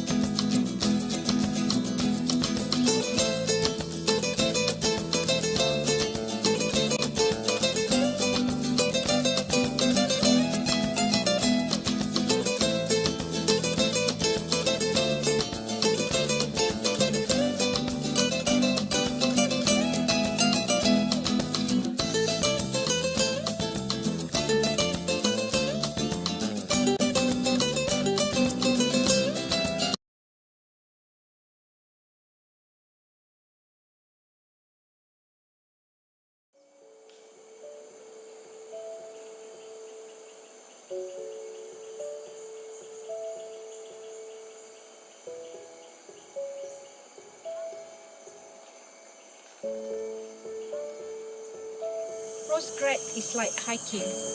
Sometimes you see the trail clearly, sometimes you don't. Sometimes you'll fall or stumble upon a rock. Sometimes you travel in groups, sometimes you are alone. Obtaining your postgrad degree will never be an easy ride. That's where we come in. For almost 20 years, CPS has strived to create the best environment for postgrad students to thrive on. Our emphasis is for you to develop your skills and expertise for your own betterment in expanding our knowledge. At the end of the day, we believe that every progress you made and will make is a significant contribution to our Ummah. So don't give up. Stay true to the path you are taking and gain as much support as you can, either from us at CPS or from your family and friends.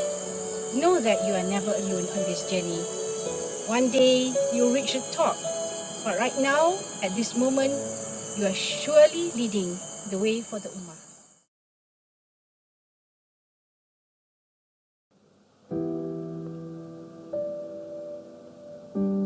It feels different. No fixed classes, no carry marks, no free riding group mates,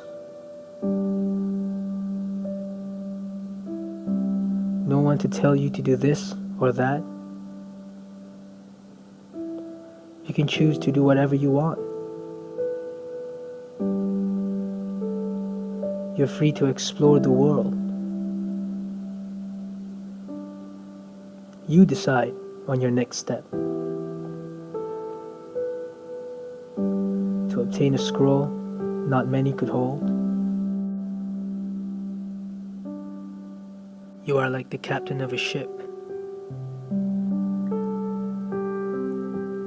free to sail the high seas, to wherever your heart desires. But no sea is without huge waves.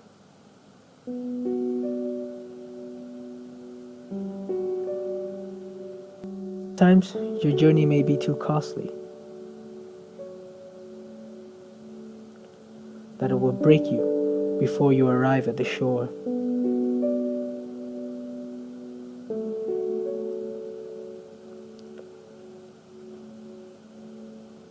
Sometimes you may find yourself far from home,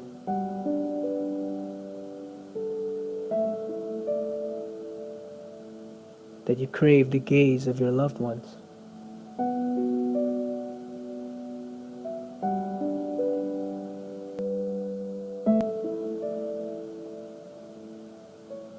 Sometimes you may find yourself alone,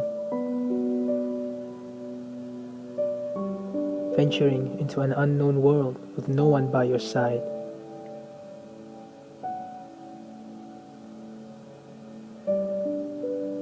Sometimes you thought you did everything right, only to be sent back to start over from scratch.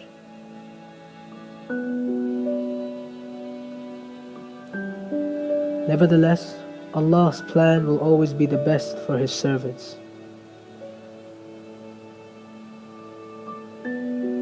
I know you guys are suffering. You are at a place of where you are gaining knowledge. You are away from the family. You are suffering with hardship. You are suffering with, you have financial issues. You have lonely time. You are lonely in the room. You are sleepless nights. You are spending your night sleepless. But remember, what you are gaining, it's only a few people can gain. You know, you are becoming the light. You are becoming the candle of knowledge, where you will, after you're finishing your degree or your studies from here, you are going to enlighten the people's heart. You are going to enlighten the soul of the people. You will guide the humanity toward to recognize to recognize the God, to recognize Allah subhanahu wa ta'ala, the reality and truth of this world. They will recognize through you. You will be a reason, you will be a medium for them to recognize Allah subhanahu wa ta'ala, to recognize their creator. You are the best. You are the best of the creation of Allah subhanahu wa ta'ala, because وَأَوْرَثْنَا الْكِتَابَ الَّذِينَ اسْتَفَيْنَا مِنْ عِبَادِنَا, and Allah only a few people, those who have been chosen by Allah subhanahu wa ta'ala, can be inheritors of His book.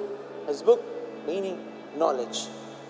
So you are at a place, you will be rewarded in a way you cannot even imagine. Your family, your people, your generation will get inspiration from you, because you are gaining knowledge. You are attaining knowledge to spread the truth of this world.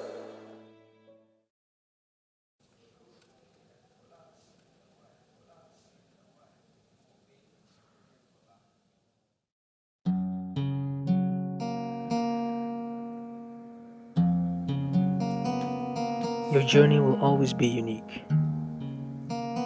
You are never alone.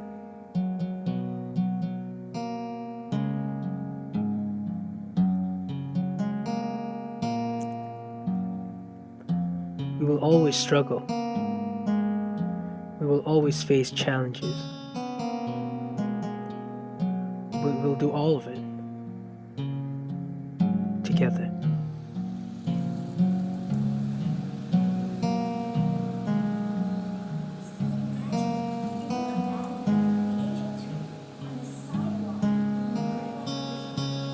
Or close your eyes and envision being born in a car parking lot with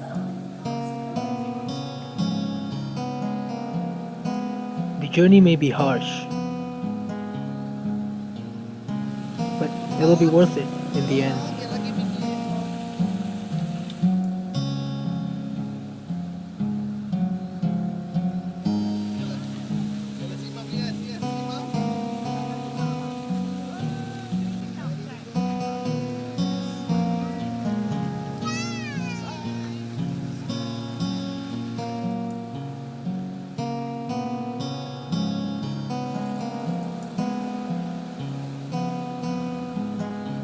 You will cherish this memory.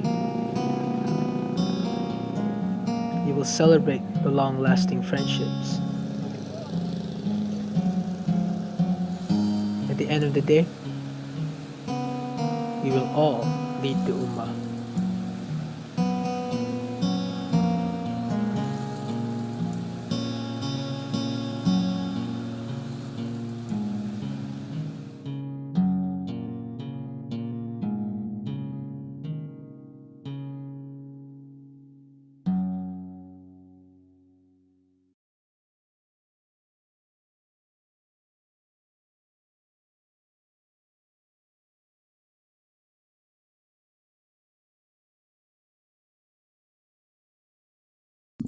Hello, Assalamualaikum everyone. We're going to start shortly. We're waiting for just a few more to arrive.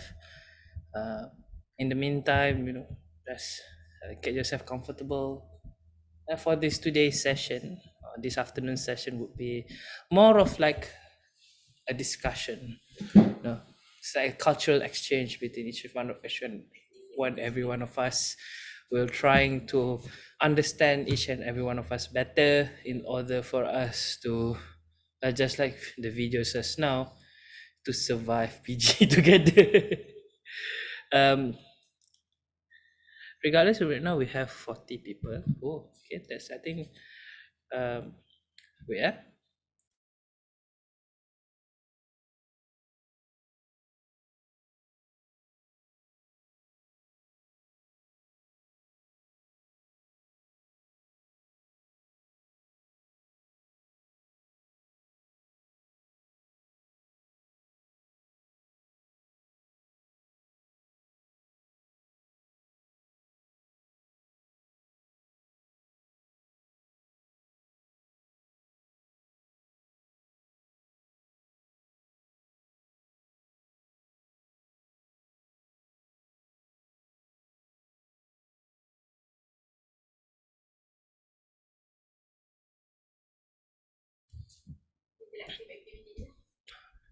Okay, everyone. So for today's event, we're going to have like it's a group activity, but it just means that us as a group, we're going to um, not tackle, more like get to know about each other, about our each culture, as well as just trying to get some form of understanding or mutual sense between each and every one of us.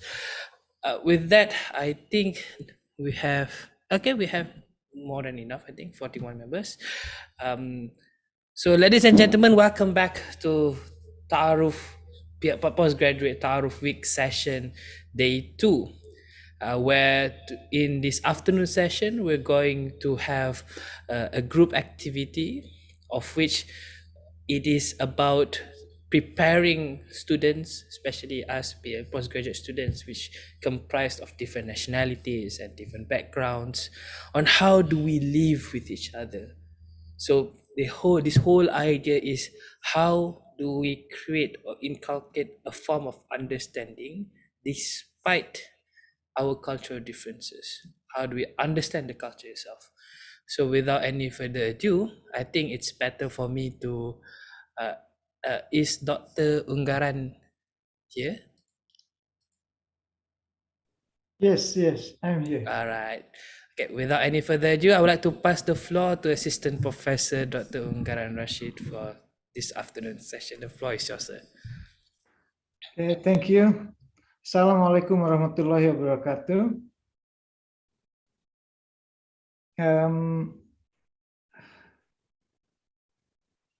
Could you please switch on your camera so I can see your face, because in my culture, there's a saying, if we don't know, then we cannot love each other. Love means here, not love like between man and woman only, right? But love like a friend. Yeah, quite difficult to say in English. But if you learn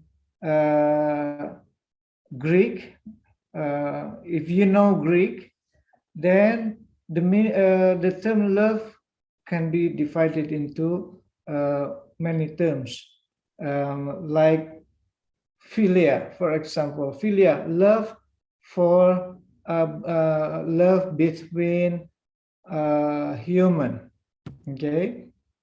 And then eros, love between man and woman, okay? And then agape, love of God, love from God to the human. Yeah. But in English, we use the term love only. Yeah. So that is the saying from my culture. If we don't know each other, then we cannot love each other.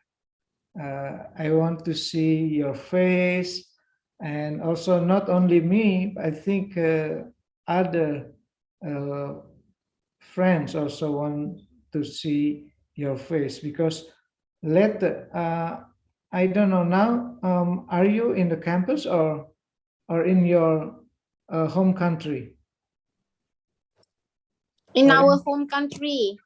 Your home country. Yes. So when will you come here? I mean, come to the campus? Yeah, as soon as Sunday. Okay. Where are you from? I'm from Malaysia. Oh, yeah, Malaysia. Particularly in Rawang. Ah. So far away. So far away. Very far. If you don't know Rawang, maybe it's only 20 minutes from the campus.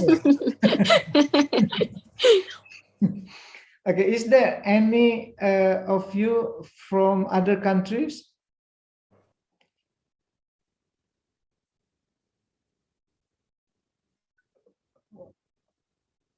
Is there any of you from other country? Yes, I am here. I am Arakam from Sri Lanka. Sri Lanka. Okay. At the moment in campus. Okay, good. Good. Oh, you already in campus? Yeah, yeah. Oh, good. Is there anyone else from other? Yes, I'm other country from Myanmar. Myanmar. Are you in Myanmar now or in campus? Yes, I'm in Malaysia. Okay, good. I want to ask a brother from Sri Lanka. Are you Arkam Raja? Yeah, yeah. Yeah, okay. Your name is Arkam Raja. Did you choose to be a Sri Lankan?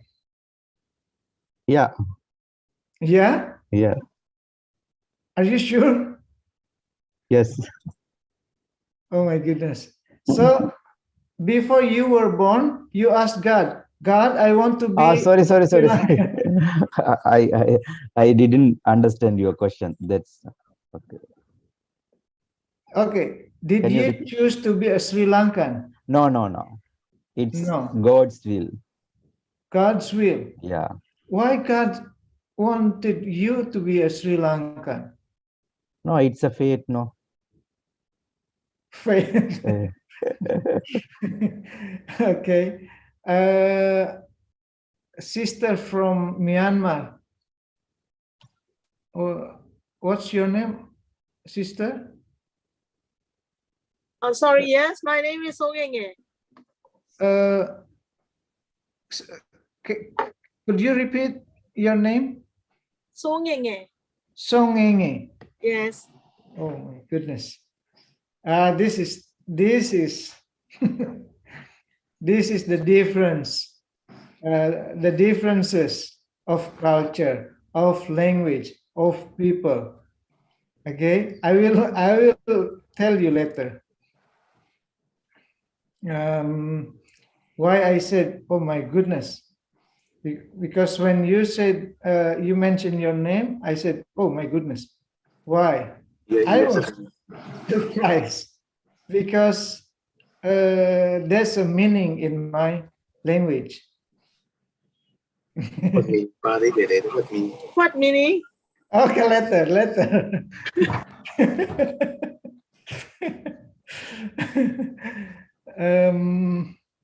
Okay, any other from other countries?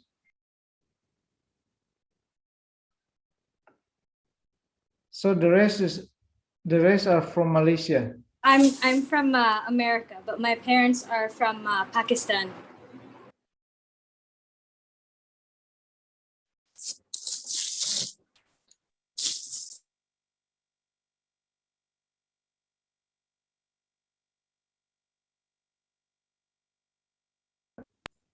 I think we have some technical issues there. Oh, okay. Lata is back. I thought Professor was so shocked. I didn't move.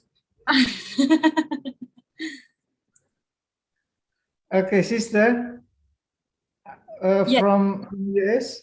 Yes, I'm from America, yes. Okay, which part of America? I'm from Boston. Boston. Oh, from the east. Education Eastern. campus, yeah. Okay. Do you have problem with your camera? No, I'm making my surroundings proper, and then inshallah I'll turn it on. Okay. Are you originally from US or migrate to US? My parents migrated from Pakistan, so ethnic. Okay. Yeah. Okay. The same question. Did you choose to be Pakistani and then move to US? No, I just whatever Allah subhanahu wa ta'ala gave me, that's that's what I got. Qadar Allah. Okay. So no one of us choose to be one of people group, right? Because we were born sort of predestined by God, by Allah, right? We cannot complain, God or Ya Allah, why did you put me in Malaysia as Malaysian for Malaysian? Why did you create me as a Pakistani, as a Sri Lankan, as Indonesian, as Filipino? Yeah, we cannot complain, or we cannot complain. Why God wants us to be ourselves. My name is Ungaran, from Indonesia. The meaning of Ungaran in my culture, this is not the Bahasa Indonesia. This is from my mother language. The meaning is the first. I don't know why my parents gave me this name. Okay. I couldn't complain to my parents, even though I don't really like this name, because my name also is one. I'm from Indonesia. My name is also one name of one city in Indonesia. So many people from Indonesia, when they hear my name, then they automatically will ask me, "Are you from Ungaran?" And I said, "No." Yeah. Yeah, I am from Indonesia. I'm a Sundanese. If you ever heard Sundanese, then I put also name Rashid. after I reverted to Islam. Previously, I was a Christian. Reverted to Islam in year 2003, and then year 2008 I came here to study, to take master here, and then continue PhD. When I moved here, I just want to share a story. Then later you will share to us also. When I moved here, I thought Bahasa Indonesia and Bahasa Malaysia are the same, okay? But then I realized when I moved here, the first time I came at the airport, then there's a advertisement. Dapatkan DG percuma. Okay, dapatkan DG percuma. So I said, in my language, dapatkan DG is provider of cell phone. Dapatkan DG percuma in my language means get DG that useless. So I said, why do I have to take something useless? So I said, I will forget it. This is useless. So I bought Telkomsel. At the time, to buy Telkomsel was quite expensive. So I bought Telkomsel. Then a friend of mine asked me, did you get a Malaysian number? I said, yes, I bought the Telkomsel. And he said, why didn't you take DG?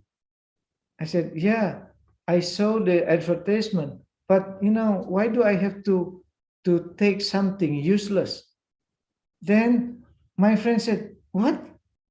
I said, yes, useless. Why do you say useless? Because it is stated percuma. In my language, percuma means useless. But here in Malaysia, the meaning you can get free. That is the first thing that I just arrived. I just arrived in Malaysia at the airport. And then I took taxi. I went to my friend's house because my friend, he's not Malaysian also. I knew him from one conference, and he offered me to stay at his house for a while before I got a house. So I took taxi. I took taxi from the airport to his house. Then when we were reaching my friend's house, the taxi driver asked me, Tuan, pusing? I said, no, I'm okay. Then he asked me again, Tuan, pusing kiri, pusing kanan? I said, no, I'm okay. Nothing happened. But then he kept asking me, pusing kiri, kanan? Kita tak boleh terus.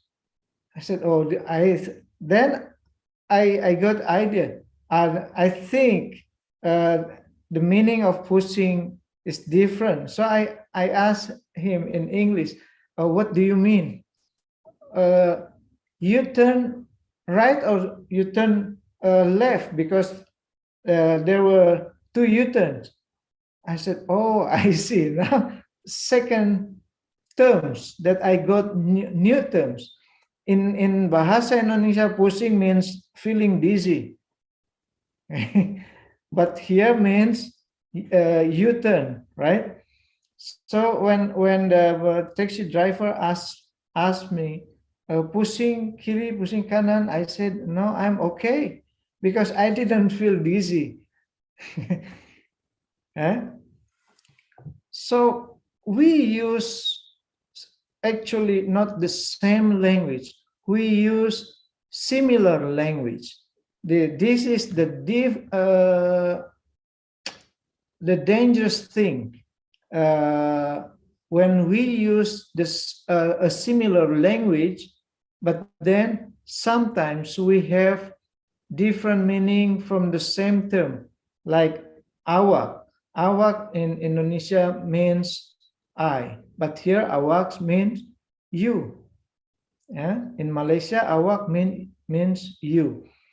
Pusing in Indonesia means feel dizzy, but here turn or U-turn. Percuma in Indonesia means useless, but here you can get free. In Indonesia, if you get something free, we use a Spanish word, gratis.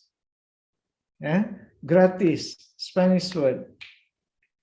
So many things happen. I think the first 3 months I live here in Malaysia, I got confused many times. Another example, I will give you another example. After the class, at the time, that's 13 years ago. After class, my friend asked me, let's go for lunch. I said, okay. Now it's 1:20. Okay, let's go for lunch. Then a friend, Malaysian friend, asked me, you belanja, okay? Then I said, this is lunchtime, so it is better for us to go to the restaurant. If you want to go belanja, then later after lunch. But I tried to speak in Malaysia. Then he said, yes, but you will belanja me. I said, why do we have to belanja? This is lunchtime. Then we can go directly to the cafe there. We don't have to belanja, and then after that we cook. We'll take time. And then he was confused. I was confused, and also he was confused. Then finally I said, okay, what do you mean when you ask me to belanja? Please speak in English. And he said, treat me. Oh, I see. Belanja in bahasa Indonesia means shopping, right? But here belanja means treat. Another different things.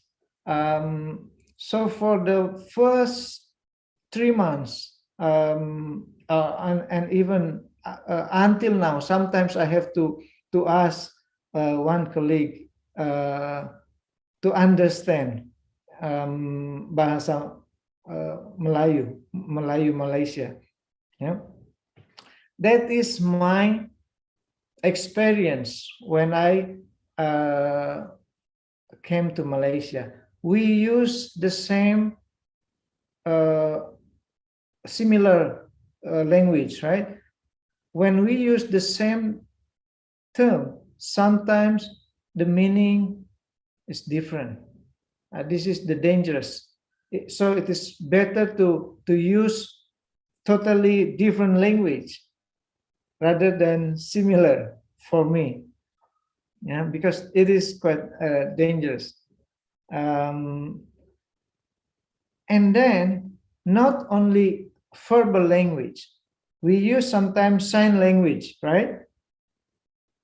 Right? We use sometimes some sign language. Okay, if I say this, if I use my thumb like this, what do you understand?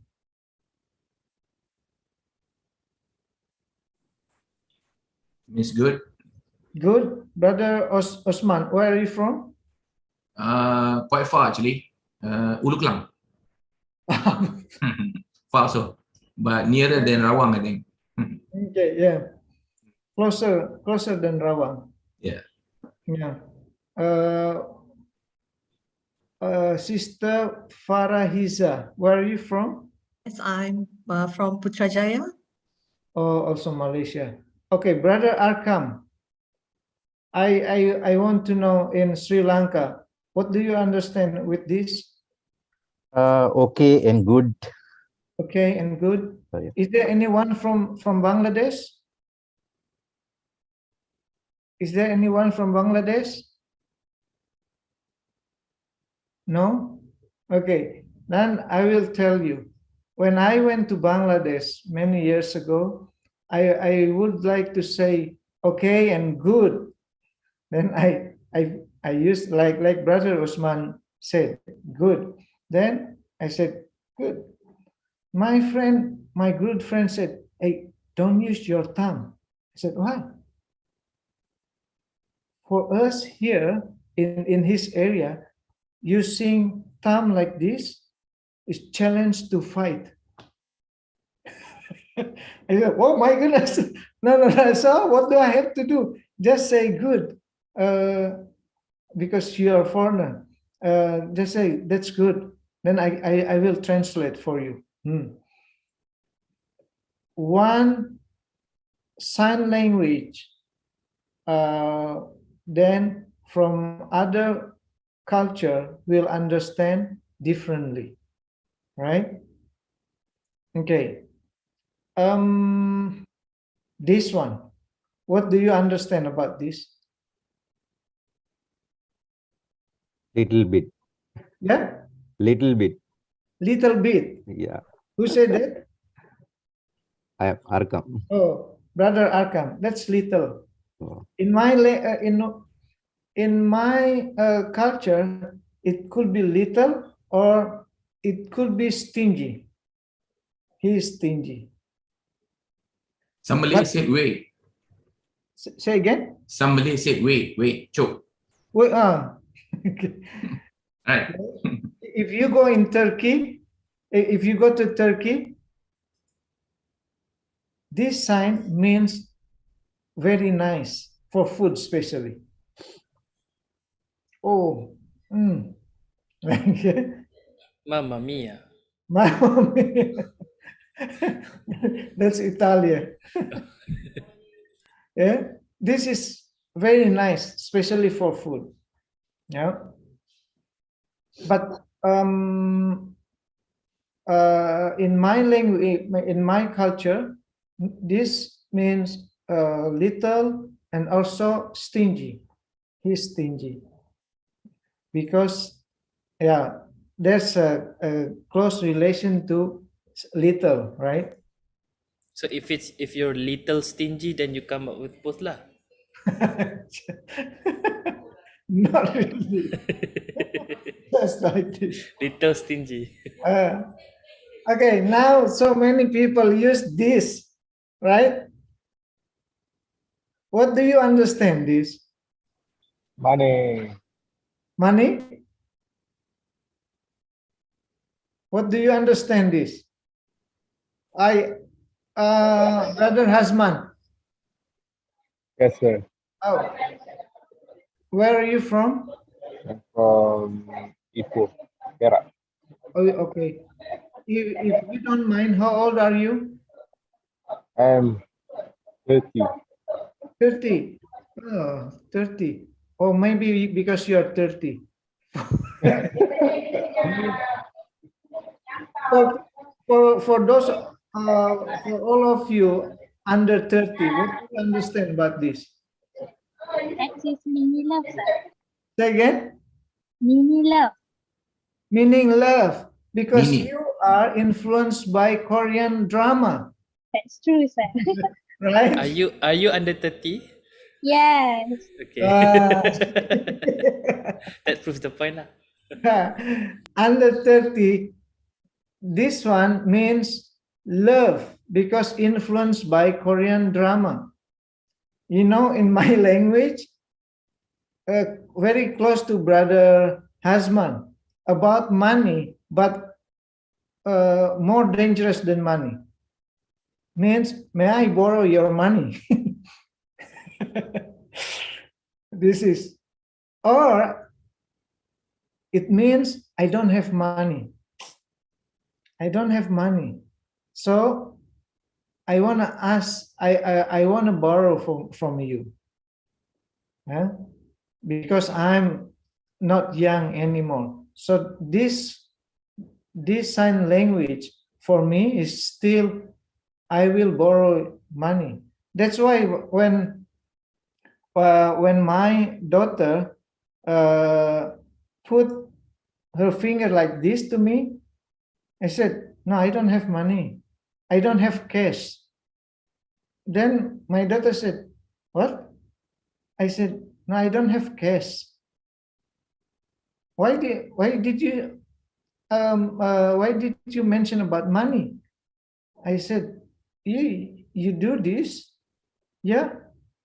Why did you why do you think this is about money?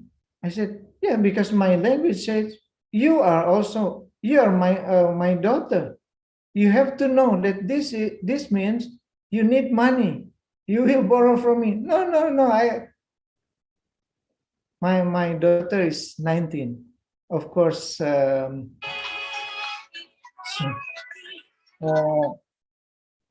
she likes Korean drama and also Turkish drama. And she said, it means I love you. Oh, I see. There, from that time, I knew that this sign means love. Then I said, how did you get this Korean drama? Okay. Why I mention many things? Yeah. Oh, sister from US. Sidra. Yes. Are you still here? Yes, I'm here. Do you speak Spanish in Boston? No, I studied for a couple of years, but I focused more of my time on my own language and Arabic. But I know a little bit Spanish, very little. Okay. Do you know the term escocito? No, No? I'm so sorry. Escocito in Spanish means very nice for food. Like yeah, very nice. Very nice. But if you use this term in Brazil, means the food is very full. So my friend from Mexico, he visited Brazil, and his friend invited him to have dinner in their house. Then he said, "Oh, it's very exquisito." Okay.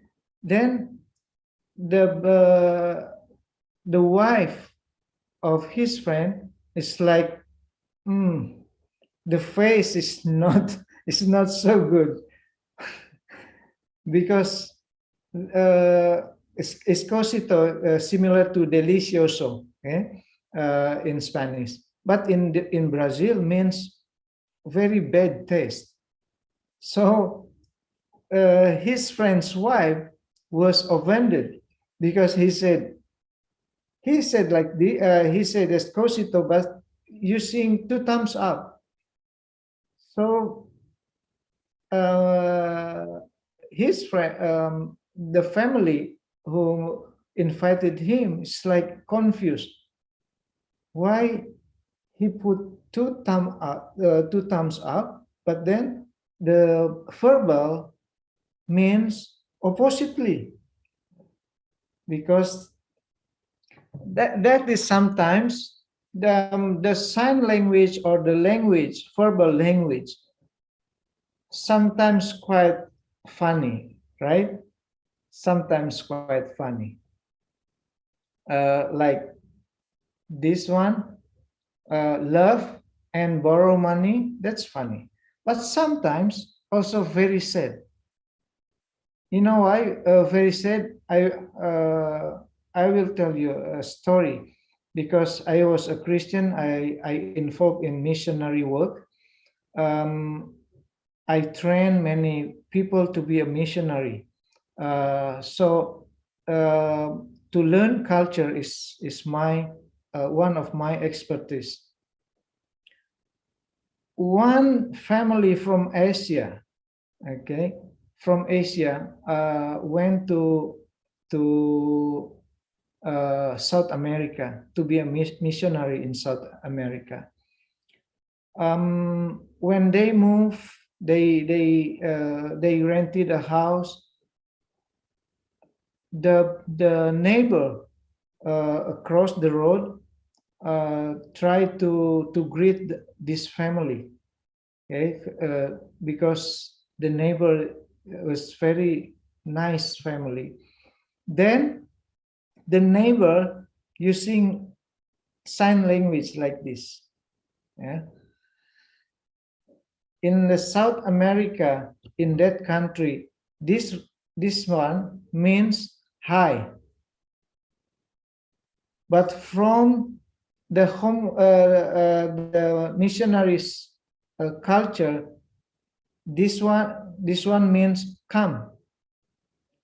So the child, one of the children of the family who just moved to South America, when the neighbor did like this, then the small child across the road, then the child was hit by a car, passed away. The first day moving to South America, this family lost one child. Why? Because different culture. They moved to different culture, different language, different sign language. Then they lost one child on the first day. For me, that's very sad. Yeah, very sad story. I had, luckily, I had not very sad story, not also funny, rather confusing story. But for this family, the new family, missionary family, they lost their child, 4 or 5 years old child. So to avoid a conflict, to avoid something sad or something embarrassing, then we have to understand. Later, maybe you have to come to the campus, right? People here come from many cultures, from many countries, many languages, many cultures, different cultures, languages, countries, and also maybe similar but different religion. I mean similar because most of us are Muslim, right? Especially for international student. Of course, you are Muslim, but for local, maybe non-Muslim. How to handle the problem? Then we have to learn each other. We have to be patient. We must have willingness to learn Okay, to learn to be offended. Don't forget, people here, most of us are Muslim, but most of us also, all of us are human, right? Sometimes we have very high expectation that Muslim will be better than other people from different religion, from different religious background. But we are human. You have to be ready for uh, to live together here. Okay. I wanna ask Brother Arkam, because you are already here, right, Brother Arkam? Yes. Can you share your experience when you came the first time to Malaysia, and then when you came the first time to the campus?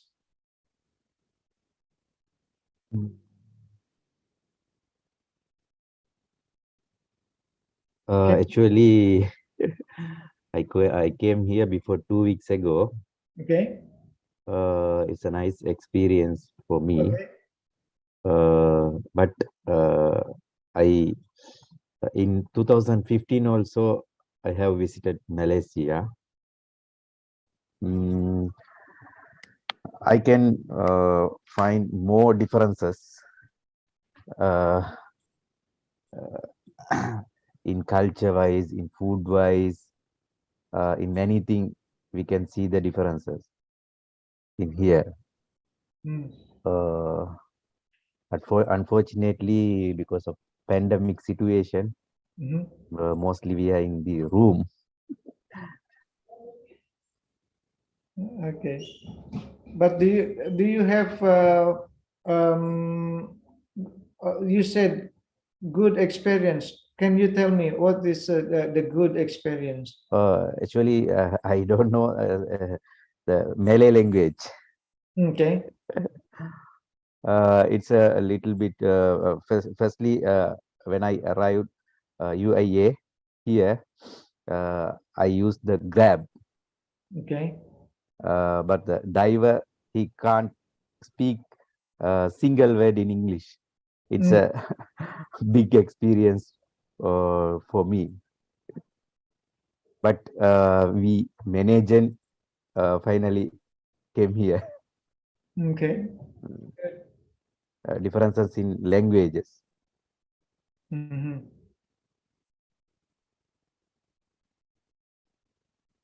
What else? During 2 weeks in campus, do you have a nice or good or bad experience? It's a nice experience, especially in the Juma sermon, in the Friday. In our country, most probably we using Sinhalese and Tamil language for Juma sermon. Actually, in first Juma sermon, there was in 3 languages: English and Malay and Arabic. Last week also, totally it was in English. That's also best experience for me. Okay. Okay, good. I want to ask. I saw a brother. It seems to me that he's like an African.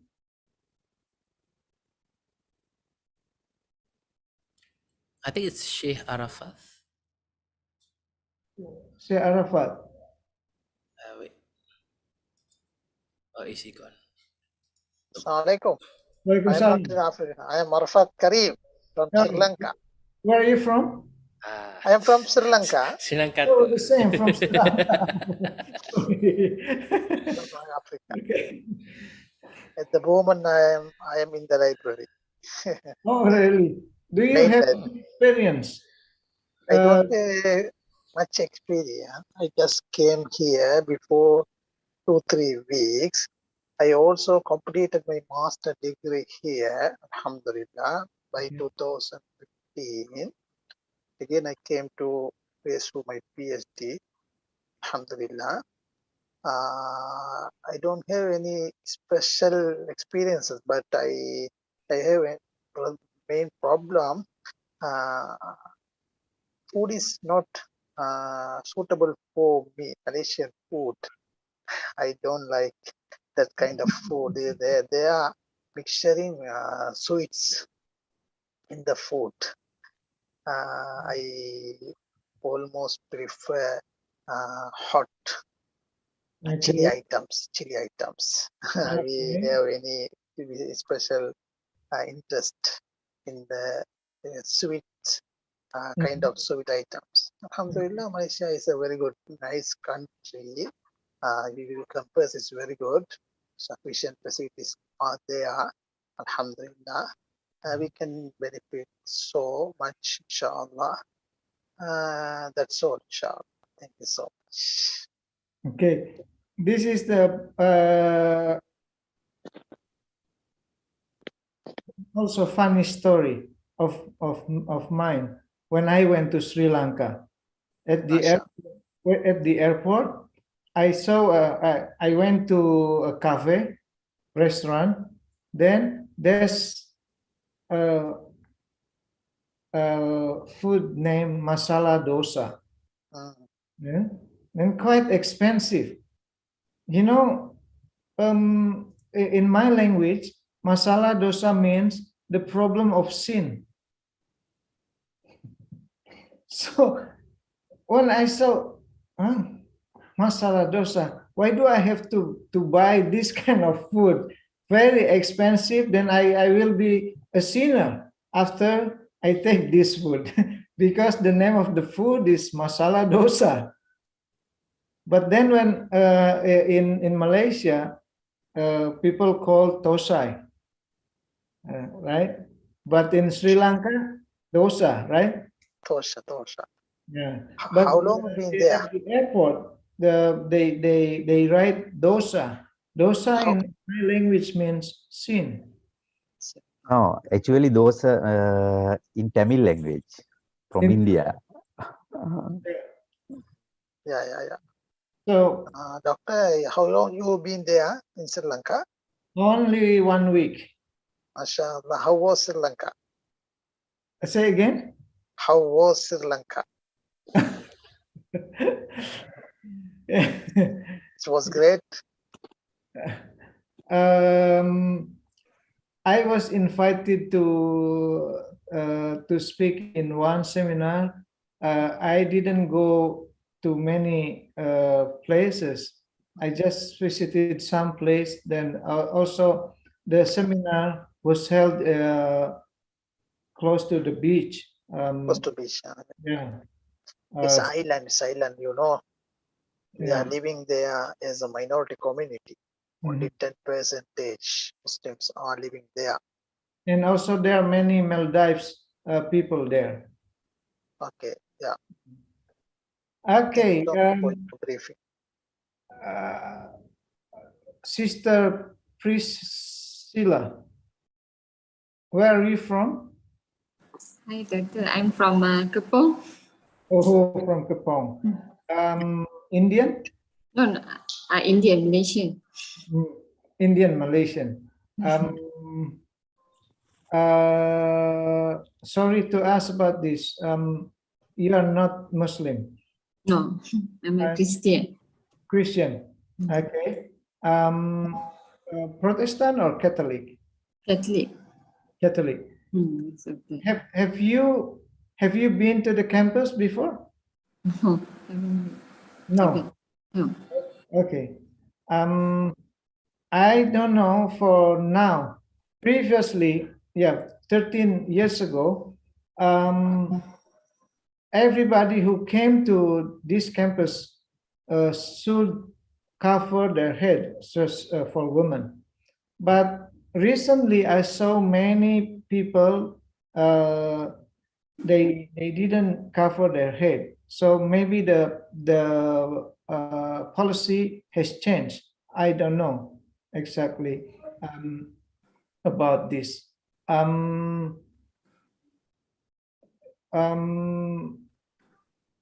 But one day you will come here, right? Of course. Will you stay in Mahala or? Because I'm not sure about my course. Is it fully online or I have to come there? Yeah. So we are not sure about this, but if you have to come here to stay here, face-to-face class, what do you think? I don't know. It's good to stay there, but did you watch the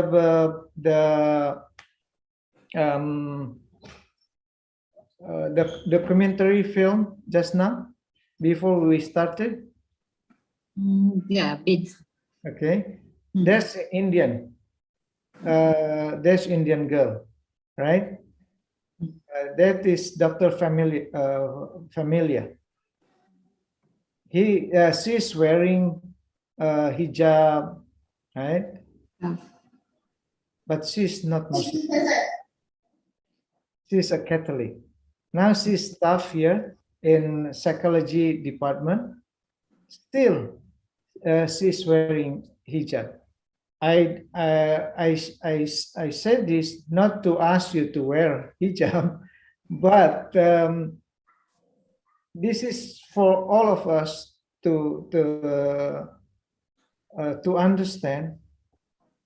She really appreciates the culture here. I mean, the culture of IIUM, not only Malaysia.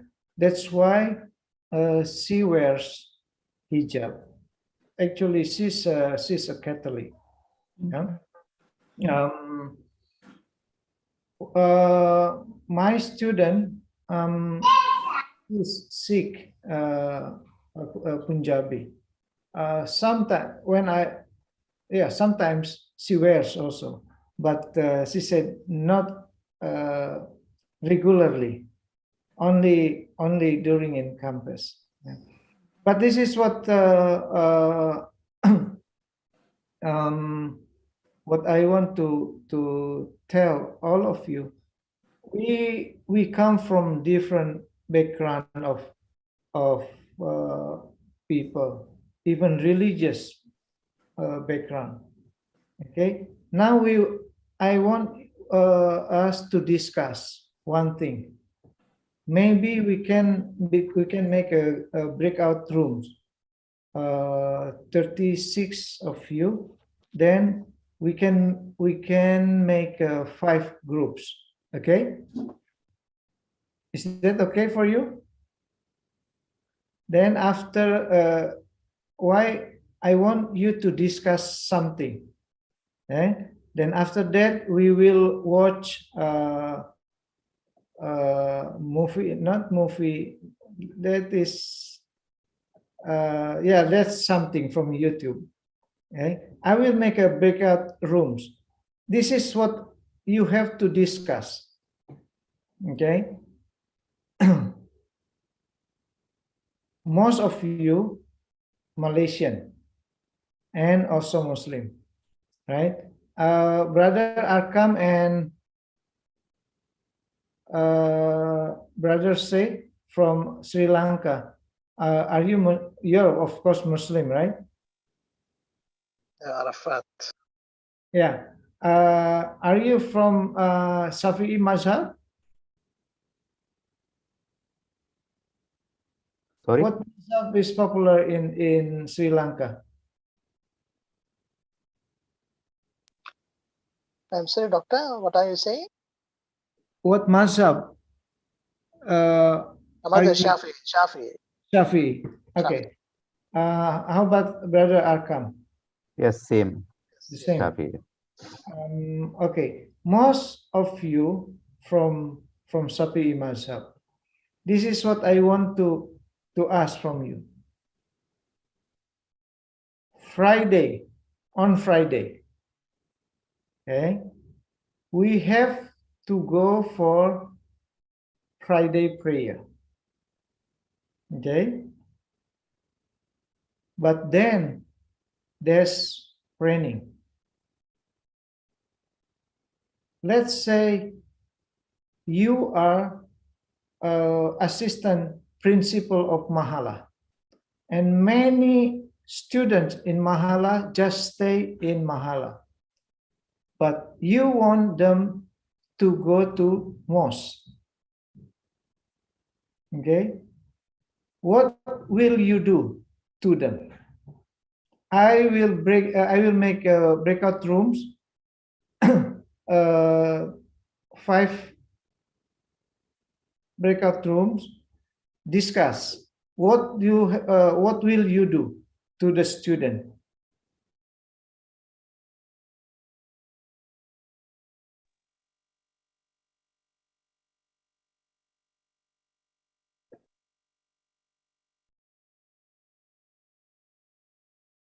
Ketenggaran, are you there? Yeah, connection problem. Okay, let's just wait it out. 3, 2, 1. Okay, not yet. It's not working. Wait. There's problem with the internet, I guess.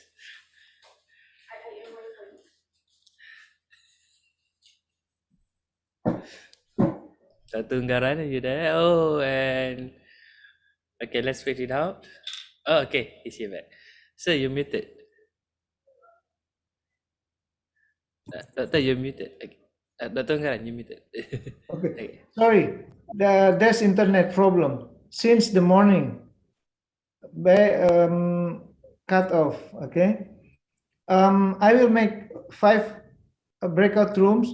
Discuss what will you do to the students who don't want to go to mosque, okay? Or who say just wait until the rain finish. Then later we will discuss.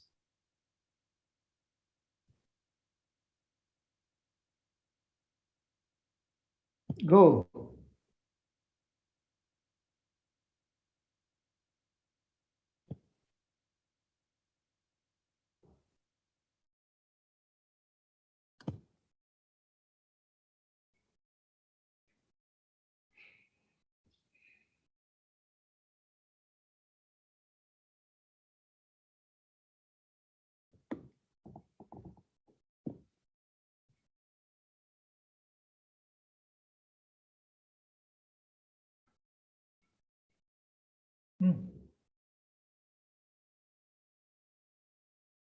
There are still 20, I think, in the process.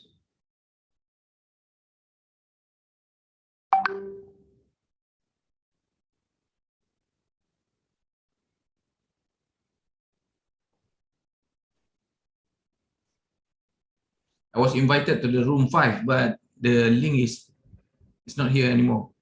Oh, what? Just now I got the notification to go to room 5, but now the link is not here. So is this the room? Is it? Yeah. This is the room 5? Okay. Wait. Okay.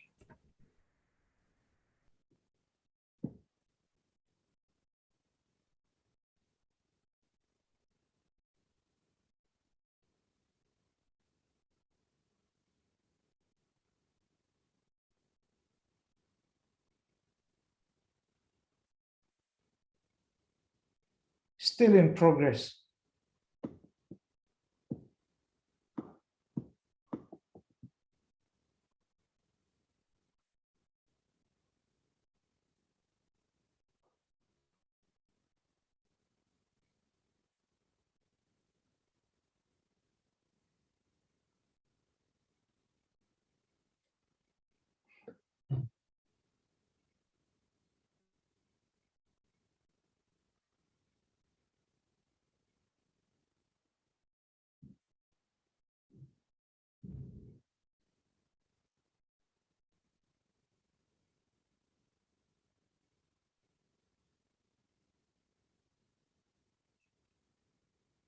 Okay. Oh, still 14.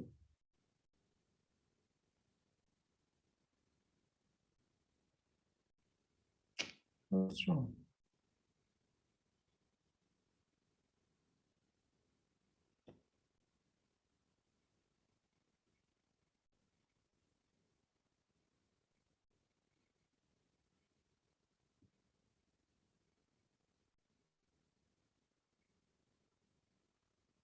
Doctor, this is for main session, right? Yang tinggal ni yang main session ke ataupun tak masuk dalam room lagi? Semua kena masuk. Kena masuk dalam room kan? Ya. So, macam Sister Afina Fazil tadi, your name is in room 1. Ada dapat tak notification join room 1? Ada, lepas tu terkeluar balik. Keluar balik? Okay, sekejap kita try move, kita tengok apa jadi. Pergi saya assign Sister Afina masuk room 2 Okay. Tengok ada dapat notification tak?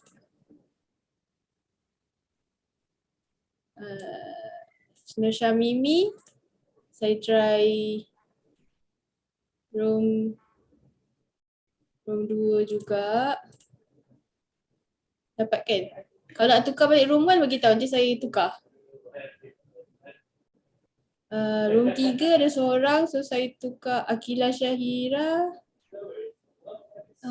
Okay, move to room 3 Sharifah Zahra. Mana nama? Sharifah room 3. Kejap. Saya tukar pergi dekat. Cik, saya terkeluar daripada room. Boleh tak masukkan saya balik dalam room 2? Boleh. Thank you. Nur Akmal. Okay, edit. Done. Sister Sharifah kejap ya. Saya masukkan dalam room 2 dulu, nanti saya tukarkan ke room 3. Boleh? Sebab room 3 sikit orang. Okay. Accept dulu yang tu. Room 2 ada 7 orang. Nanti saya tukar.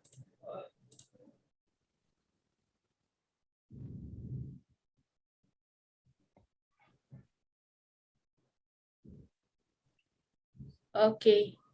Dah 3. Room 4. 4 orang. 4 orang.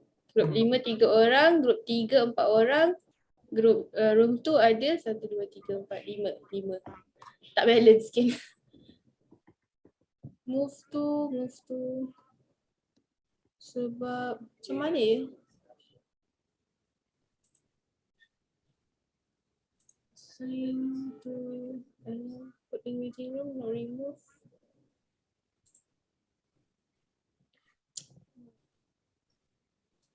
Yang tak masuk dalam room lagi, can you click on the breakout rooms icon dekat bawah ni and then see if you can join your room. Sister Nobahria, Sister Flora. Yang mana? Dekat bawah ada sebelah gambar mikrofon semua ni kan? Ada breakout rooms. Nampak tak? Dekat your Zoom. Kalau you pakai phone, maybe dia jadi pening sikit kot.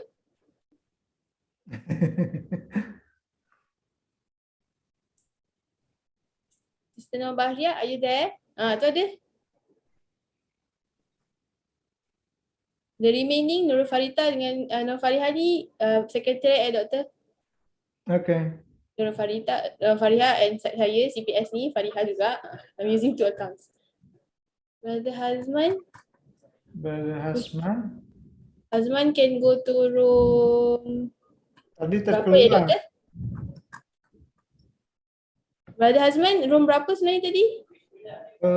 Brother Hazman. Mana Hazman? Saya assign ya. Hello, hi. Sorry, ada call dari supervisor tadi. Oh, okay. Tadi room berapa ingat tak? Lah, tak ingat lah. Masuk 4 dah. Masuk 4. Okay. Saya masukkan 4. Okay, terima kasih. Okay.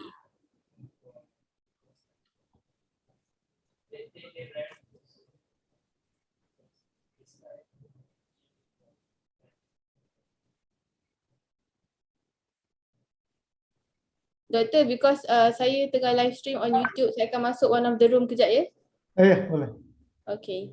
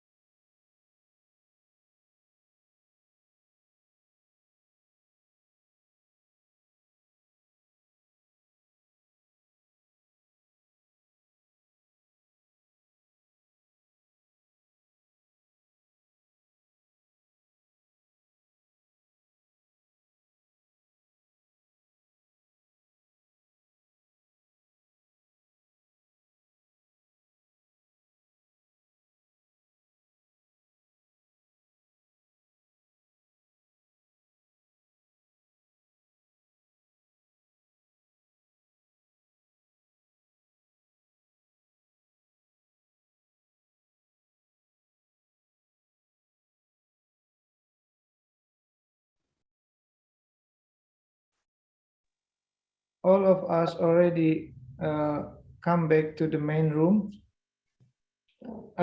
Group 1, can you share what will you do?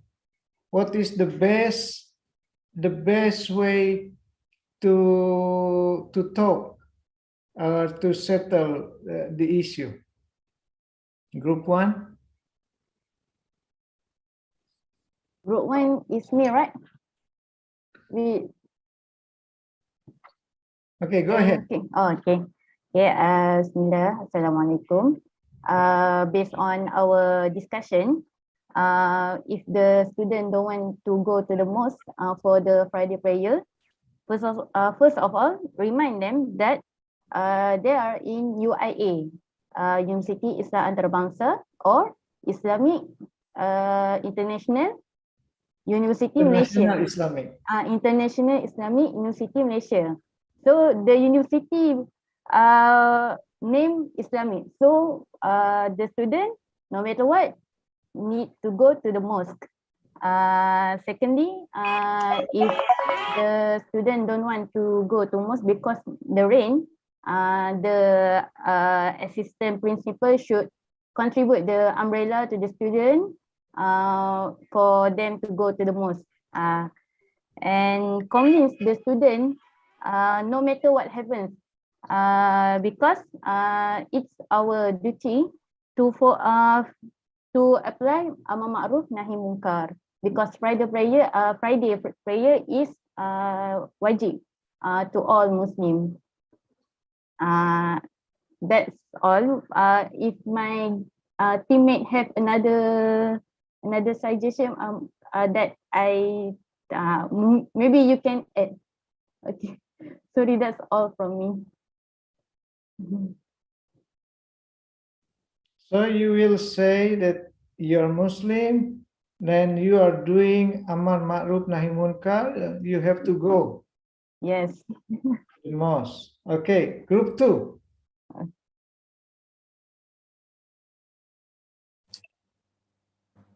Hi, I'm from group 2. My name is Nur Akma. Can I try?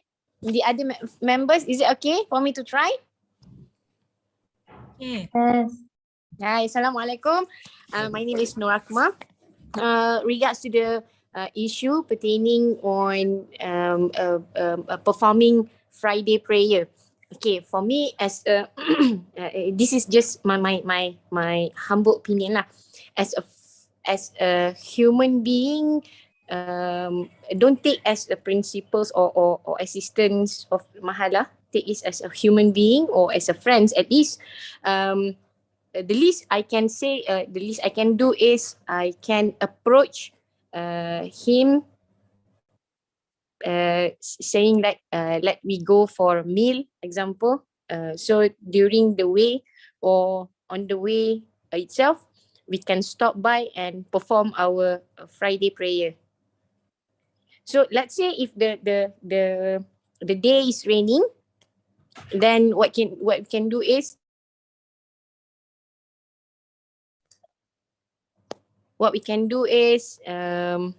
we can go by car. That's all. And my colleagues can add in if they feel they wanted to. Afina, Fatin, or Asia. But I think that's all from me. Okay.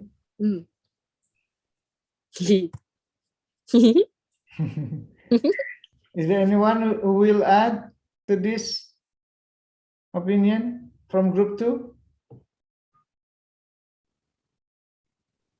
No, we agree with her. Okay. Group 3. Yes, Assalamualaikum warahmatullahi wabarakatuh, and good evening, everyone. So after further discussion with our team, our group, so we came across two kind of a solution. First, as an assistant principal of Mahala, I believe to help students to go to Friday prayer at the mosque, we can help them by providing some transportation to them. And the second one, the second solution that we suggest is that we can try to advise or instruct the students to gather at their own surau at each mahallah and perform their Friday prayer there. I think that's all from me. Okay. Thank you. But here during Friday prayer, all surau is closed. Okay. I did not know that. I thought maybe as an assistant principal malah, right? I think there can be, some kelonggaran. I mean that we can try to open. We cannot be strict about this. We can try to open the surau for the students to perform their Friday prayer lah. I mean to help them lah. I think. Thanks. Okay. Group four. Okay, doctor. Assalamualaikum.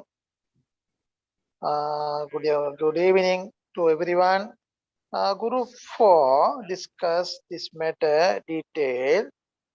We are 5 members there. Everyone has suggested their own opinion. Then gathered that opinion. I would like to share those opinions in short. First, the day is rain. Therefore, we need to think in a broader way. In jurisprudential view, there are so many views. According to Shafi'i Mazhab, is there more than 40 students. They can perform Jummah prayer with sermon in their places. No need to go to main masjid. They can pray and perform their Jummah prayer in their places. If more than 40 persons. Less than 40, they can't do Jummah prayer. They do individually Zuhar prayer or Zuhar Jama'ah only. According to Hanafi Madhab, they can do Jummah prayer in their places if they are more than one individual. If there are 2 or 3 individuals, they can do Jummah prayer within them. During the pandemic period, we practice all opinions in our Sri Lanka or Bangladesh, in each and every countries. Therefore, we are not stick to particular madhab. Islam is flexible, pertaining to this issue. We can practice those ideas without struggling in differences. These are our humble ideas. If there are anything add to, please add anyone, inshallah. Thank you, doctor. Okay. Group 5.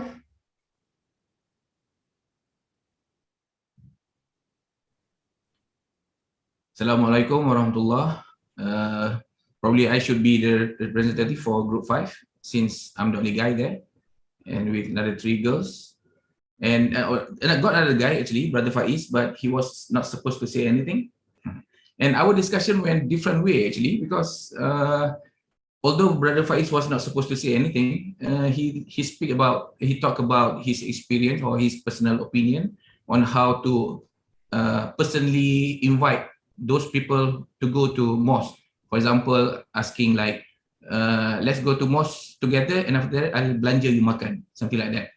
So our discussion went sideways, Instead of talking about the technical stuff, we are talking about the different reaction of local people and foreign people, foreign students, right? For example, I shared my experience in UIA. I said, back when I did my master in 2006, 2007, Student Learning Enhancement Unit create a program for local students and foreign students. For local students, they create some sort of activity to let them fight among each other, and they see what's their reaction. And it turned out that local students, especially Malays, they don't like to fight.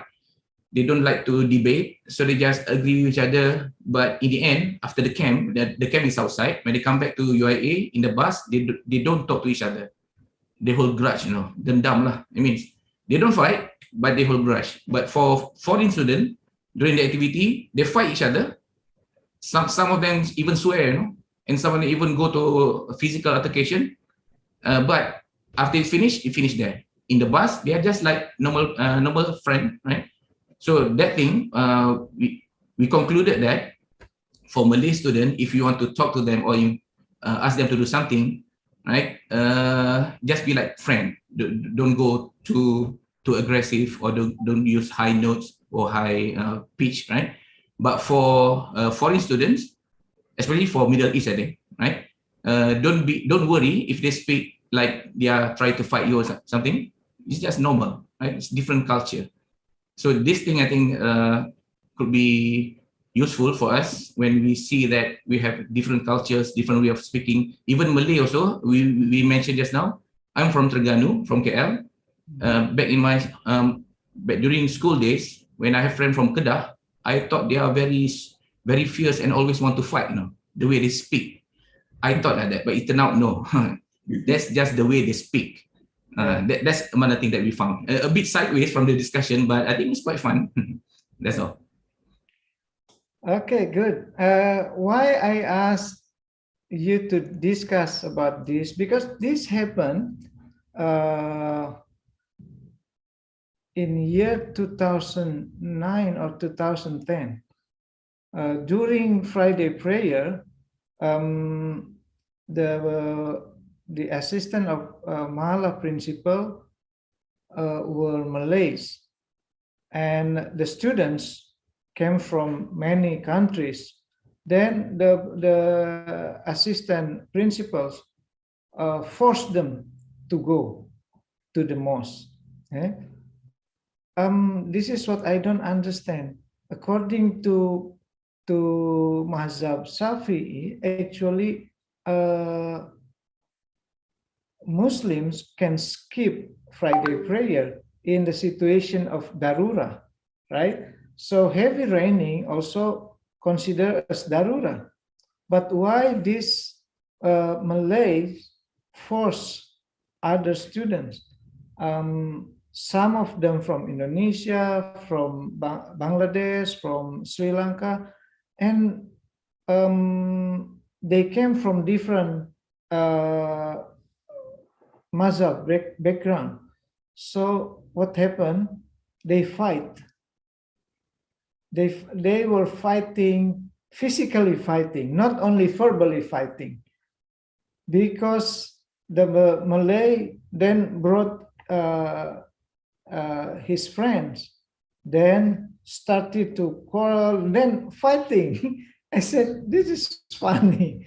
Only about this, then something bad happened. Yeah. We have to understand that in Islamic tradition, there are at least 4 mazhabs, right? And we are different in terms of like what I mentioned, in terms of ritual, maybe also about food, about ritual, but basically we are in the same line in terms of belief in one God. But like I mentioned, different school of thought will have different policy for some issues. Like in Christianity, Priscilla, Catholic and Protestant, in some area, Catholic and Protestant are the same, but in some issues, they are different. Yeah, they, of course, both are Christian, but in some aspects, they are different. I want to share one verse from Quran about the difference between us. I mean, humanity. Why? Wait. From Surah Hujurat, it is mentioned, O humanity, indeed we created you from a male and a female and made you into peoples and tribes so that you may get to know one another. Surely the most noble of you in the sight of Allah is the most righteous among you. Allah is truly all-knowing, all-aware. Allah created us, or we are created, and also, Allah created us differently. So for us to know one another, not to fight, not to quarrel, but to live together in harmony. That is important for us. We have to live in harmony because Allah wants us to do this. Islam means salam, which means peace. We have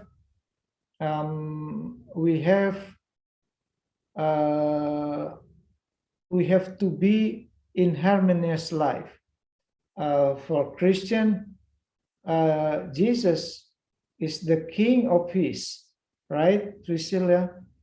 Jesus is the King of Peace. So I think Christianity also encourage people to live in peace. Then, as a human who are created by God, there's only one God, God of peace. God is, one of the name of God is As-Salam, right? So we have to live in peace, not to quarrel each other. We will live in one community, not so big, but we will be in different situation when we live together here. I will share you one from YouTube. Then I will. We have about 15 minutes. I will share. Wait, where is this?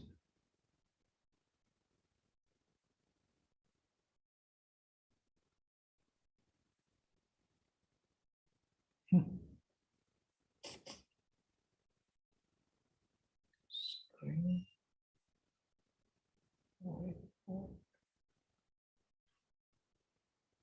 Wait for a while.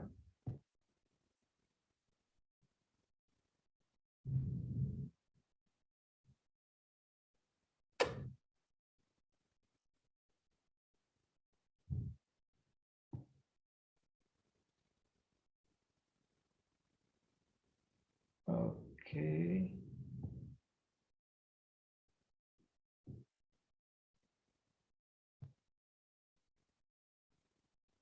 Can you see that?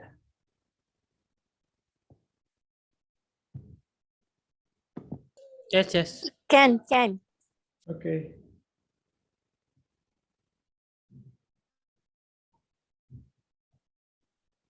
Why I cannot play?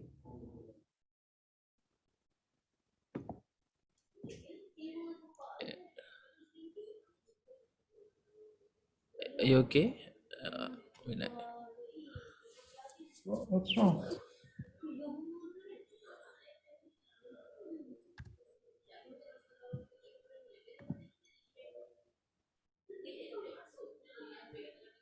Kena. Alamak. Can you help me, brother from CPS, to play this?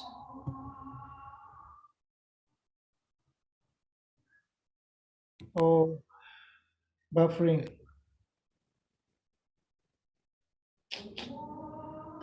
When you click share, sir, have you click share sound also? Yeah, I Okay, did. then. This is the internet. It's just. Yeah. Not really that. Internet connection. This is also still buffering.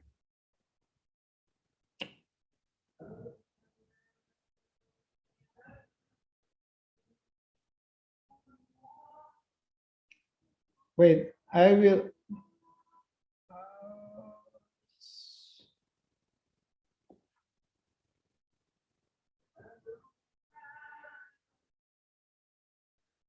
Is there any other way to? Because this is.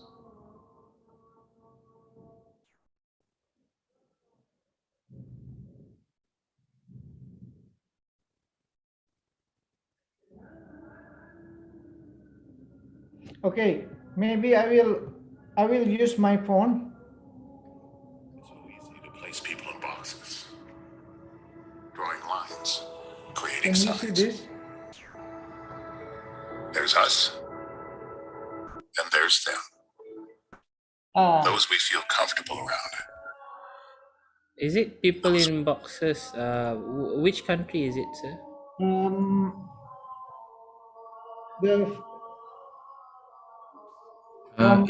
If it's from YouTube, one of us can share it actually. One of us with good connection. The connection is not so good. That's the problem. Is it the New Hope Church or the Yeah. TV2 one? Oh, okay then. Yeah. Do you have that one? Yes. Okay. Because from my side it's still buffering. Let me share.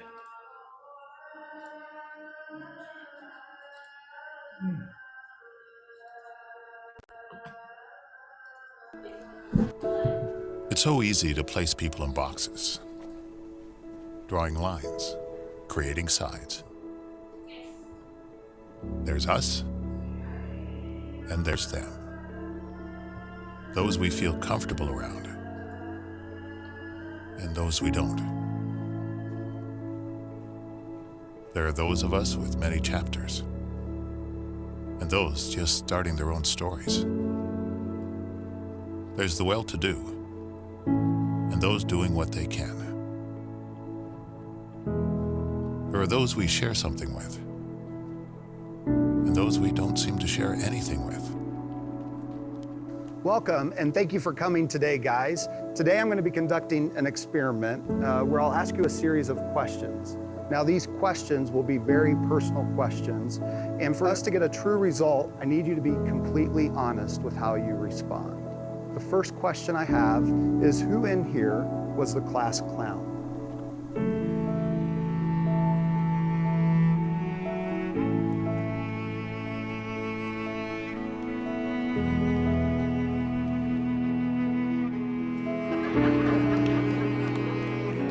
Who is never on time?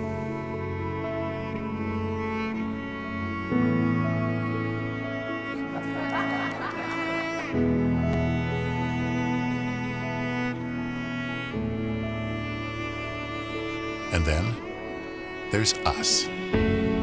We who have tattoos.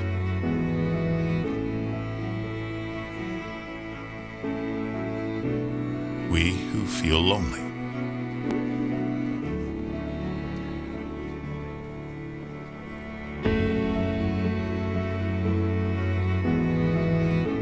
We who have been bullied.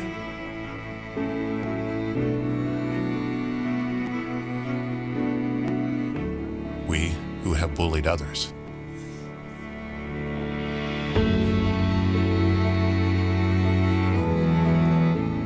We who are madly in love.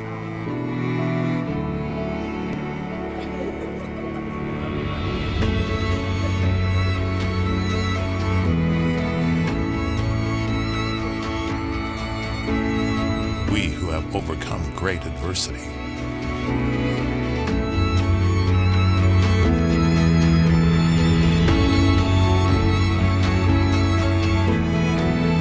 And there's the lucky ones, whose team won the championship this year.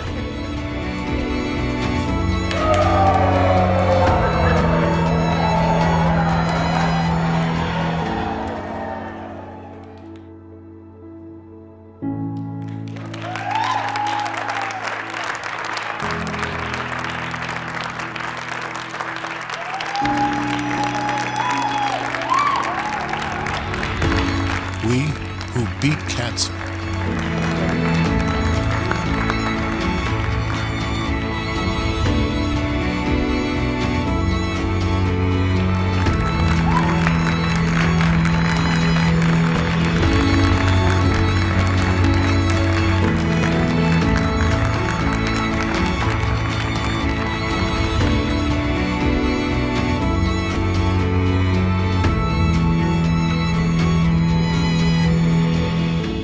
And then there's all of us who are created in the image of God.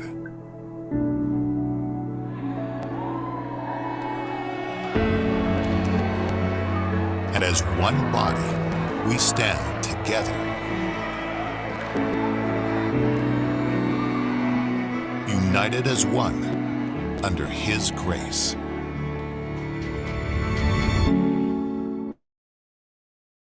Okay.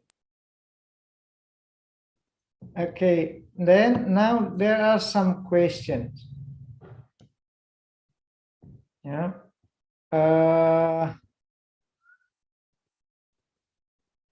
What do you think? What are the main themes that we can extract from the video?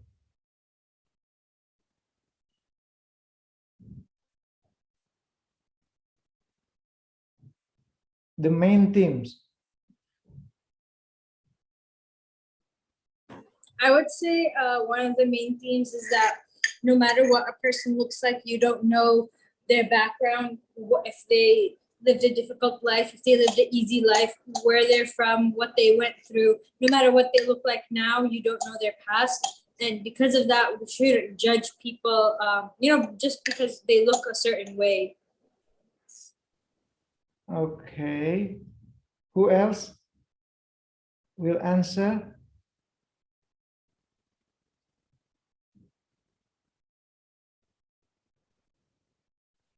We are in a different boxes, but we go through the same thing, all of us. Good. Who else? I would like to try. I think although we look different outside, but basically we are human. So I think that is the message that the video wanted to portray. Okay, we are one, but we are from many different backgrounds. We will be different on one aspect, but maybe we are similar from different aspect, right? Okay. How different are we? How similar are we? Yeah. We have only 8 minutes. Okay. Is there any of you can share your experience? That's up to you. The best story, I will give voucher. I will give voucher, if I'm not mistaken, about 50 ringgit. I don't know what kind of voucher Sister Fariha will arrange. Maybe voucher for top up, maybe voucher, maybe money. I have no idea. It can be cash prize also, Doctor. Okay. Of 50 ringgit. Yes. Okay. Is there any of you who wants to share very good experience in terms of different culture? The best story will get 50 ringgit.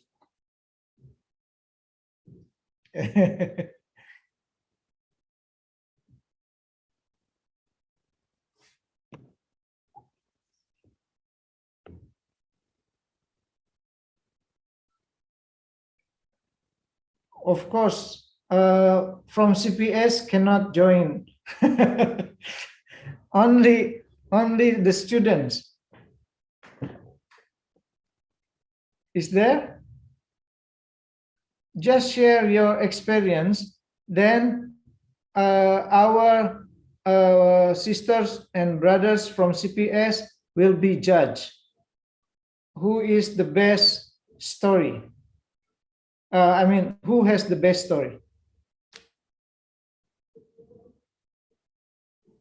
Go ahead. I think I'll just share one of my experience. I had a friend who came from Uganda, so he's a friendly guy. So during the period I've known him, he always loved to try our Malaysian food or Malaysian clothing and everything. So he even tried jubah, also serban everything. And also he also shared his culture to us lah, like his clothing and everything. He also bought us his Ugandan traditional clothes for us. So I think that's all. Just it's quite nice learning other culture and also sharing our culture with them. Okay, who else? I would like to try. Okay, Brother Hassan. Last year, I spent 1 month with my friends. He's from India, and I already spent in Malaysia for like 40 years. And since that 40 years, he never had other food than curry. So one day I came. So in 1 month, I spent 1 month with him. I cooked something else than curry. In the whole life, he never ate other than curry. My first cook was like gulai lemak. He was shocked so from there I understand what our friends here is telling, that they cannot accept our Malay food because of our taste is a little sweet, and sometimes they find our mama stall, our mama curry is a bit sweet. I think that's all for me. Okay, did he take your food? Sure, he ate my food. What he said is nice or not? Is something new from him, but I only knew that after 1 week. 1 week after I cook. Something new. Then only he said that was the first time he ate other than curry.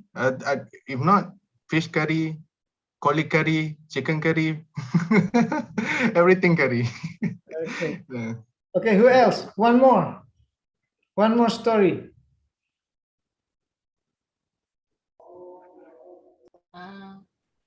Assalamu alaikum, sir. Walaikum salam.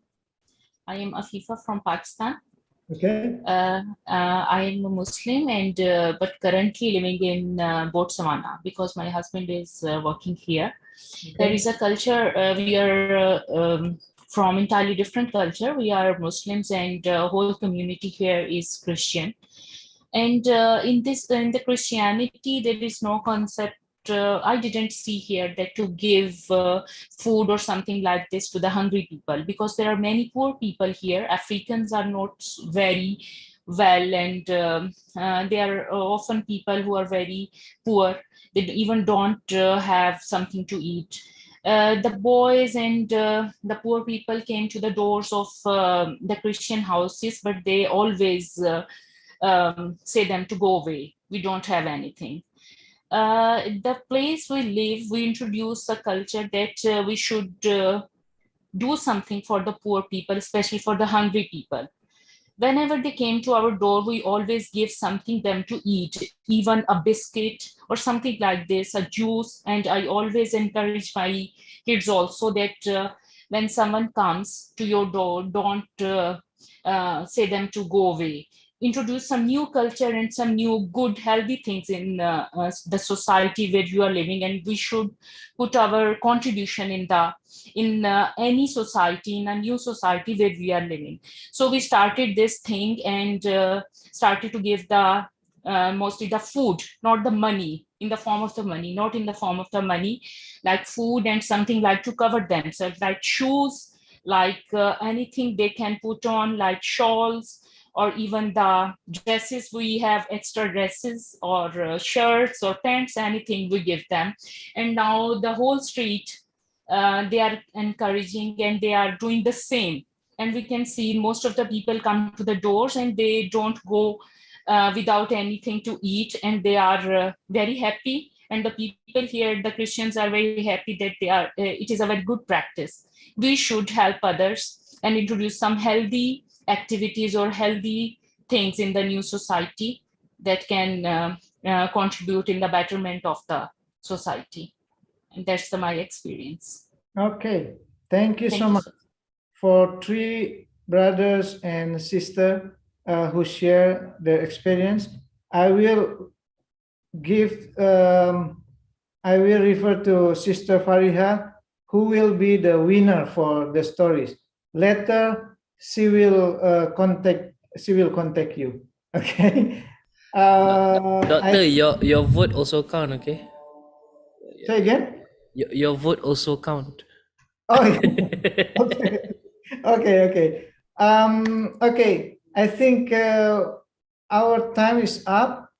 One thing that I want to say, welcome to IIUM and welcome to the new culture. New culture means here mixed culture. Then you have to be ready. You have to be. You have to open your heart for the differences between us. We will be a good community when we try to understand each other, when we love each other, when we share each other, so we can share to other community later outside of IIUM. Thank you so much. I hope you can enjoy studying here. If you need everything, help from me, related to me, my room is open for you. My email, also you can find my email in IIUM website. So do not hesitate to contact me. Okay. Thank you so much. Assalamualaikum warahmatullahi wabarakatuh. Thank you so much, Doctor, for this really meaningful session. I believe like a lot of people got to acquaint themselves during our breakout room session. I don't know about you guys, but room 5 had a really nice time just now. Regardless, I think like acknowledging the differences in culture while trying to find the middle point where we can tolerate each other and understand these differences so that we can live easily with each other. I believe that's one of the most important things, especially when we consider about what this postgraduate life would be. Basically a whole life full of research. We will engage people, we will engage those not from the same background, and as such, knowing that difference, acknowledging those that cultural nuance, just a simple hand gesture. I never thought this has more meaning than just I'm a bit consumed by Western media, so whenever people do this, I'll go like Italiano, something like that, So thank you so much, Dr. Ngaran, for bringing into light all of these different nuances, all of this difference in language, and also the difference in culture that may actually be useful for us, or sorry, may actually be a strength for us to move forward. Thank you so much, Doctor, for such session. With that, ladies and gentlemen, we already reached the end of session of day 2. Brother Faiz, can I share something? Yes, Brother Osman. Assalamualaikum warahmatullah. Brothers and sisters, my name is Osman Affan. In the spirit of sharing, I am actually a professional trainer in study skills, and I do conduct training for teachers, lecturers on how to use PowerPoint properly. In fact, I have my own channel in YouTube, and tonight actually I have one program catered for tutors and trainers on how to upgrade the PowerPoint design. Because for the past few months, a lot of PhD and master students sent me their PowerPoint and asked me to help them to upgrade their PowerPoint to look more professional so that they can graduate better. And they don't do it, they don't ask me freely. They have to pay me actually between 200 to 500 per person per PowerPoint. Tonight, I have the program for only 1.5 hours from 8:30 to 10 o'clock. In case if any of you wants to join, but it's in Malay actually, because my audience is in Malay. So if any of you want to join it, I can let you guys join it for free, right? I'll leave the link here. In case, like I said, this is not a compulsory thing, just in the spirit of sharing, right? So I'll put it here in the comment section. This is the link for tonight. And if you are free and want to see how actually we should use our PowerPoint, because my background is from corporate to education, and I've seen the actual way how you should use your PowerPoint to present something properly and look more professional.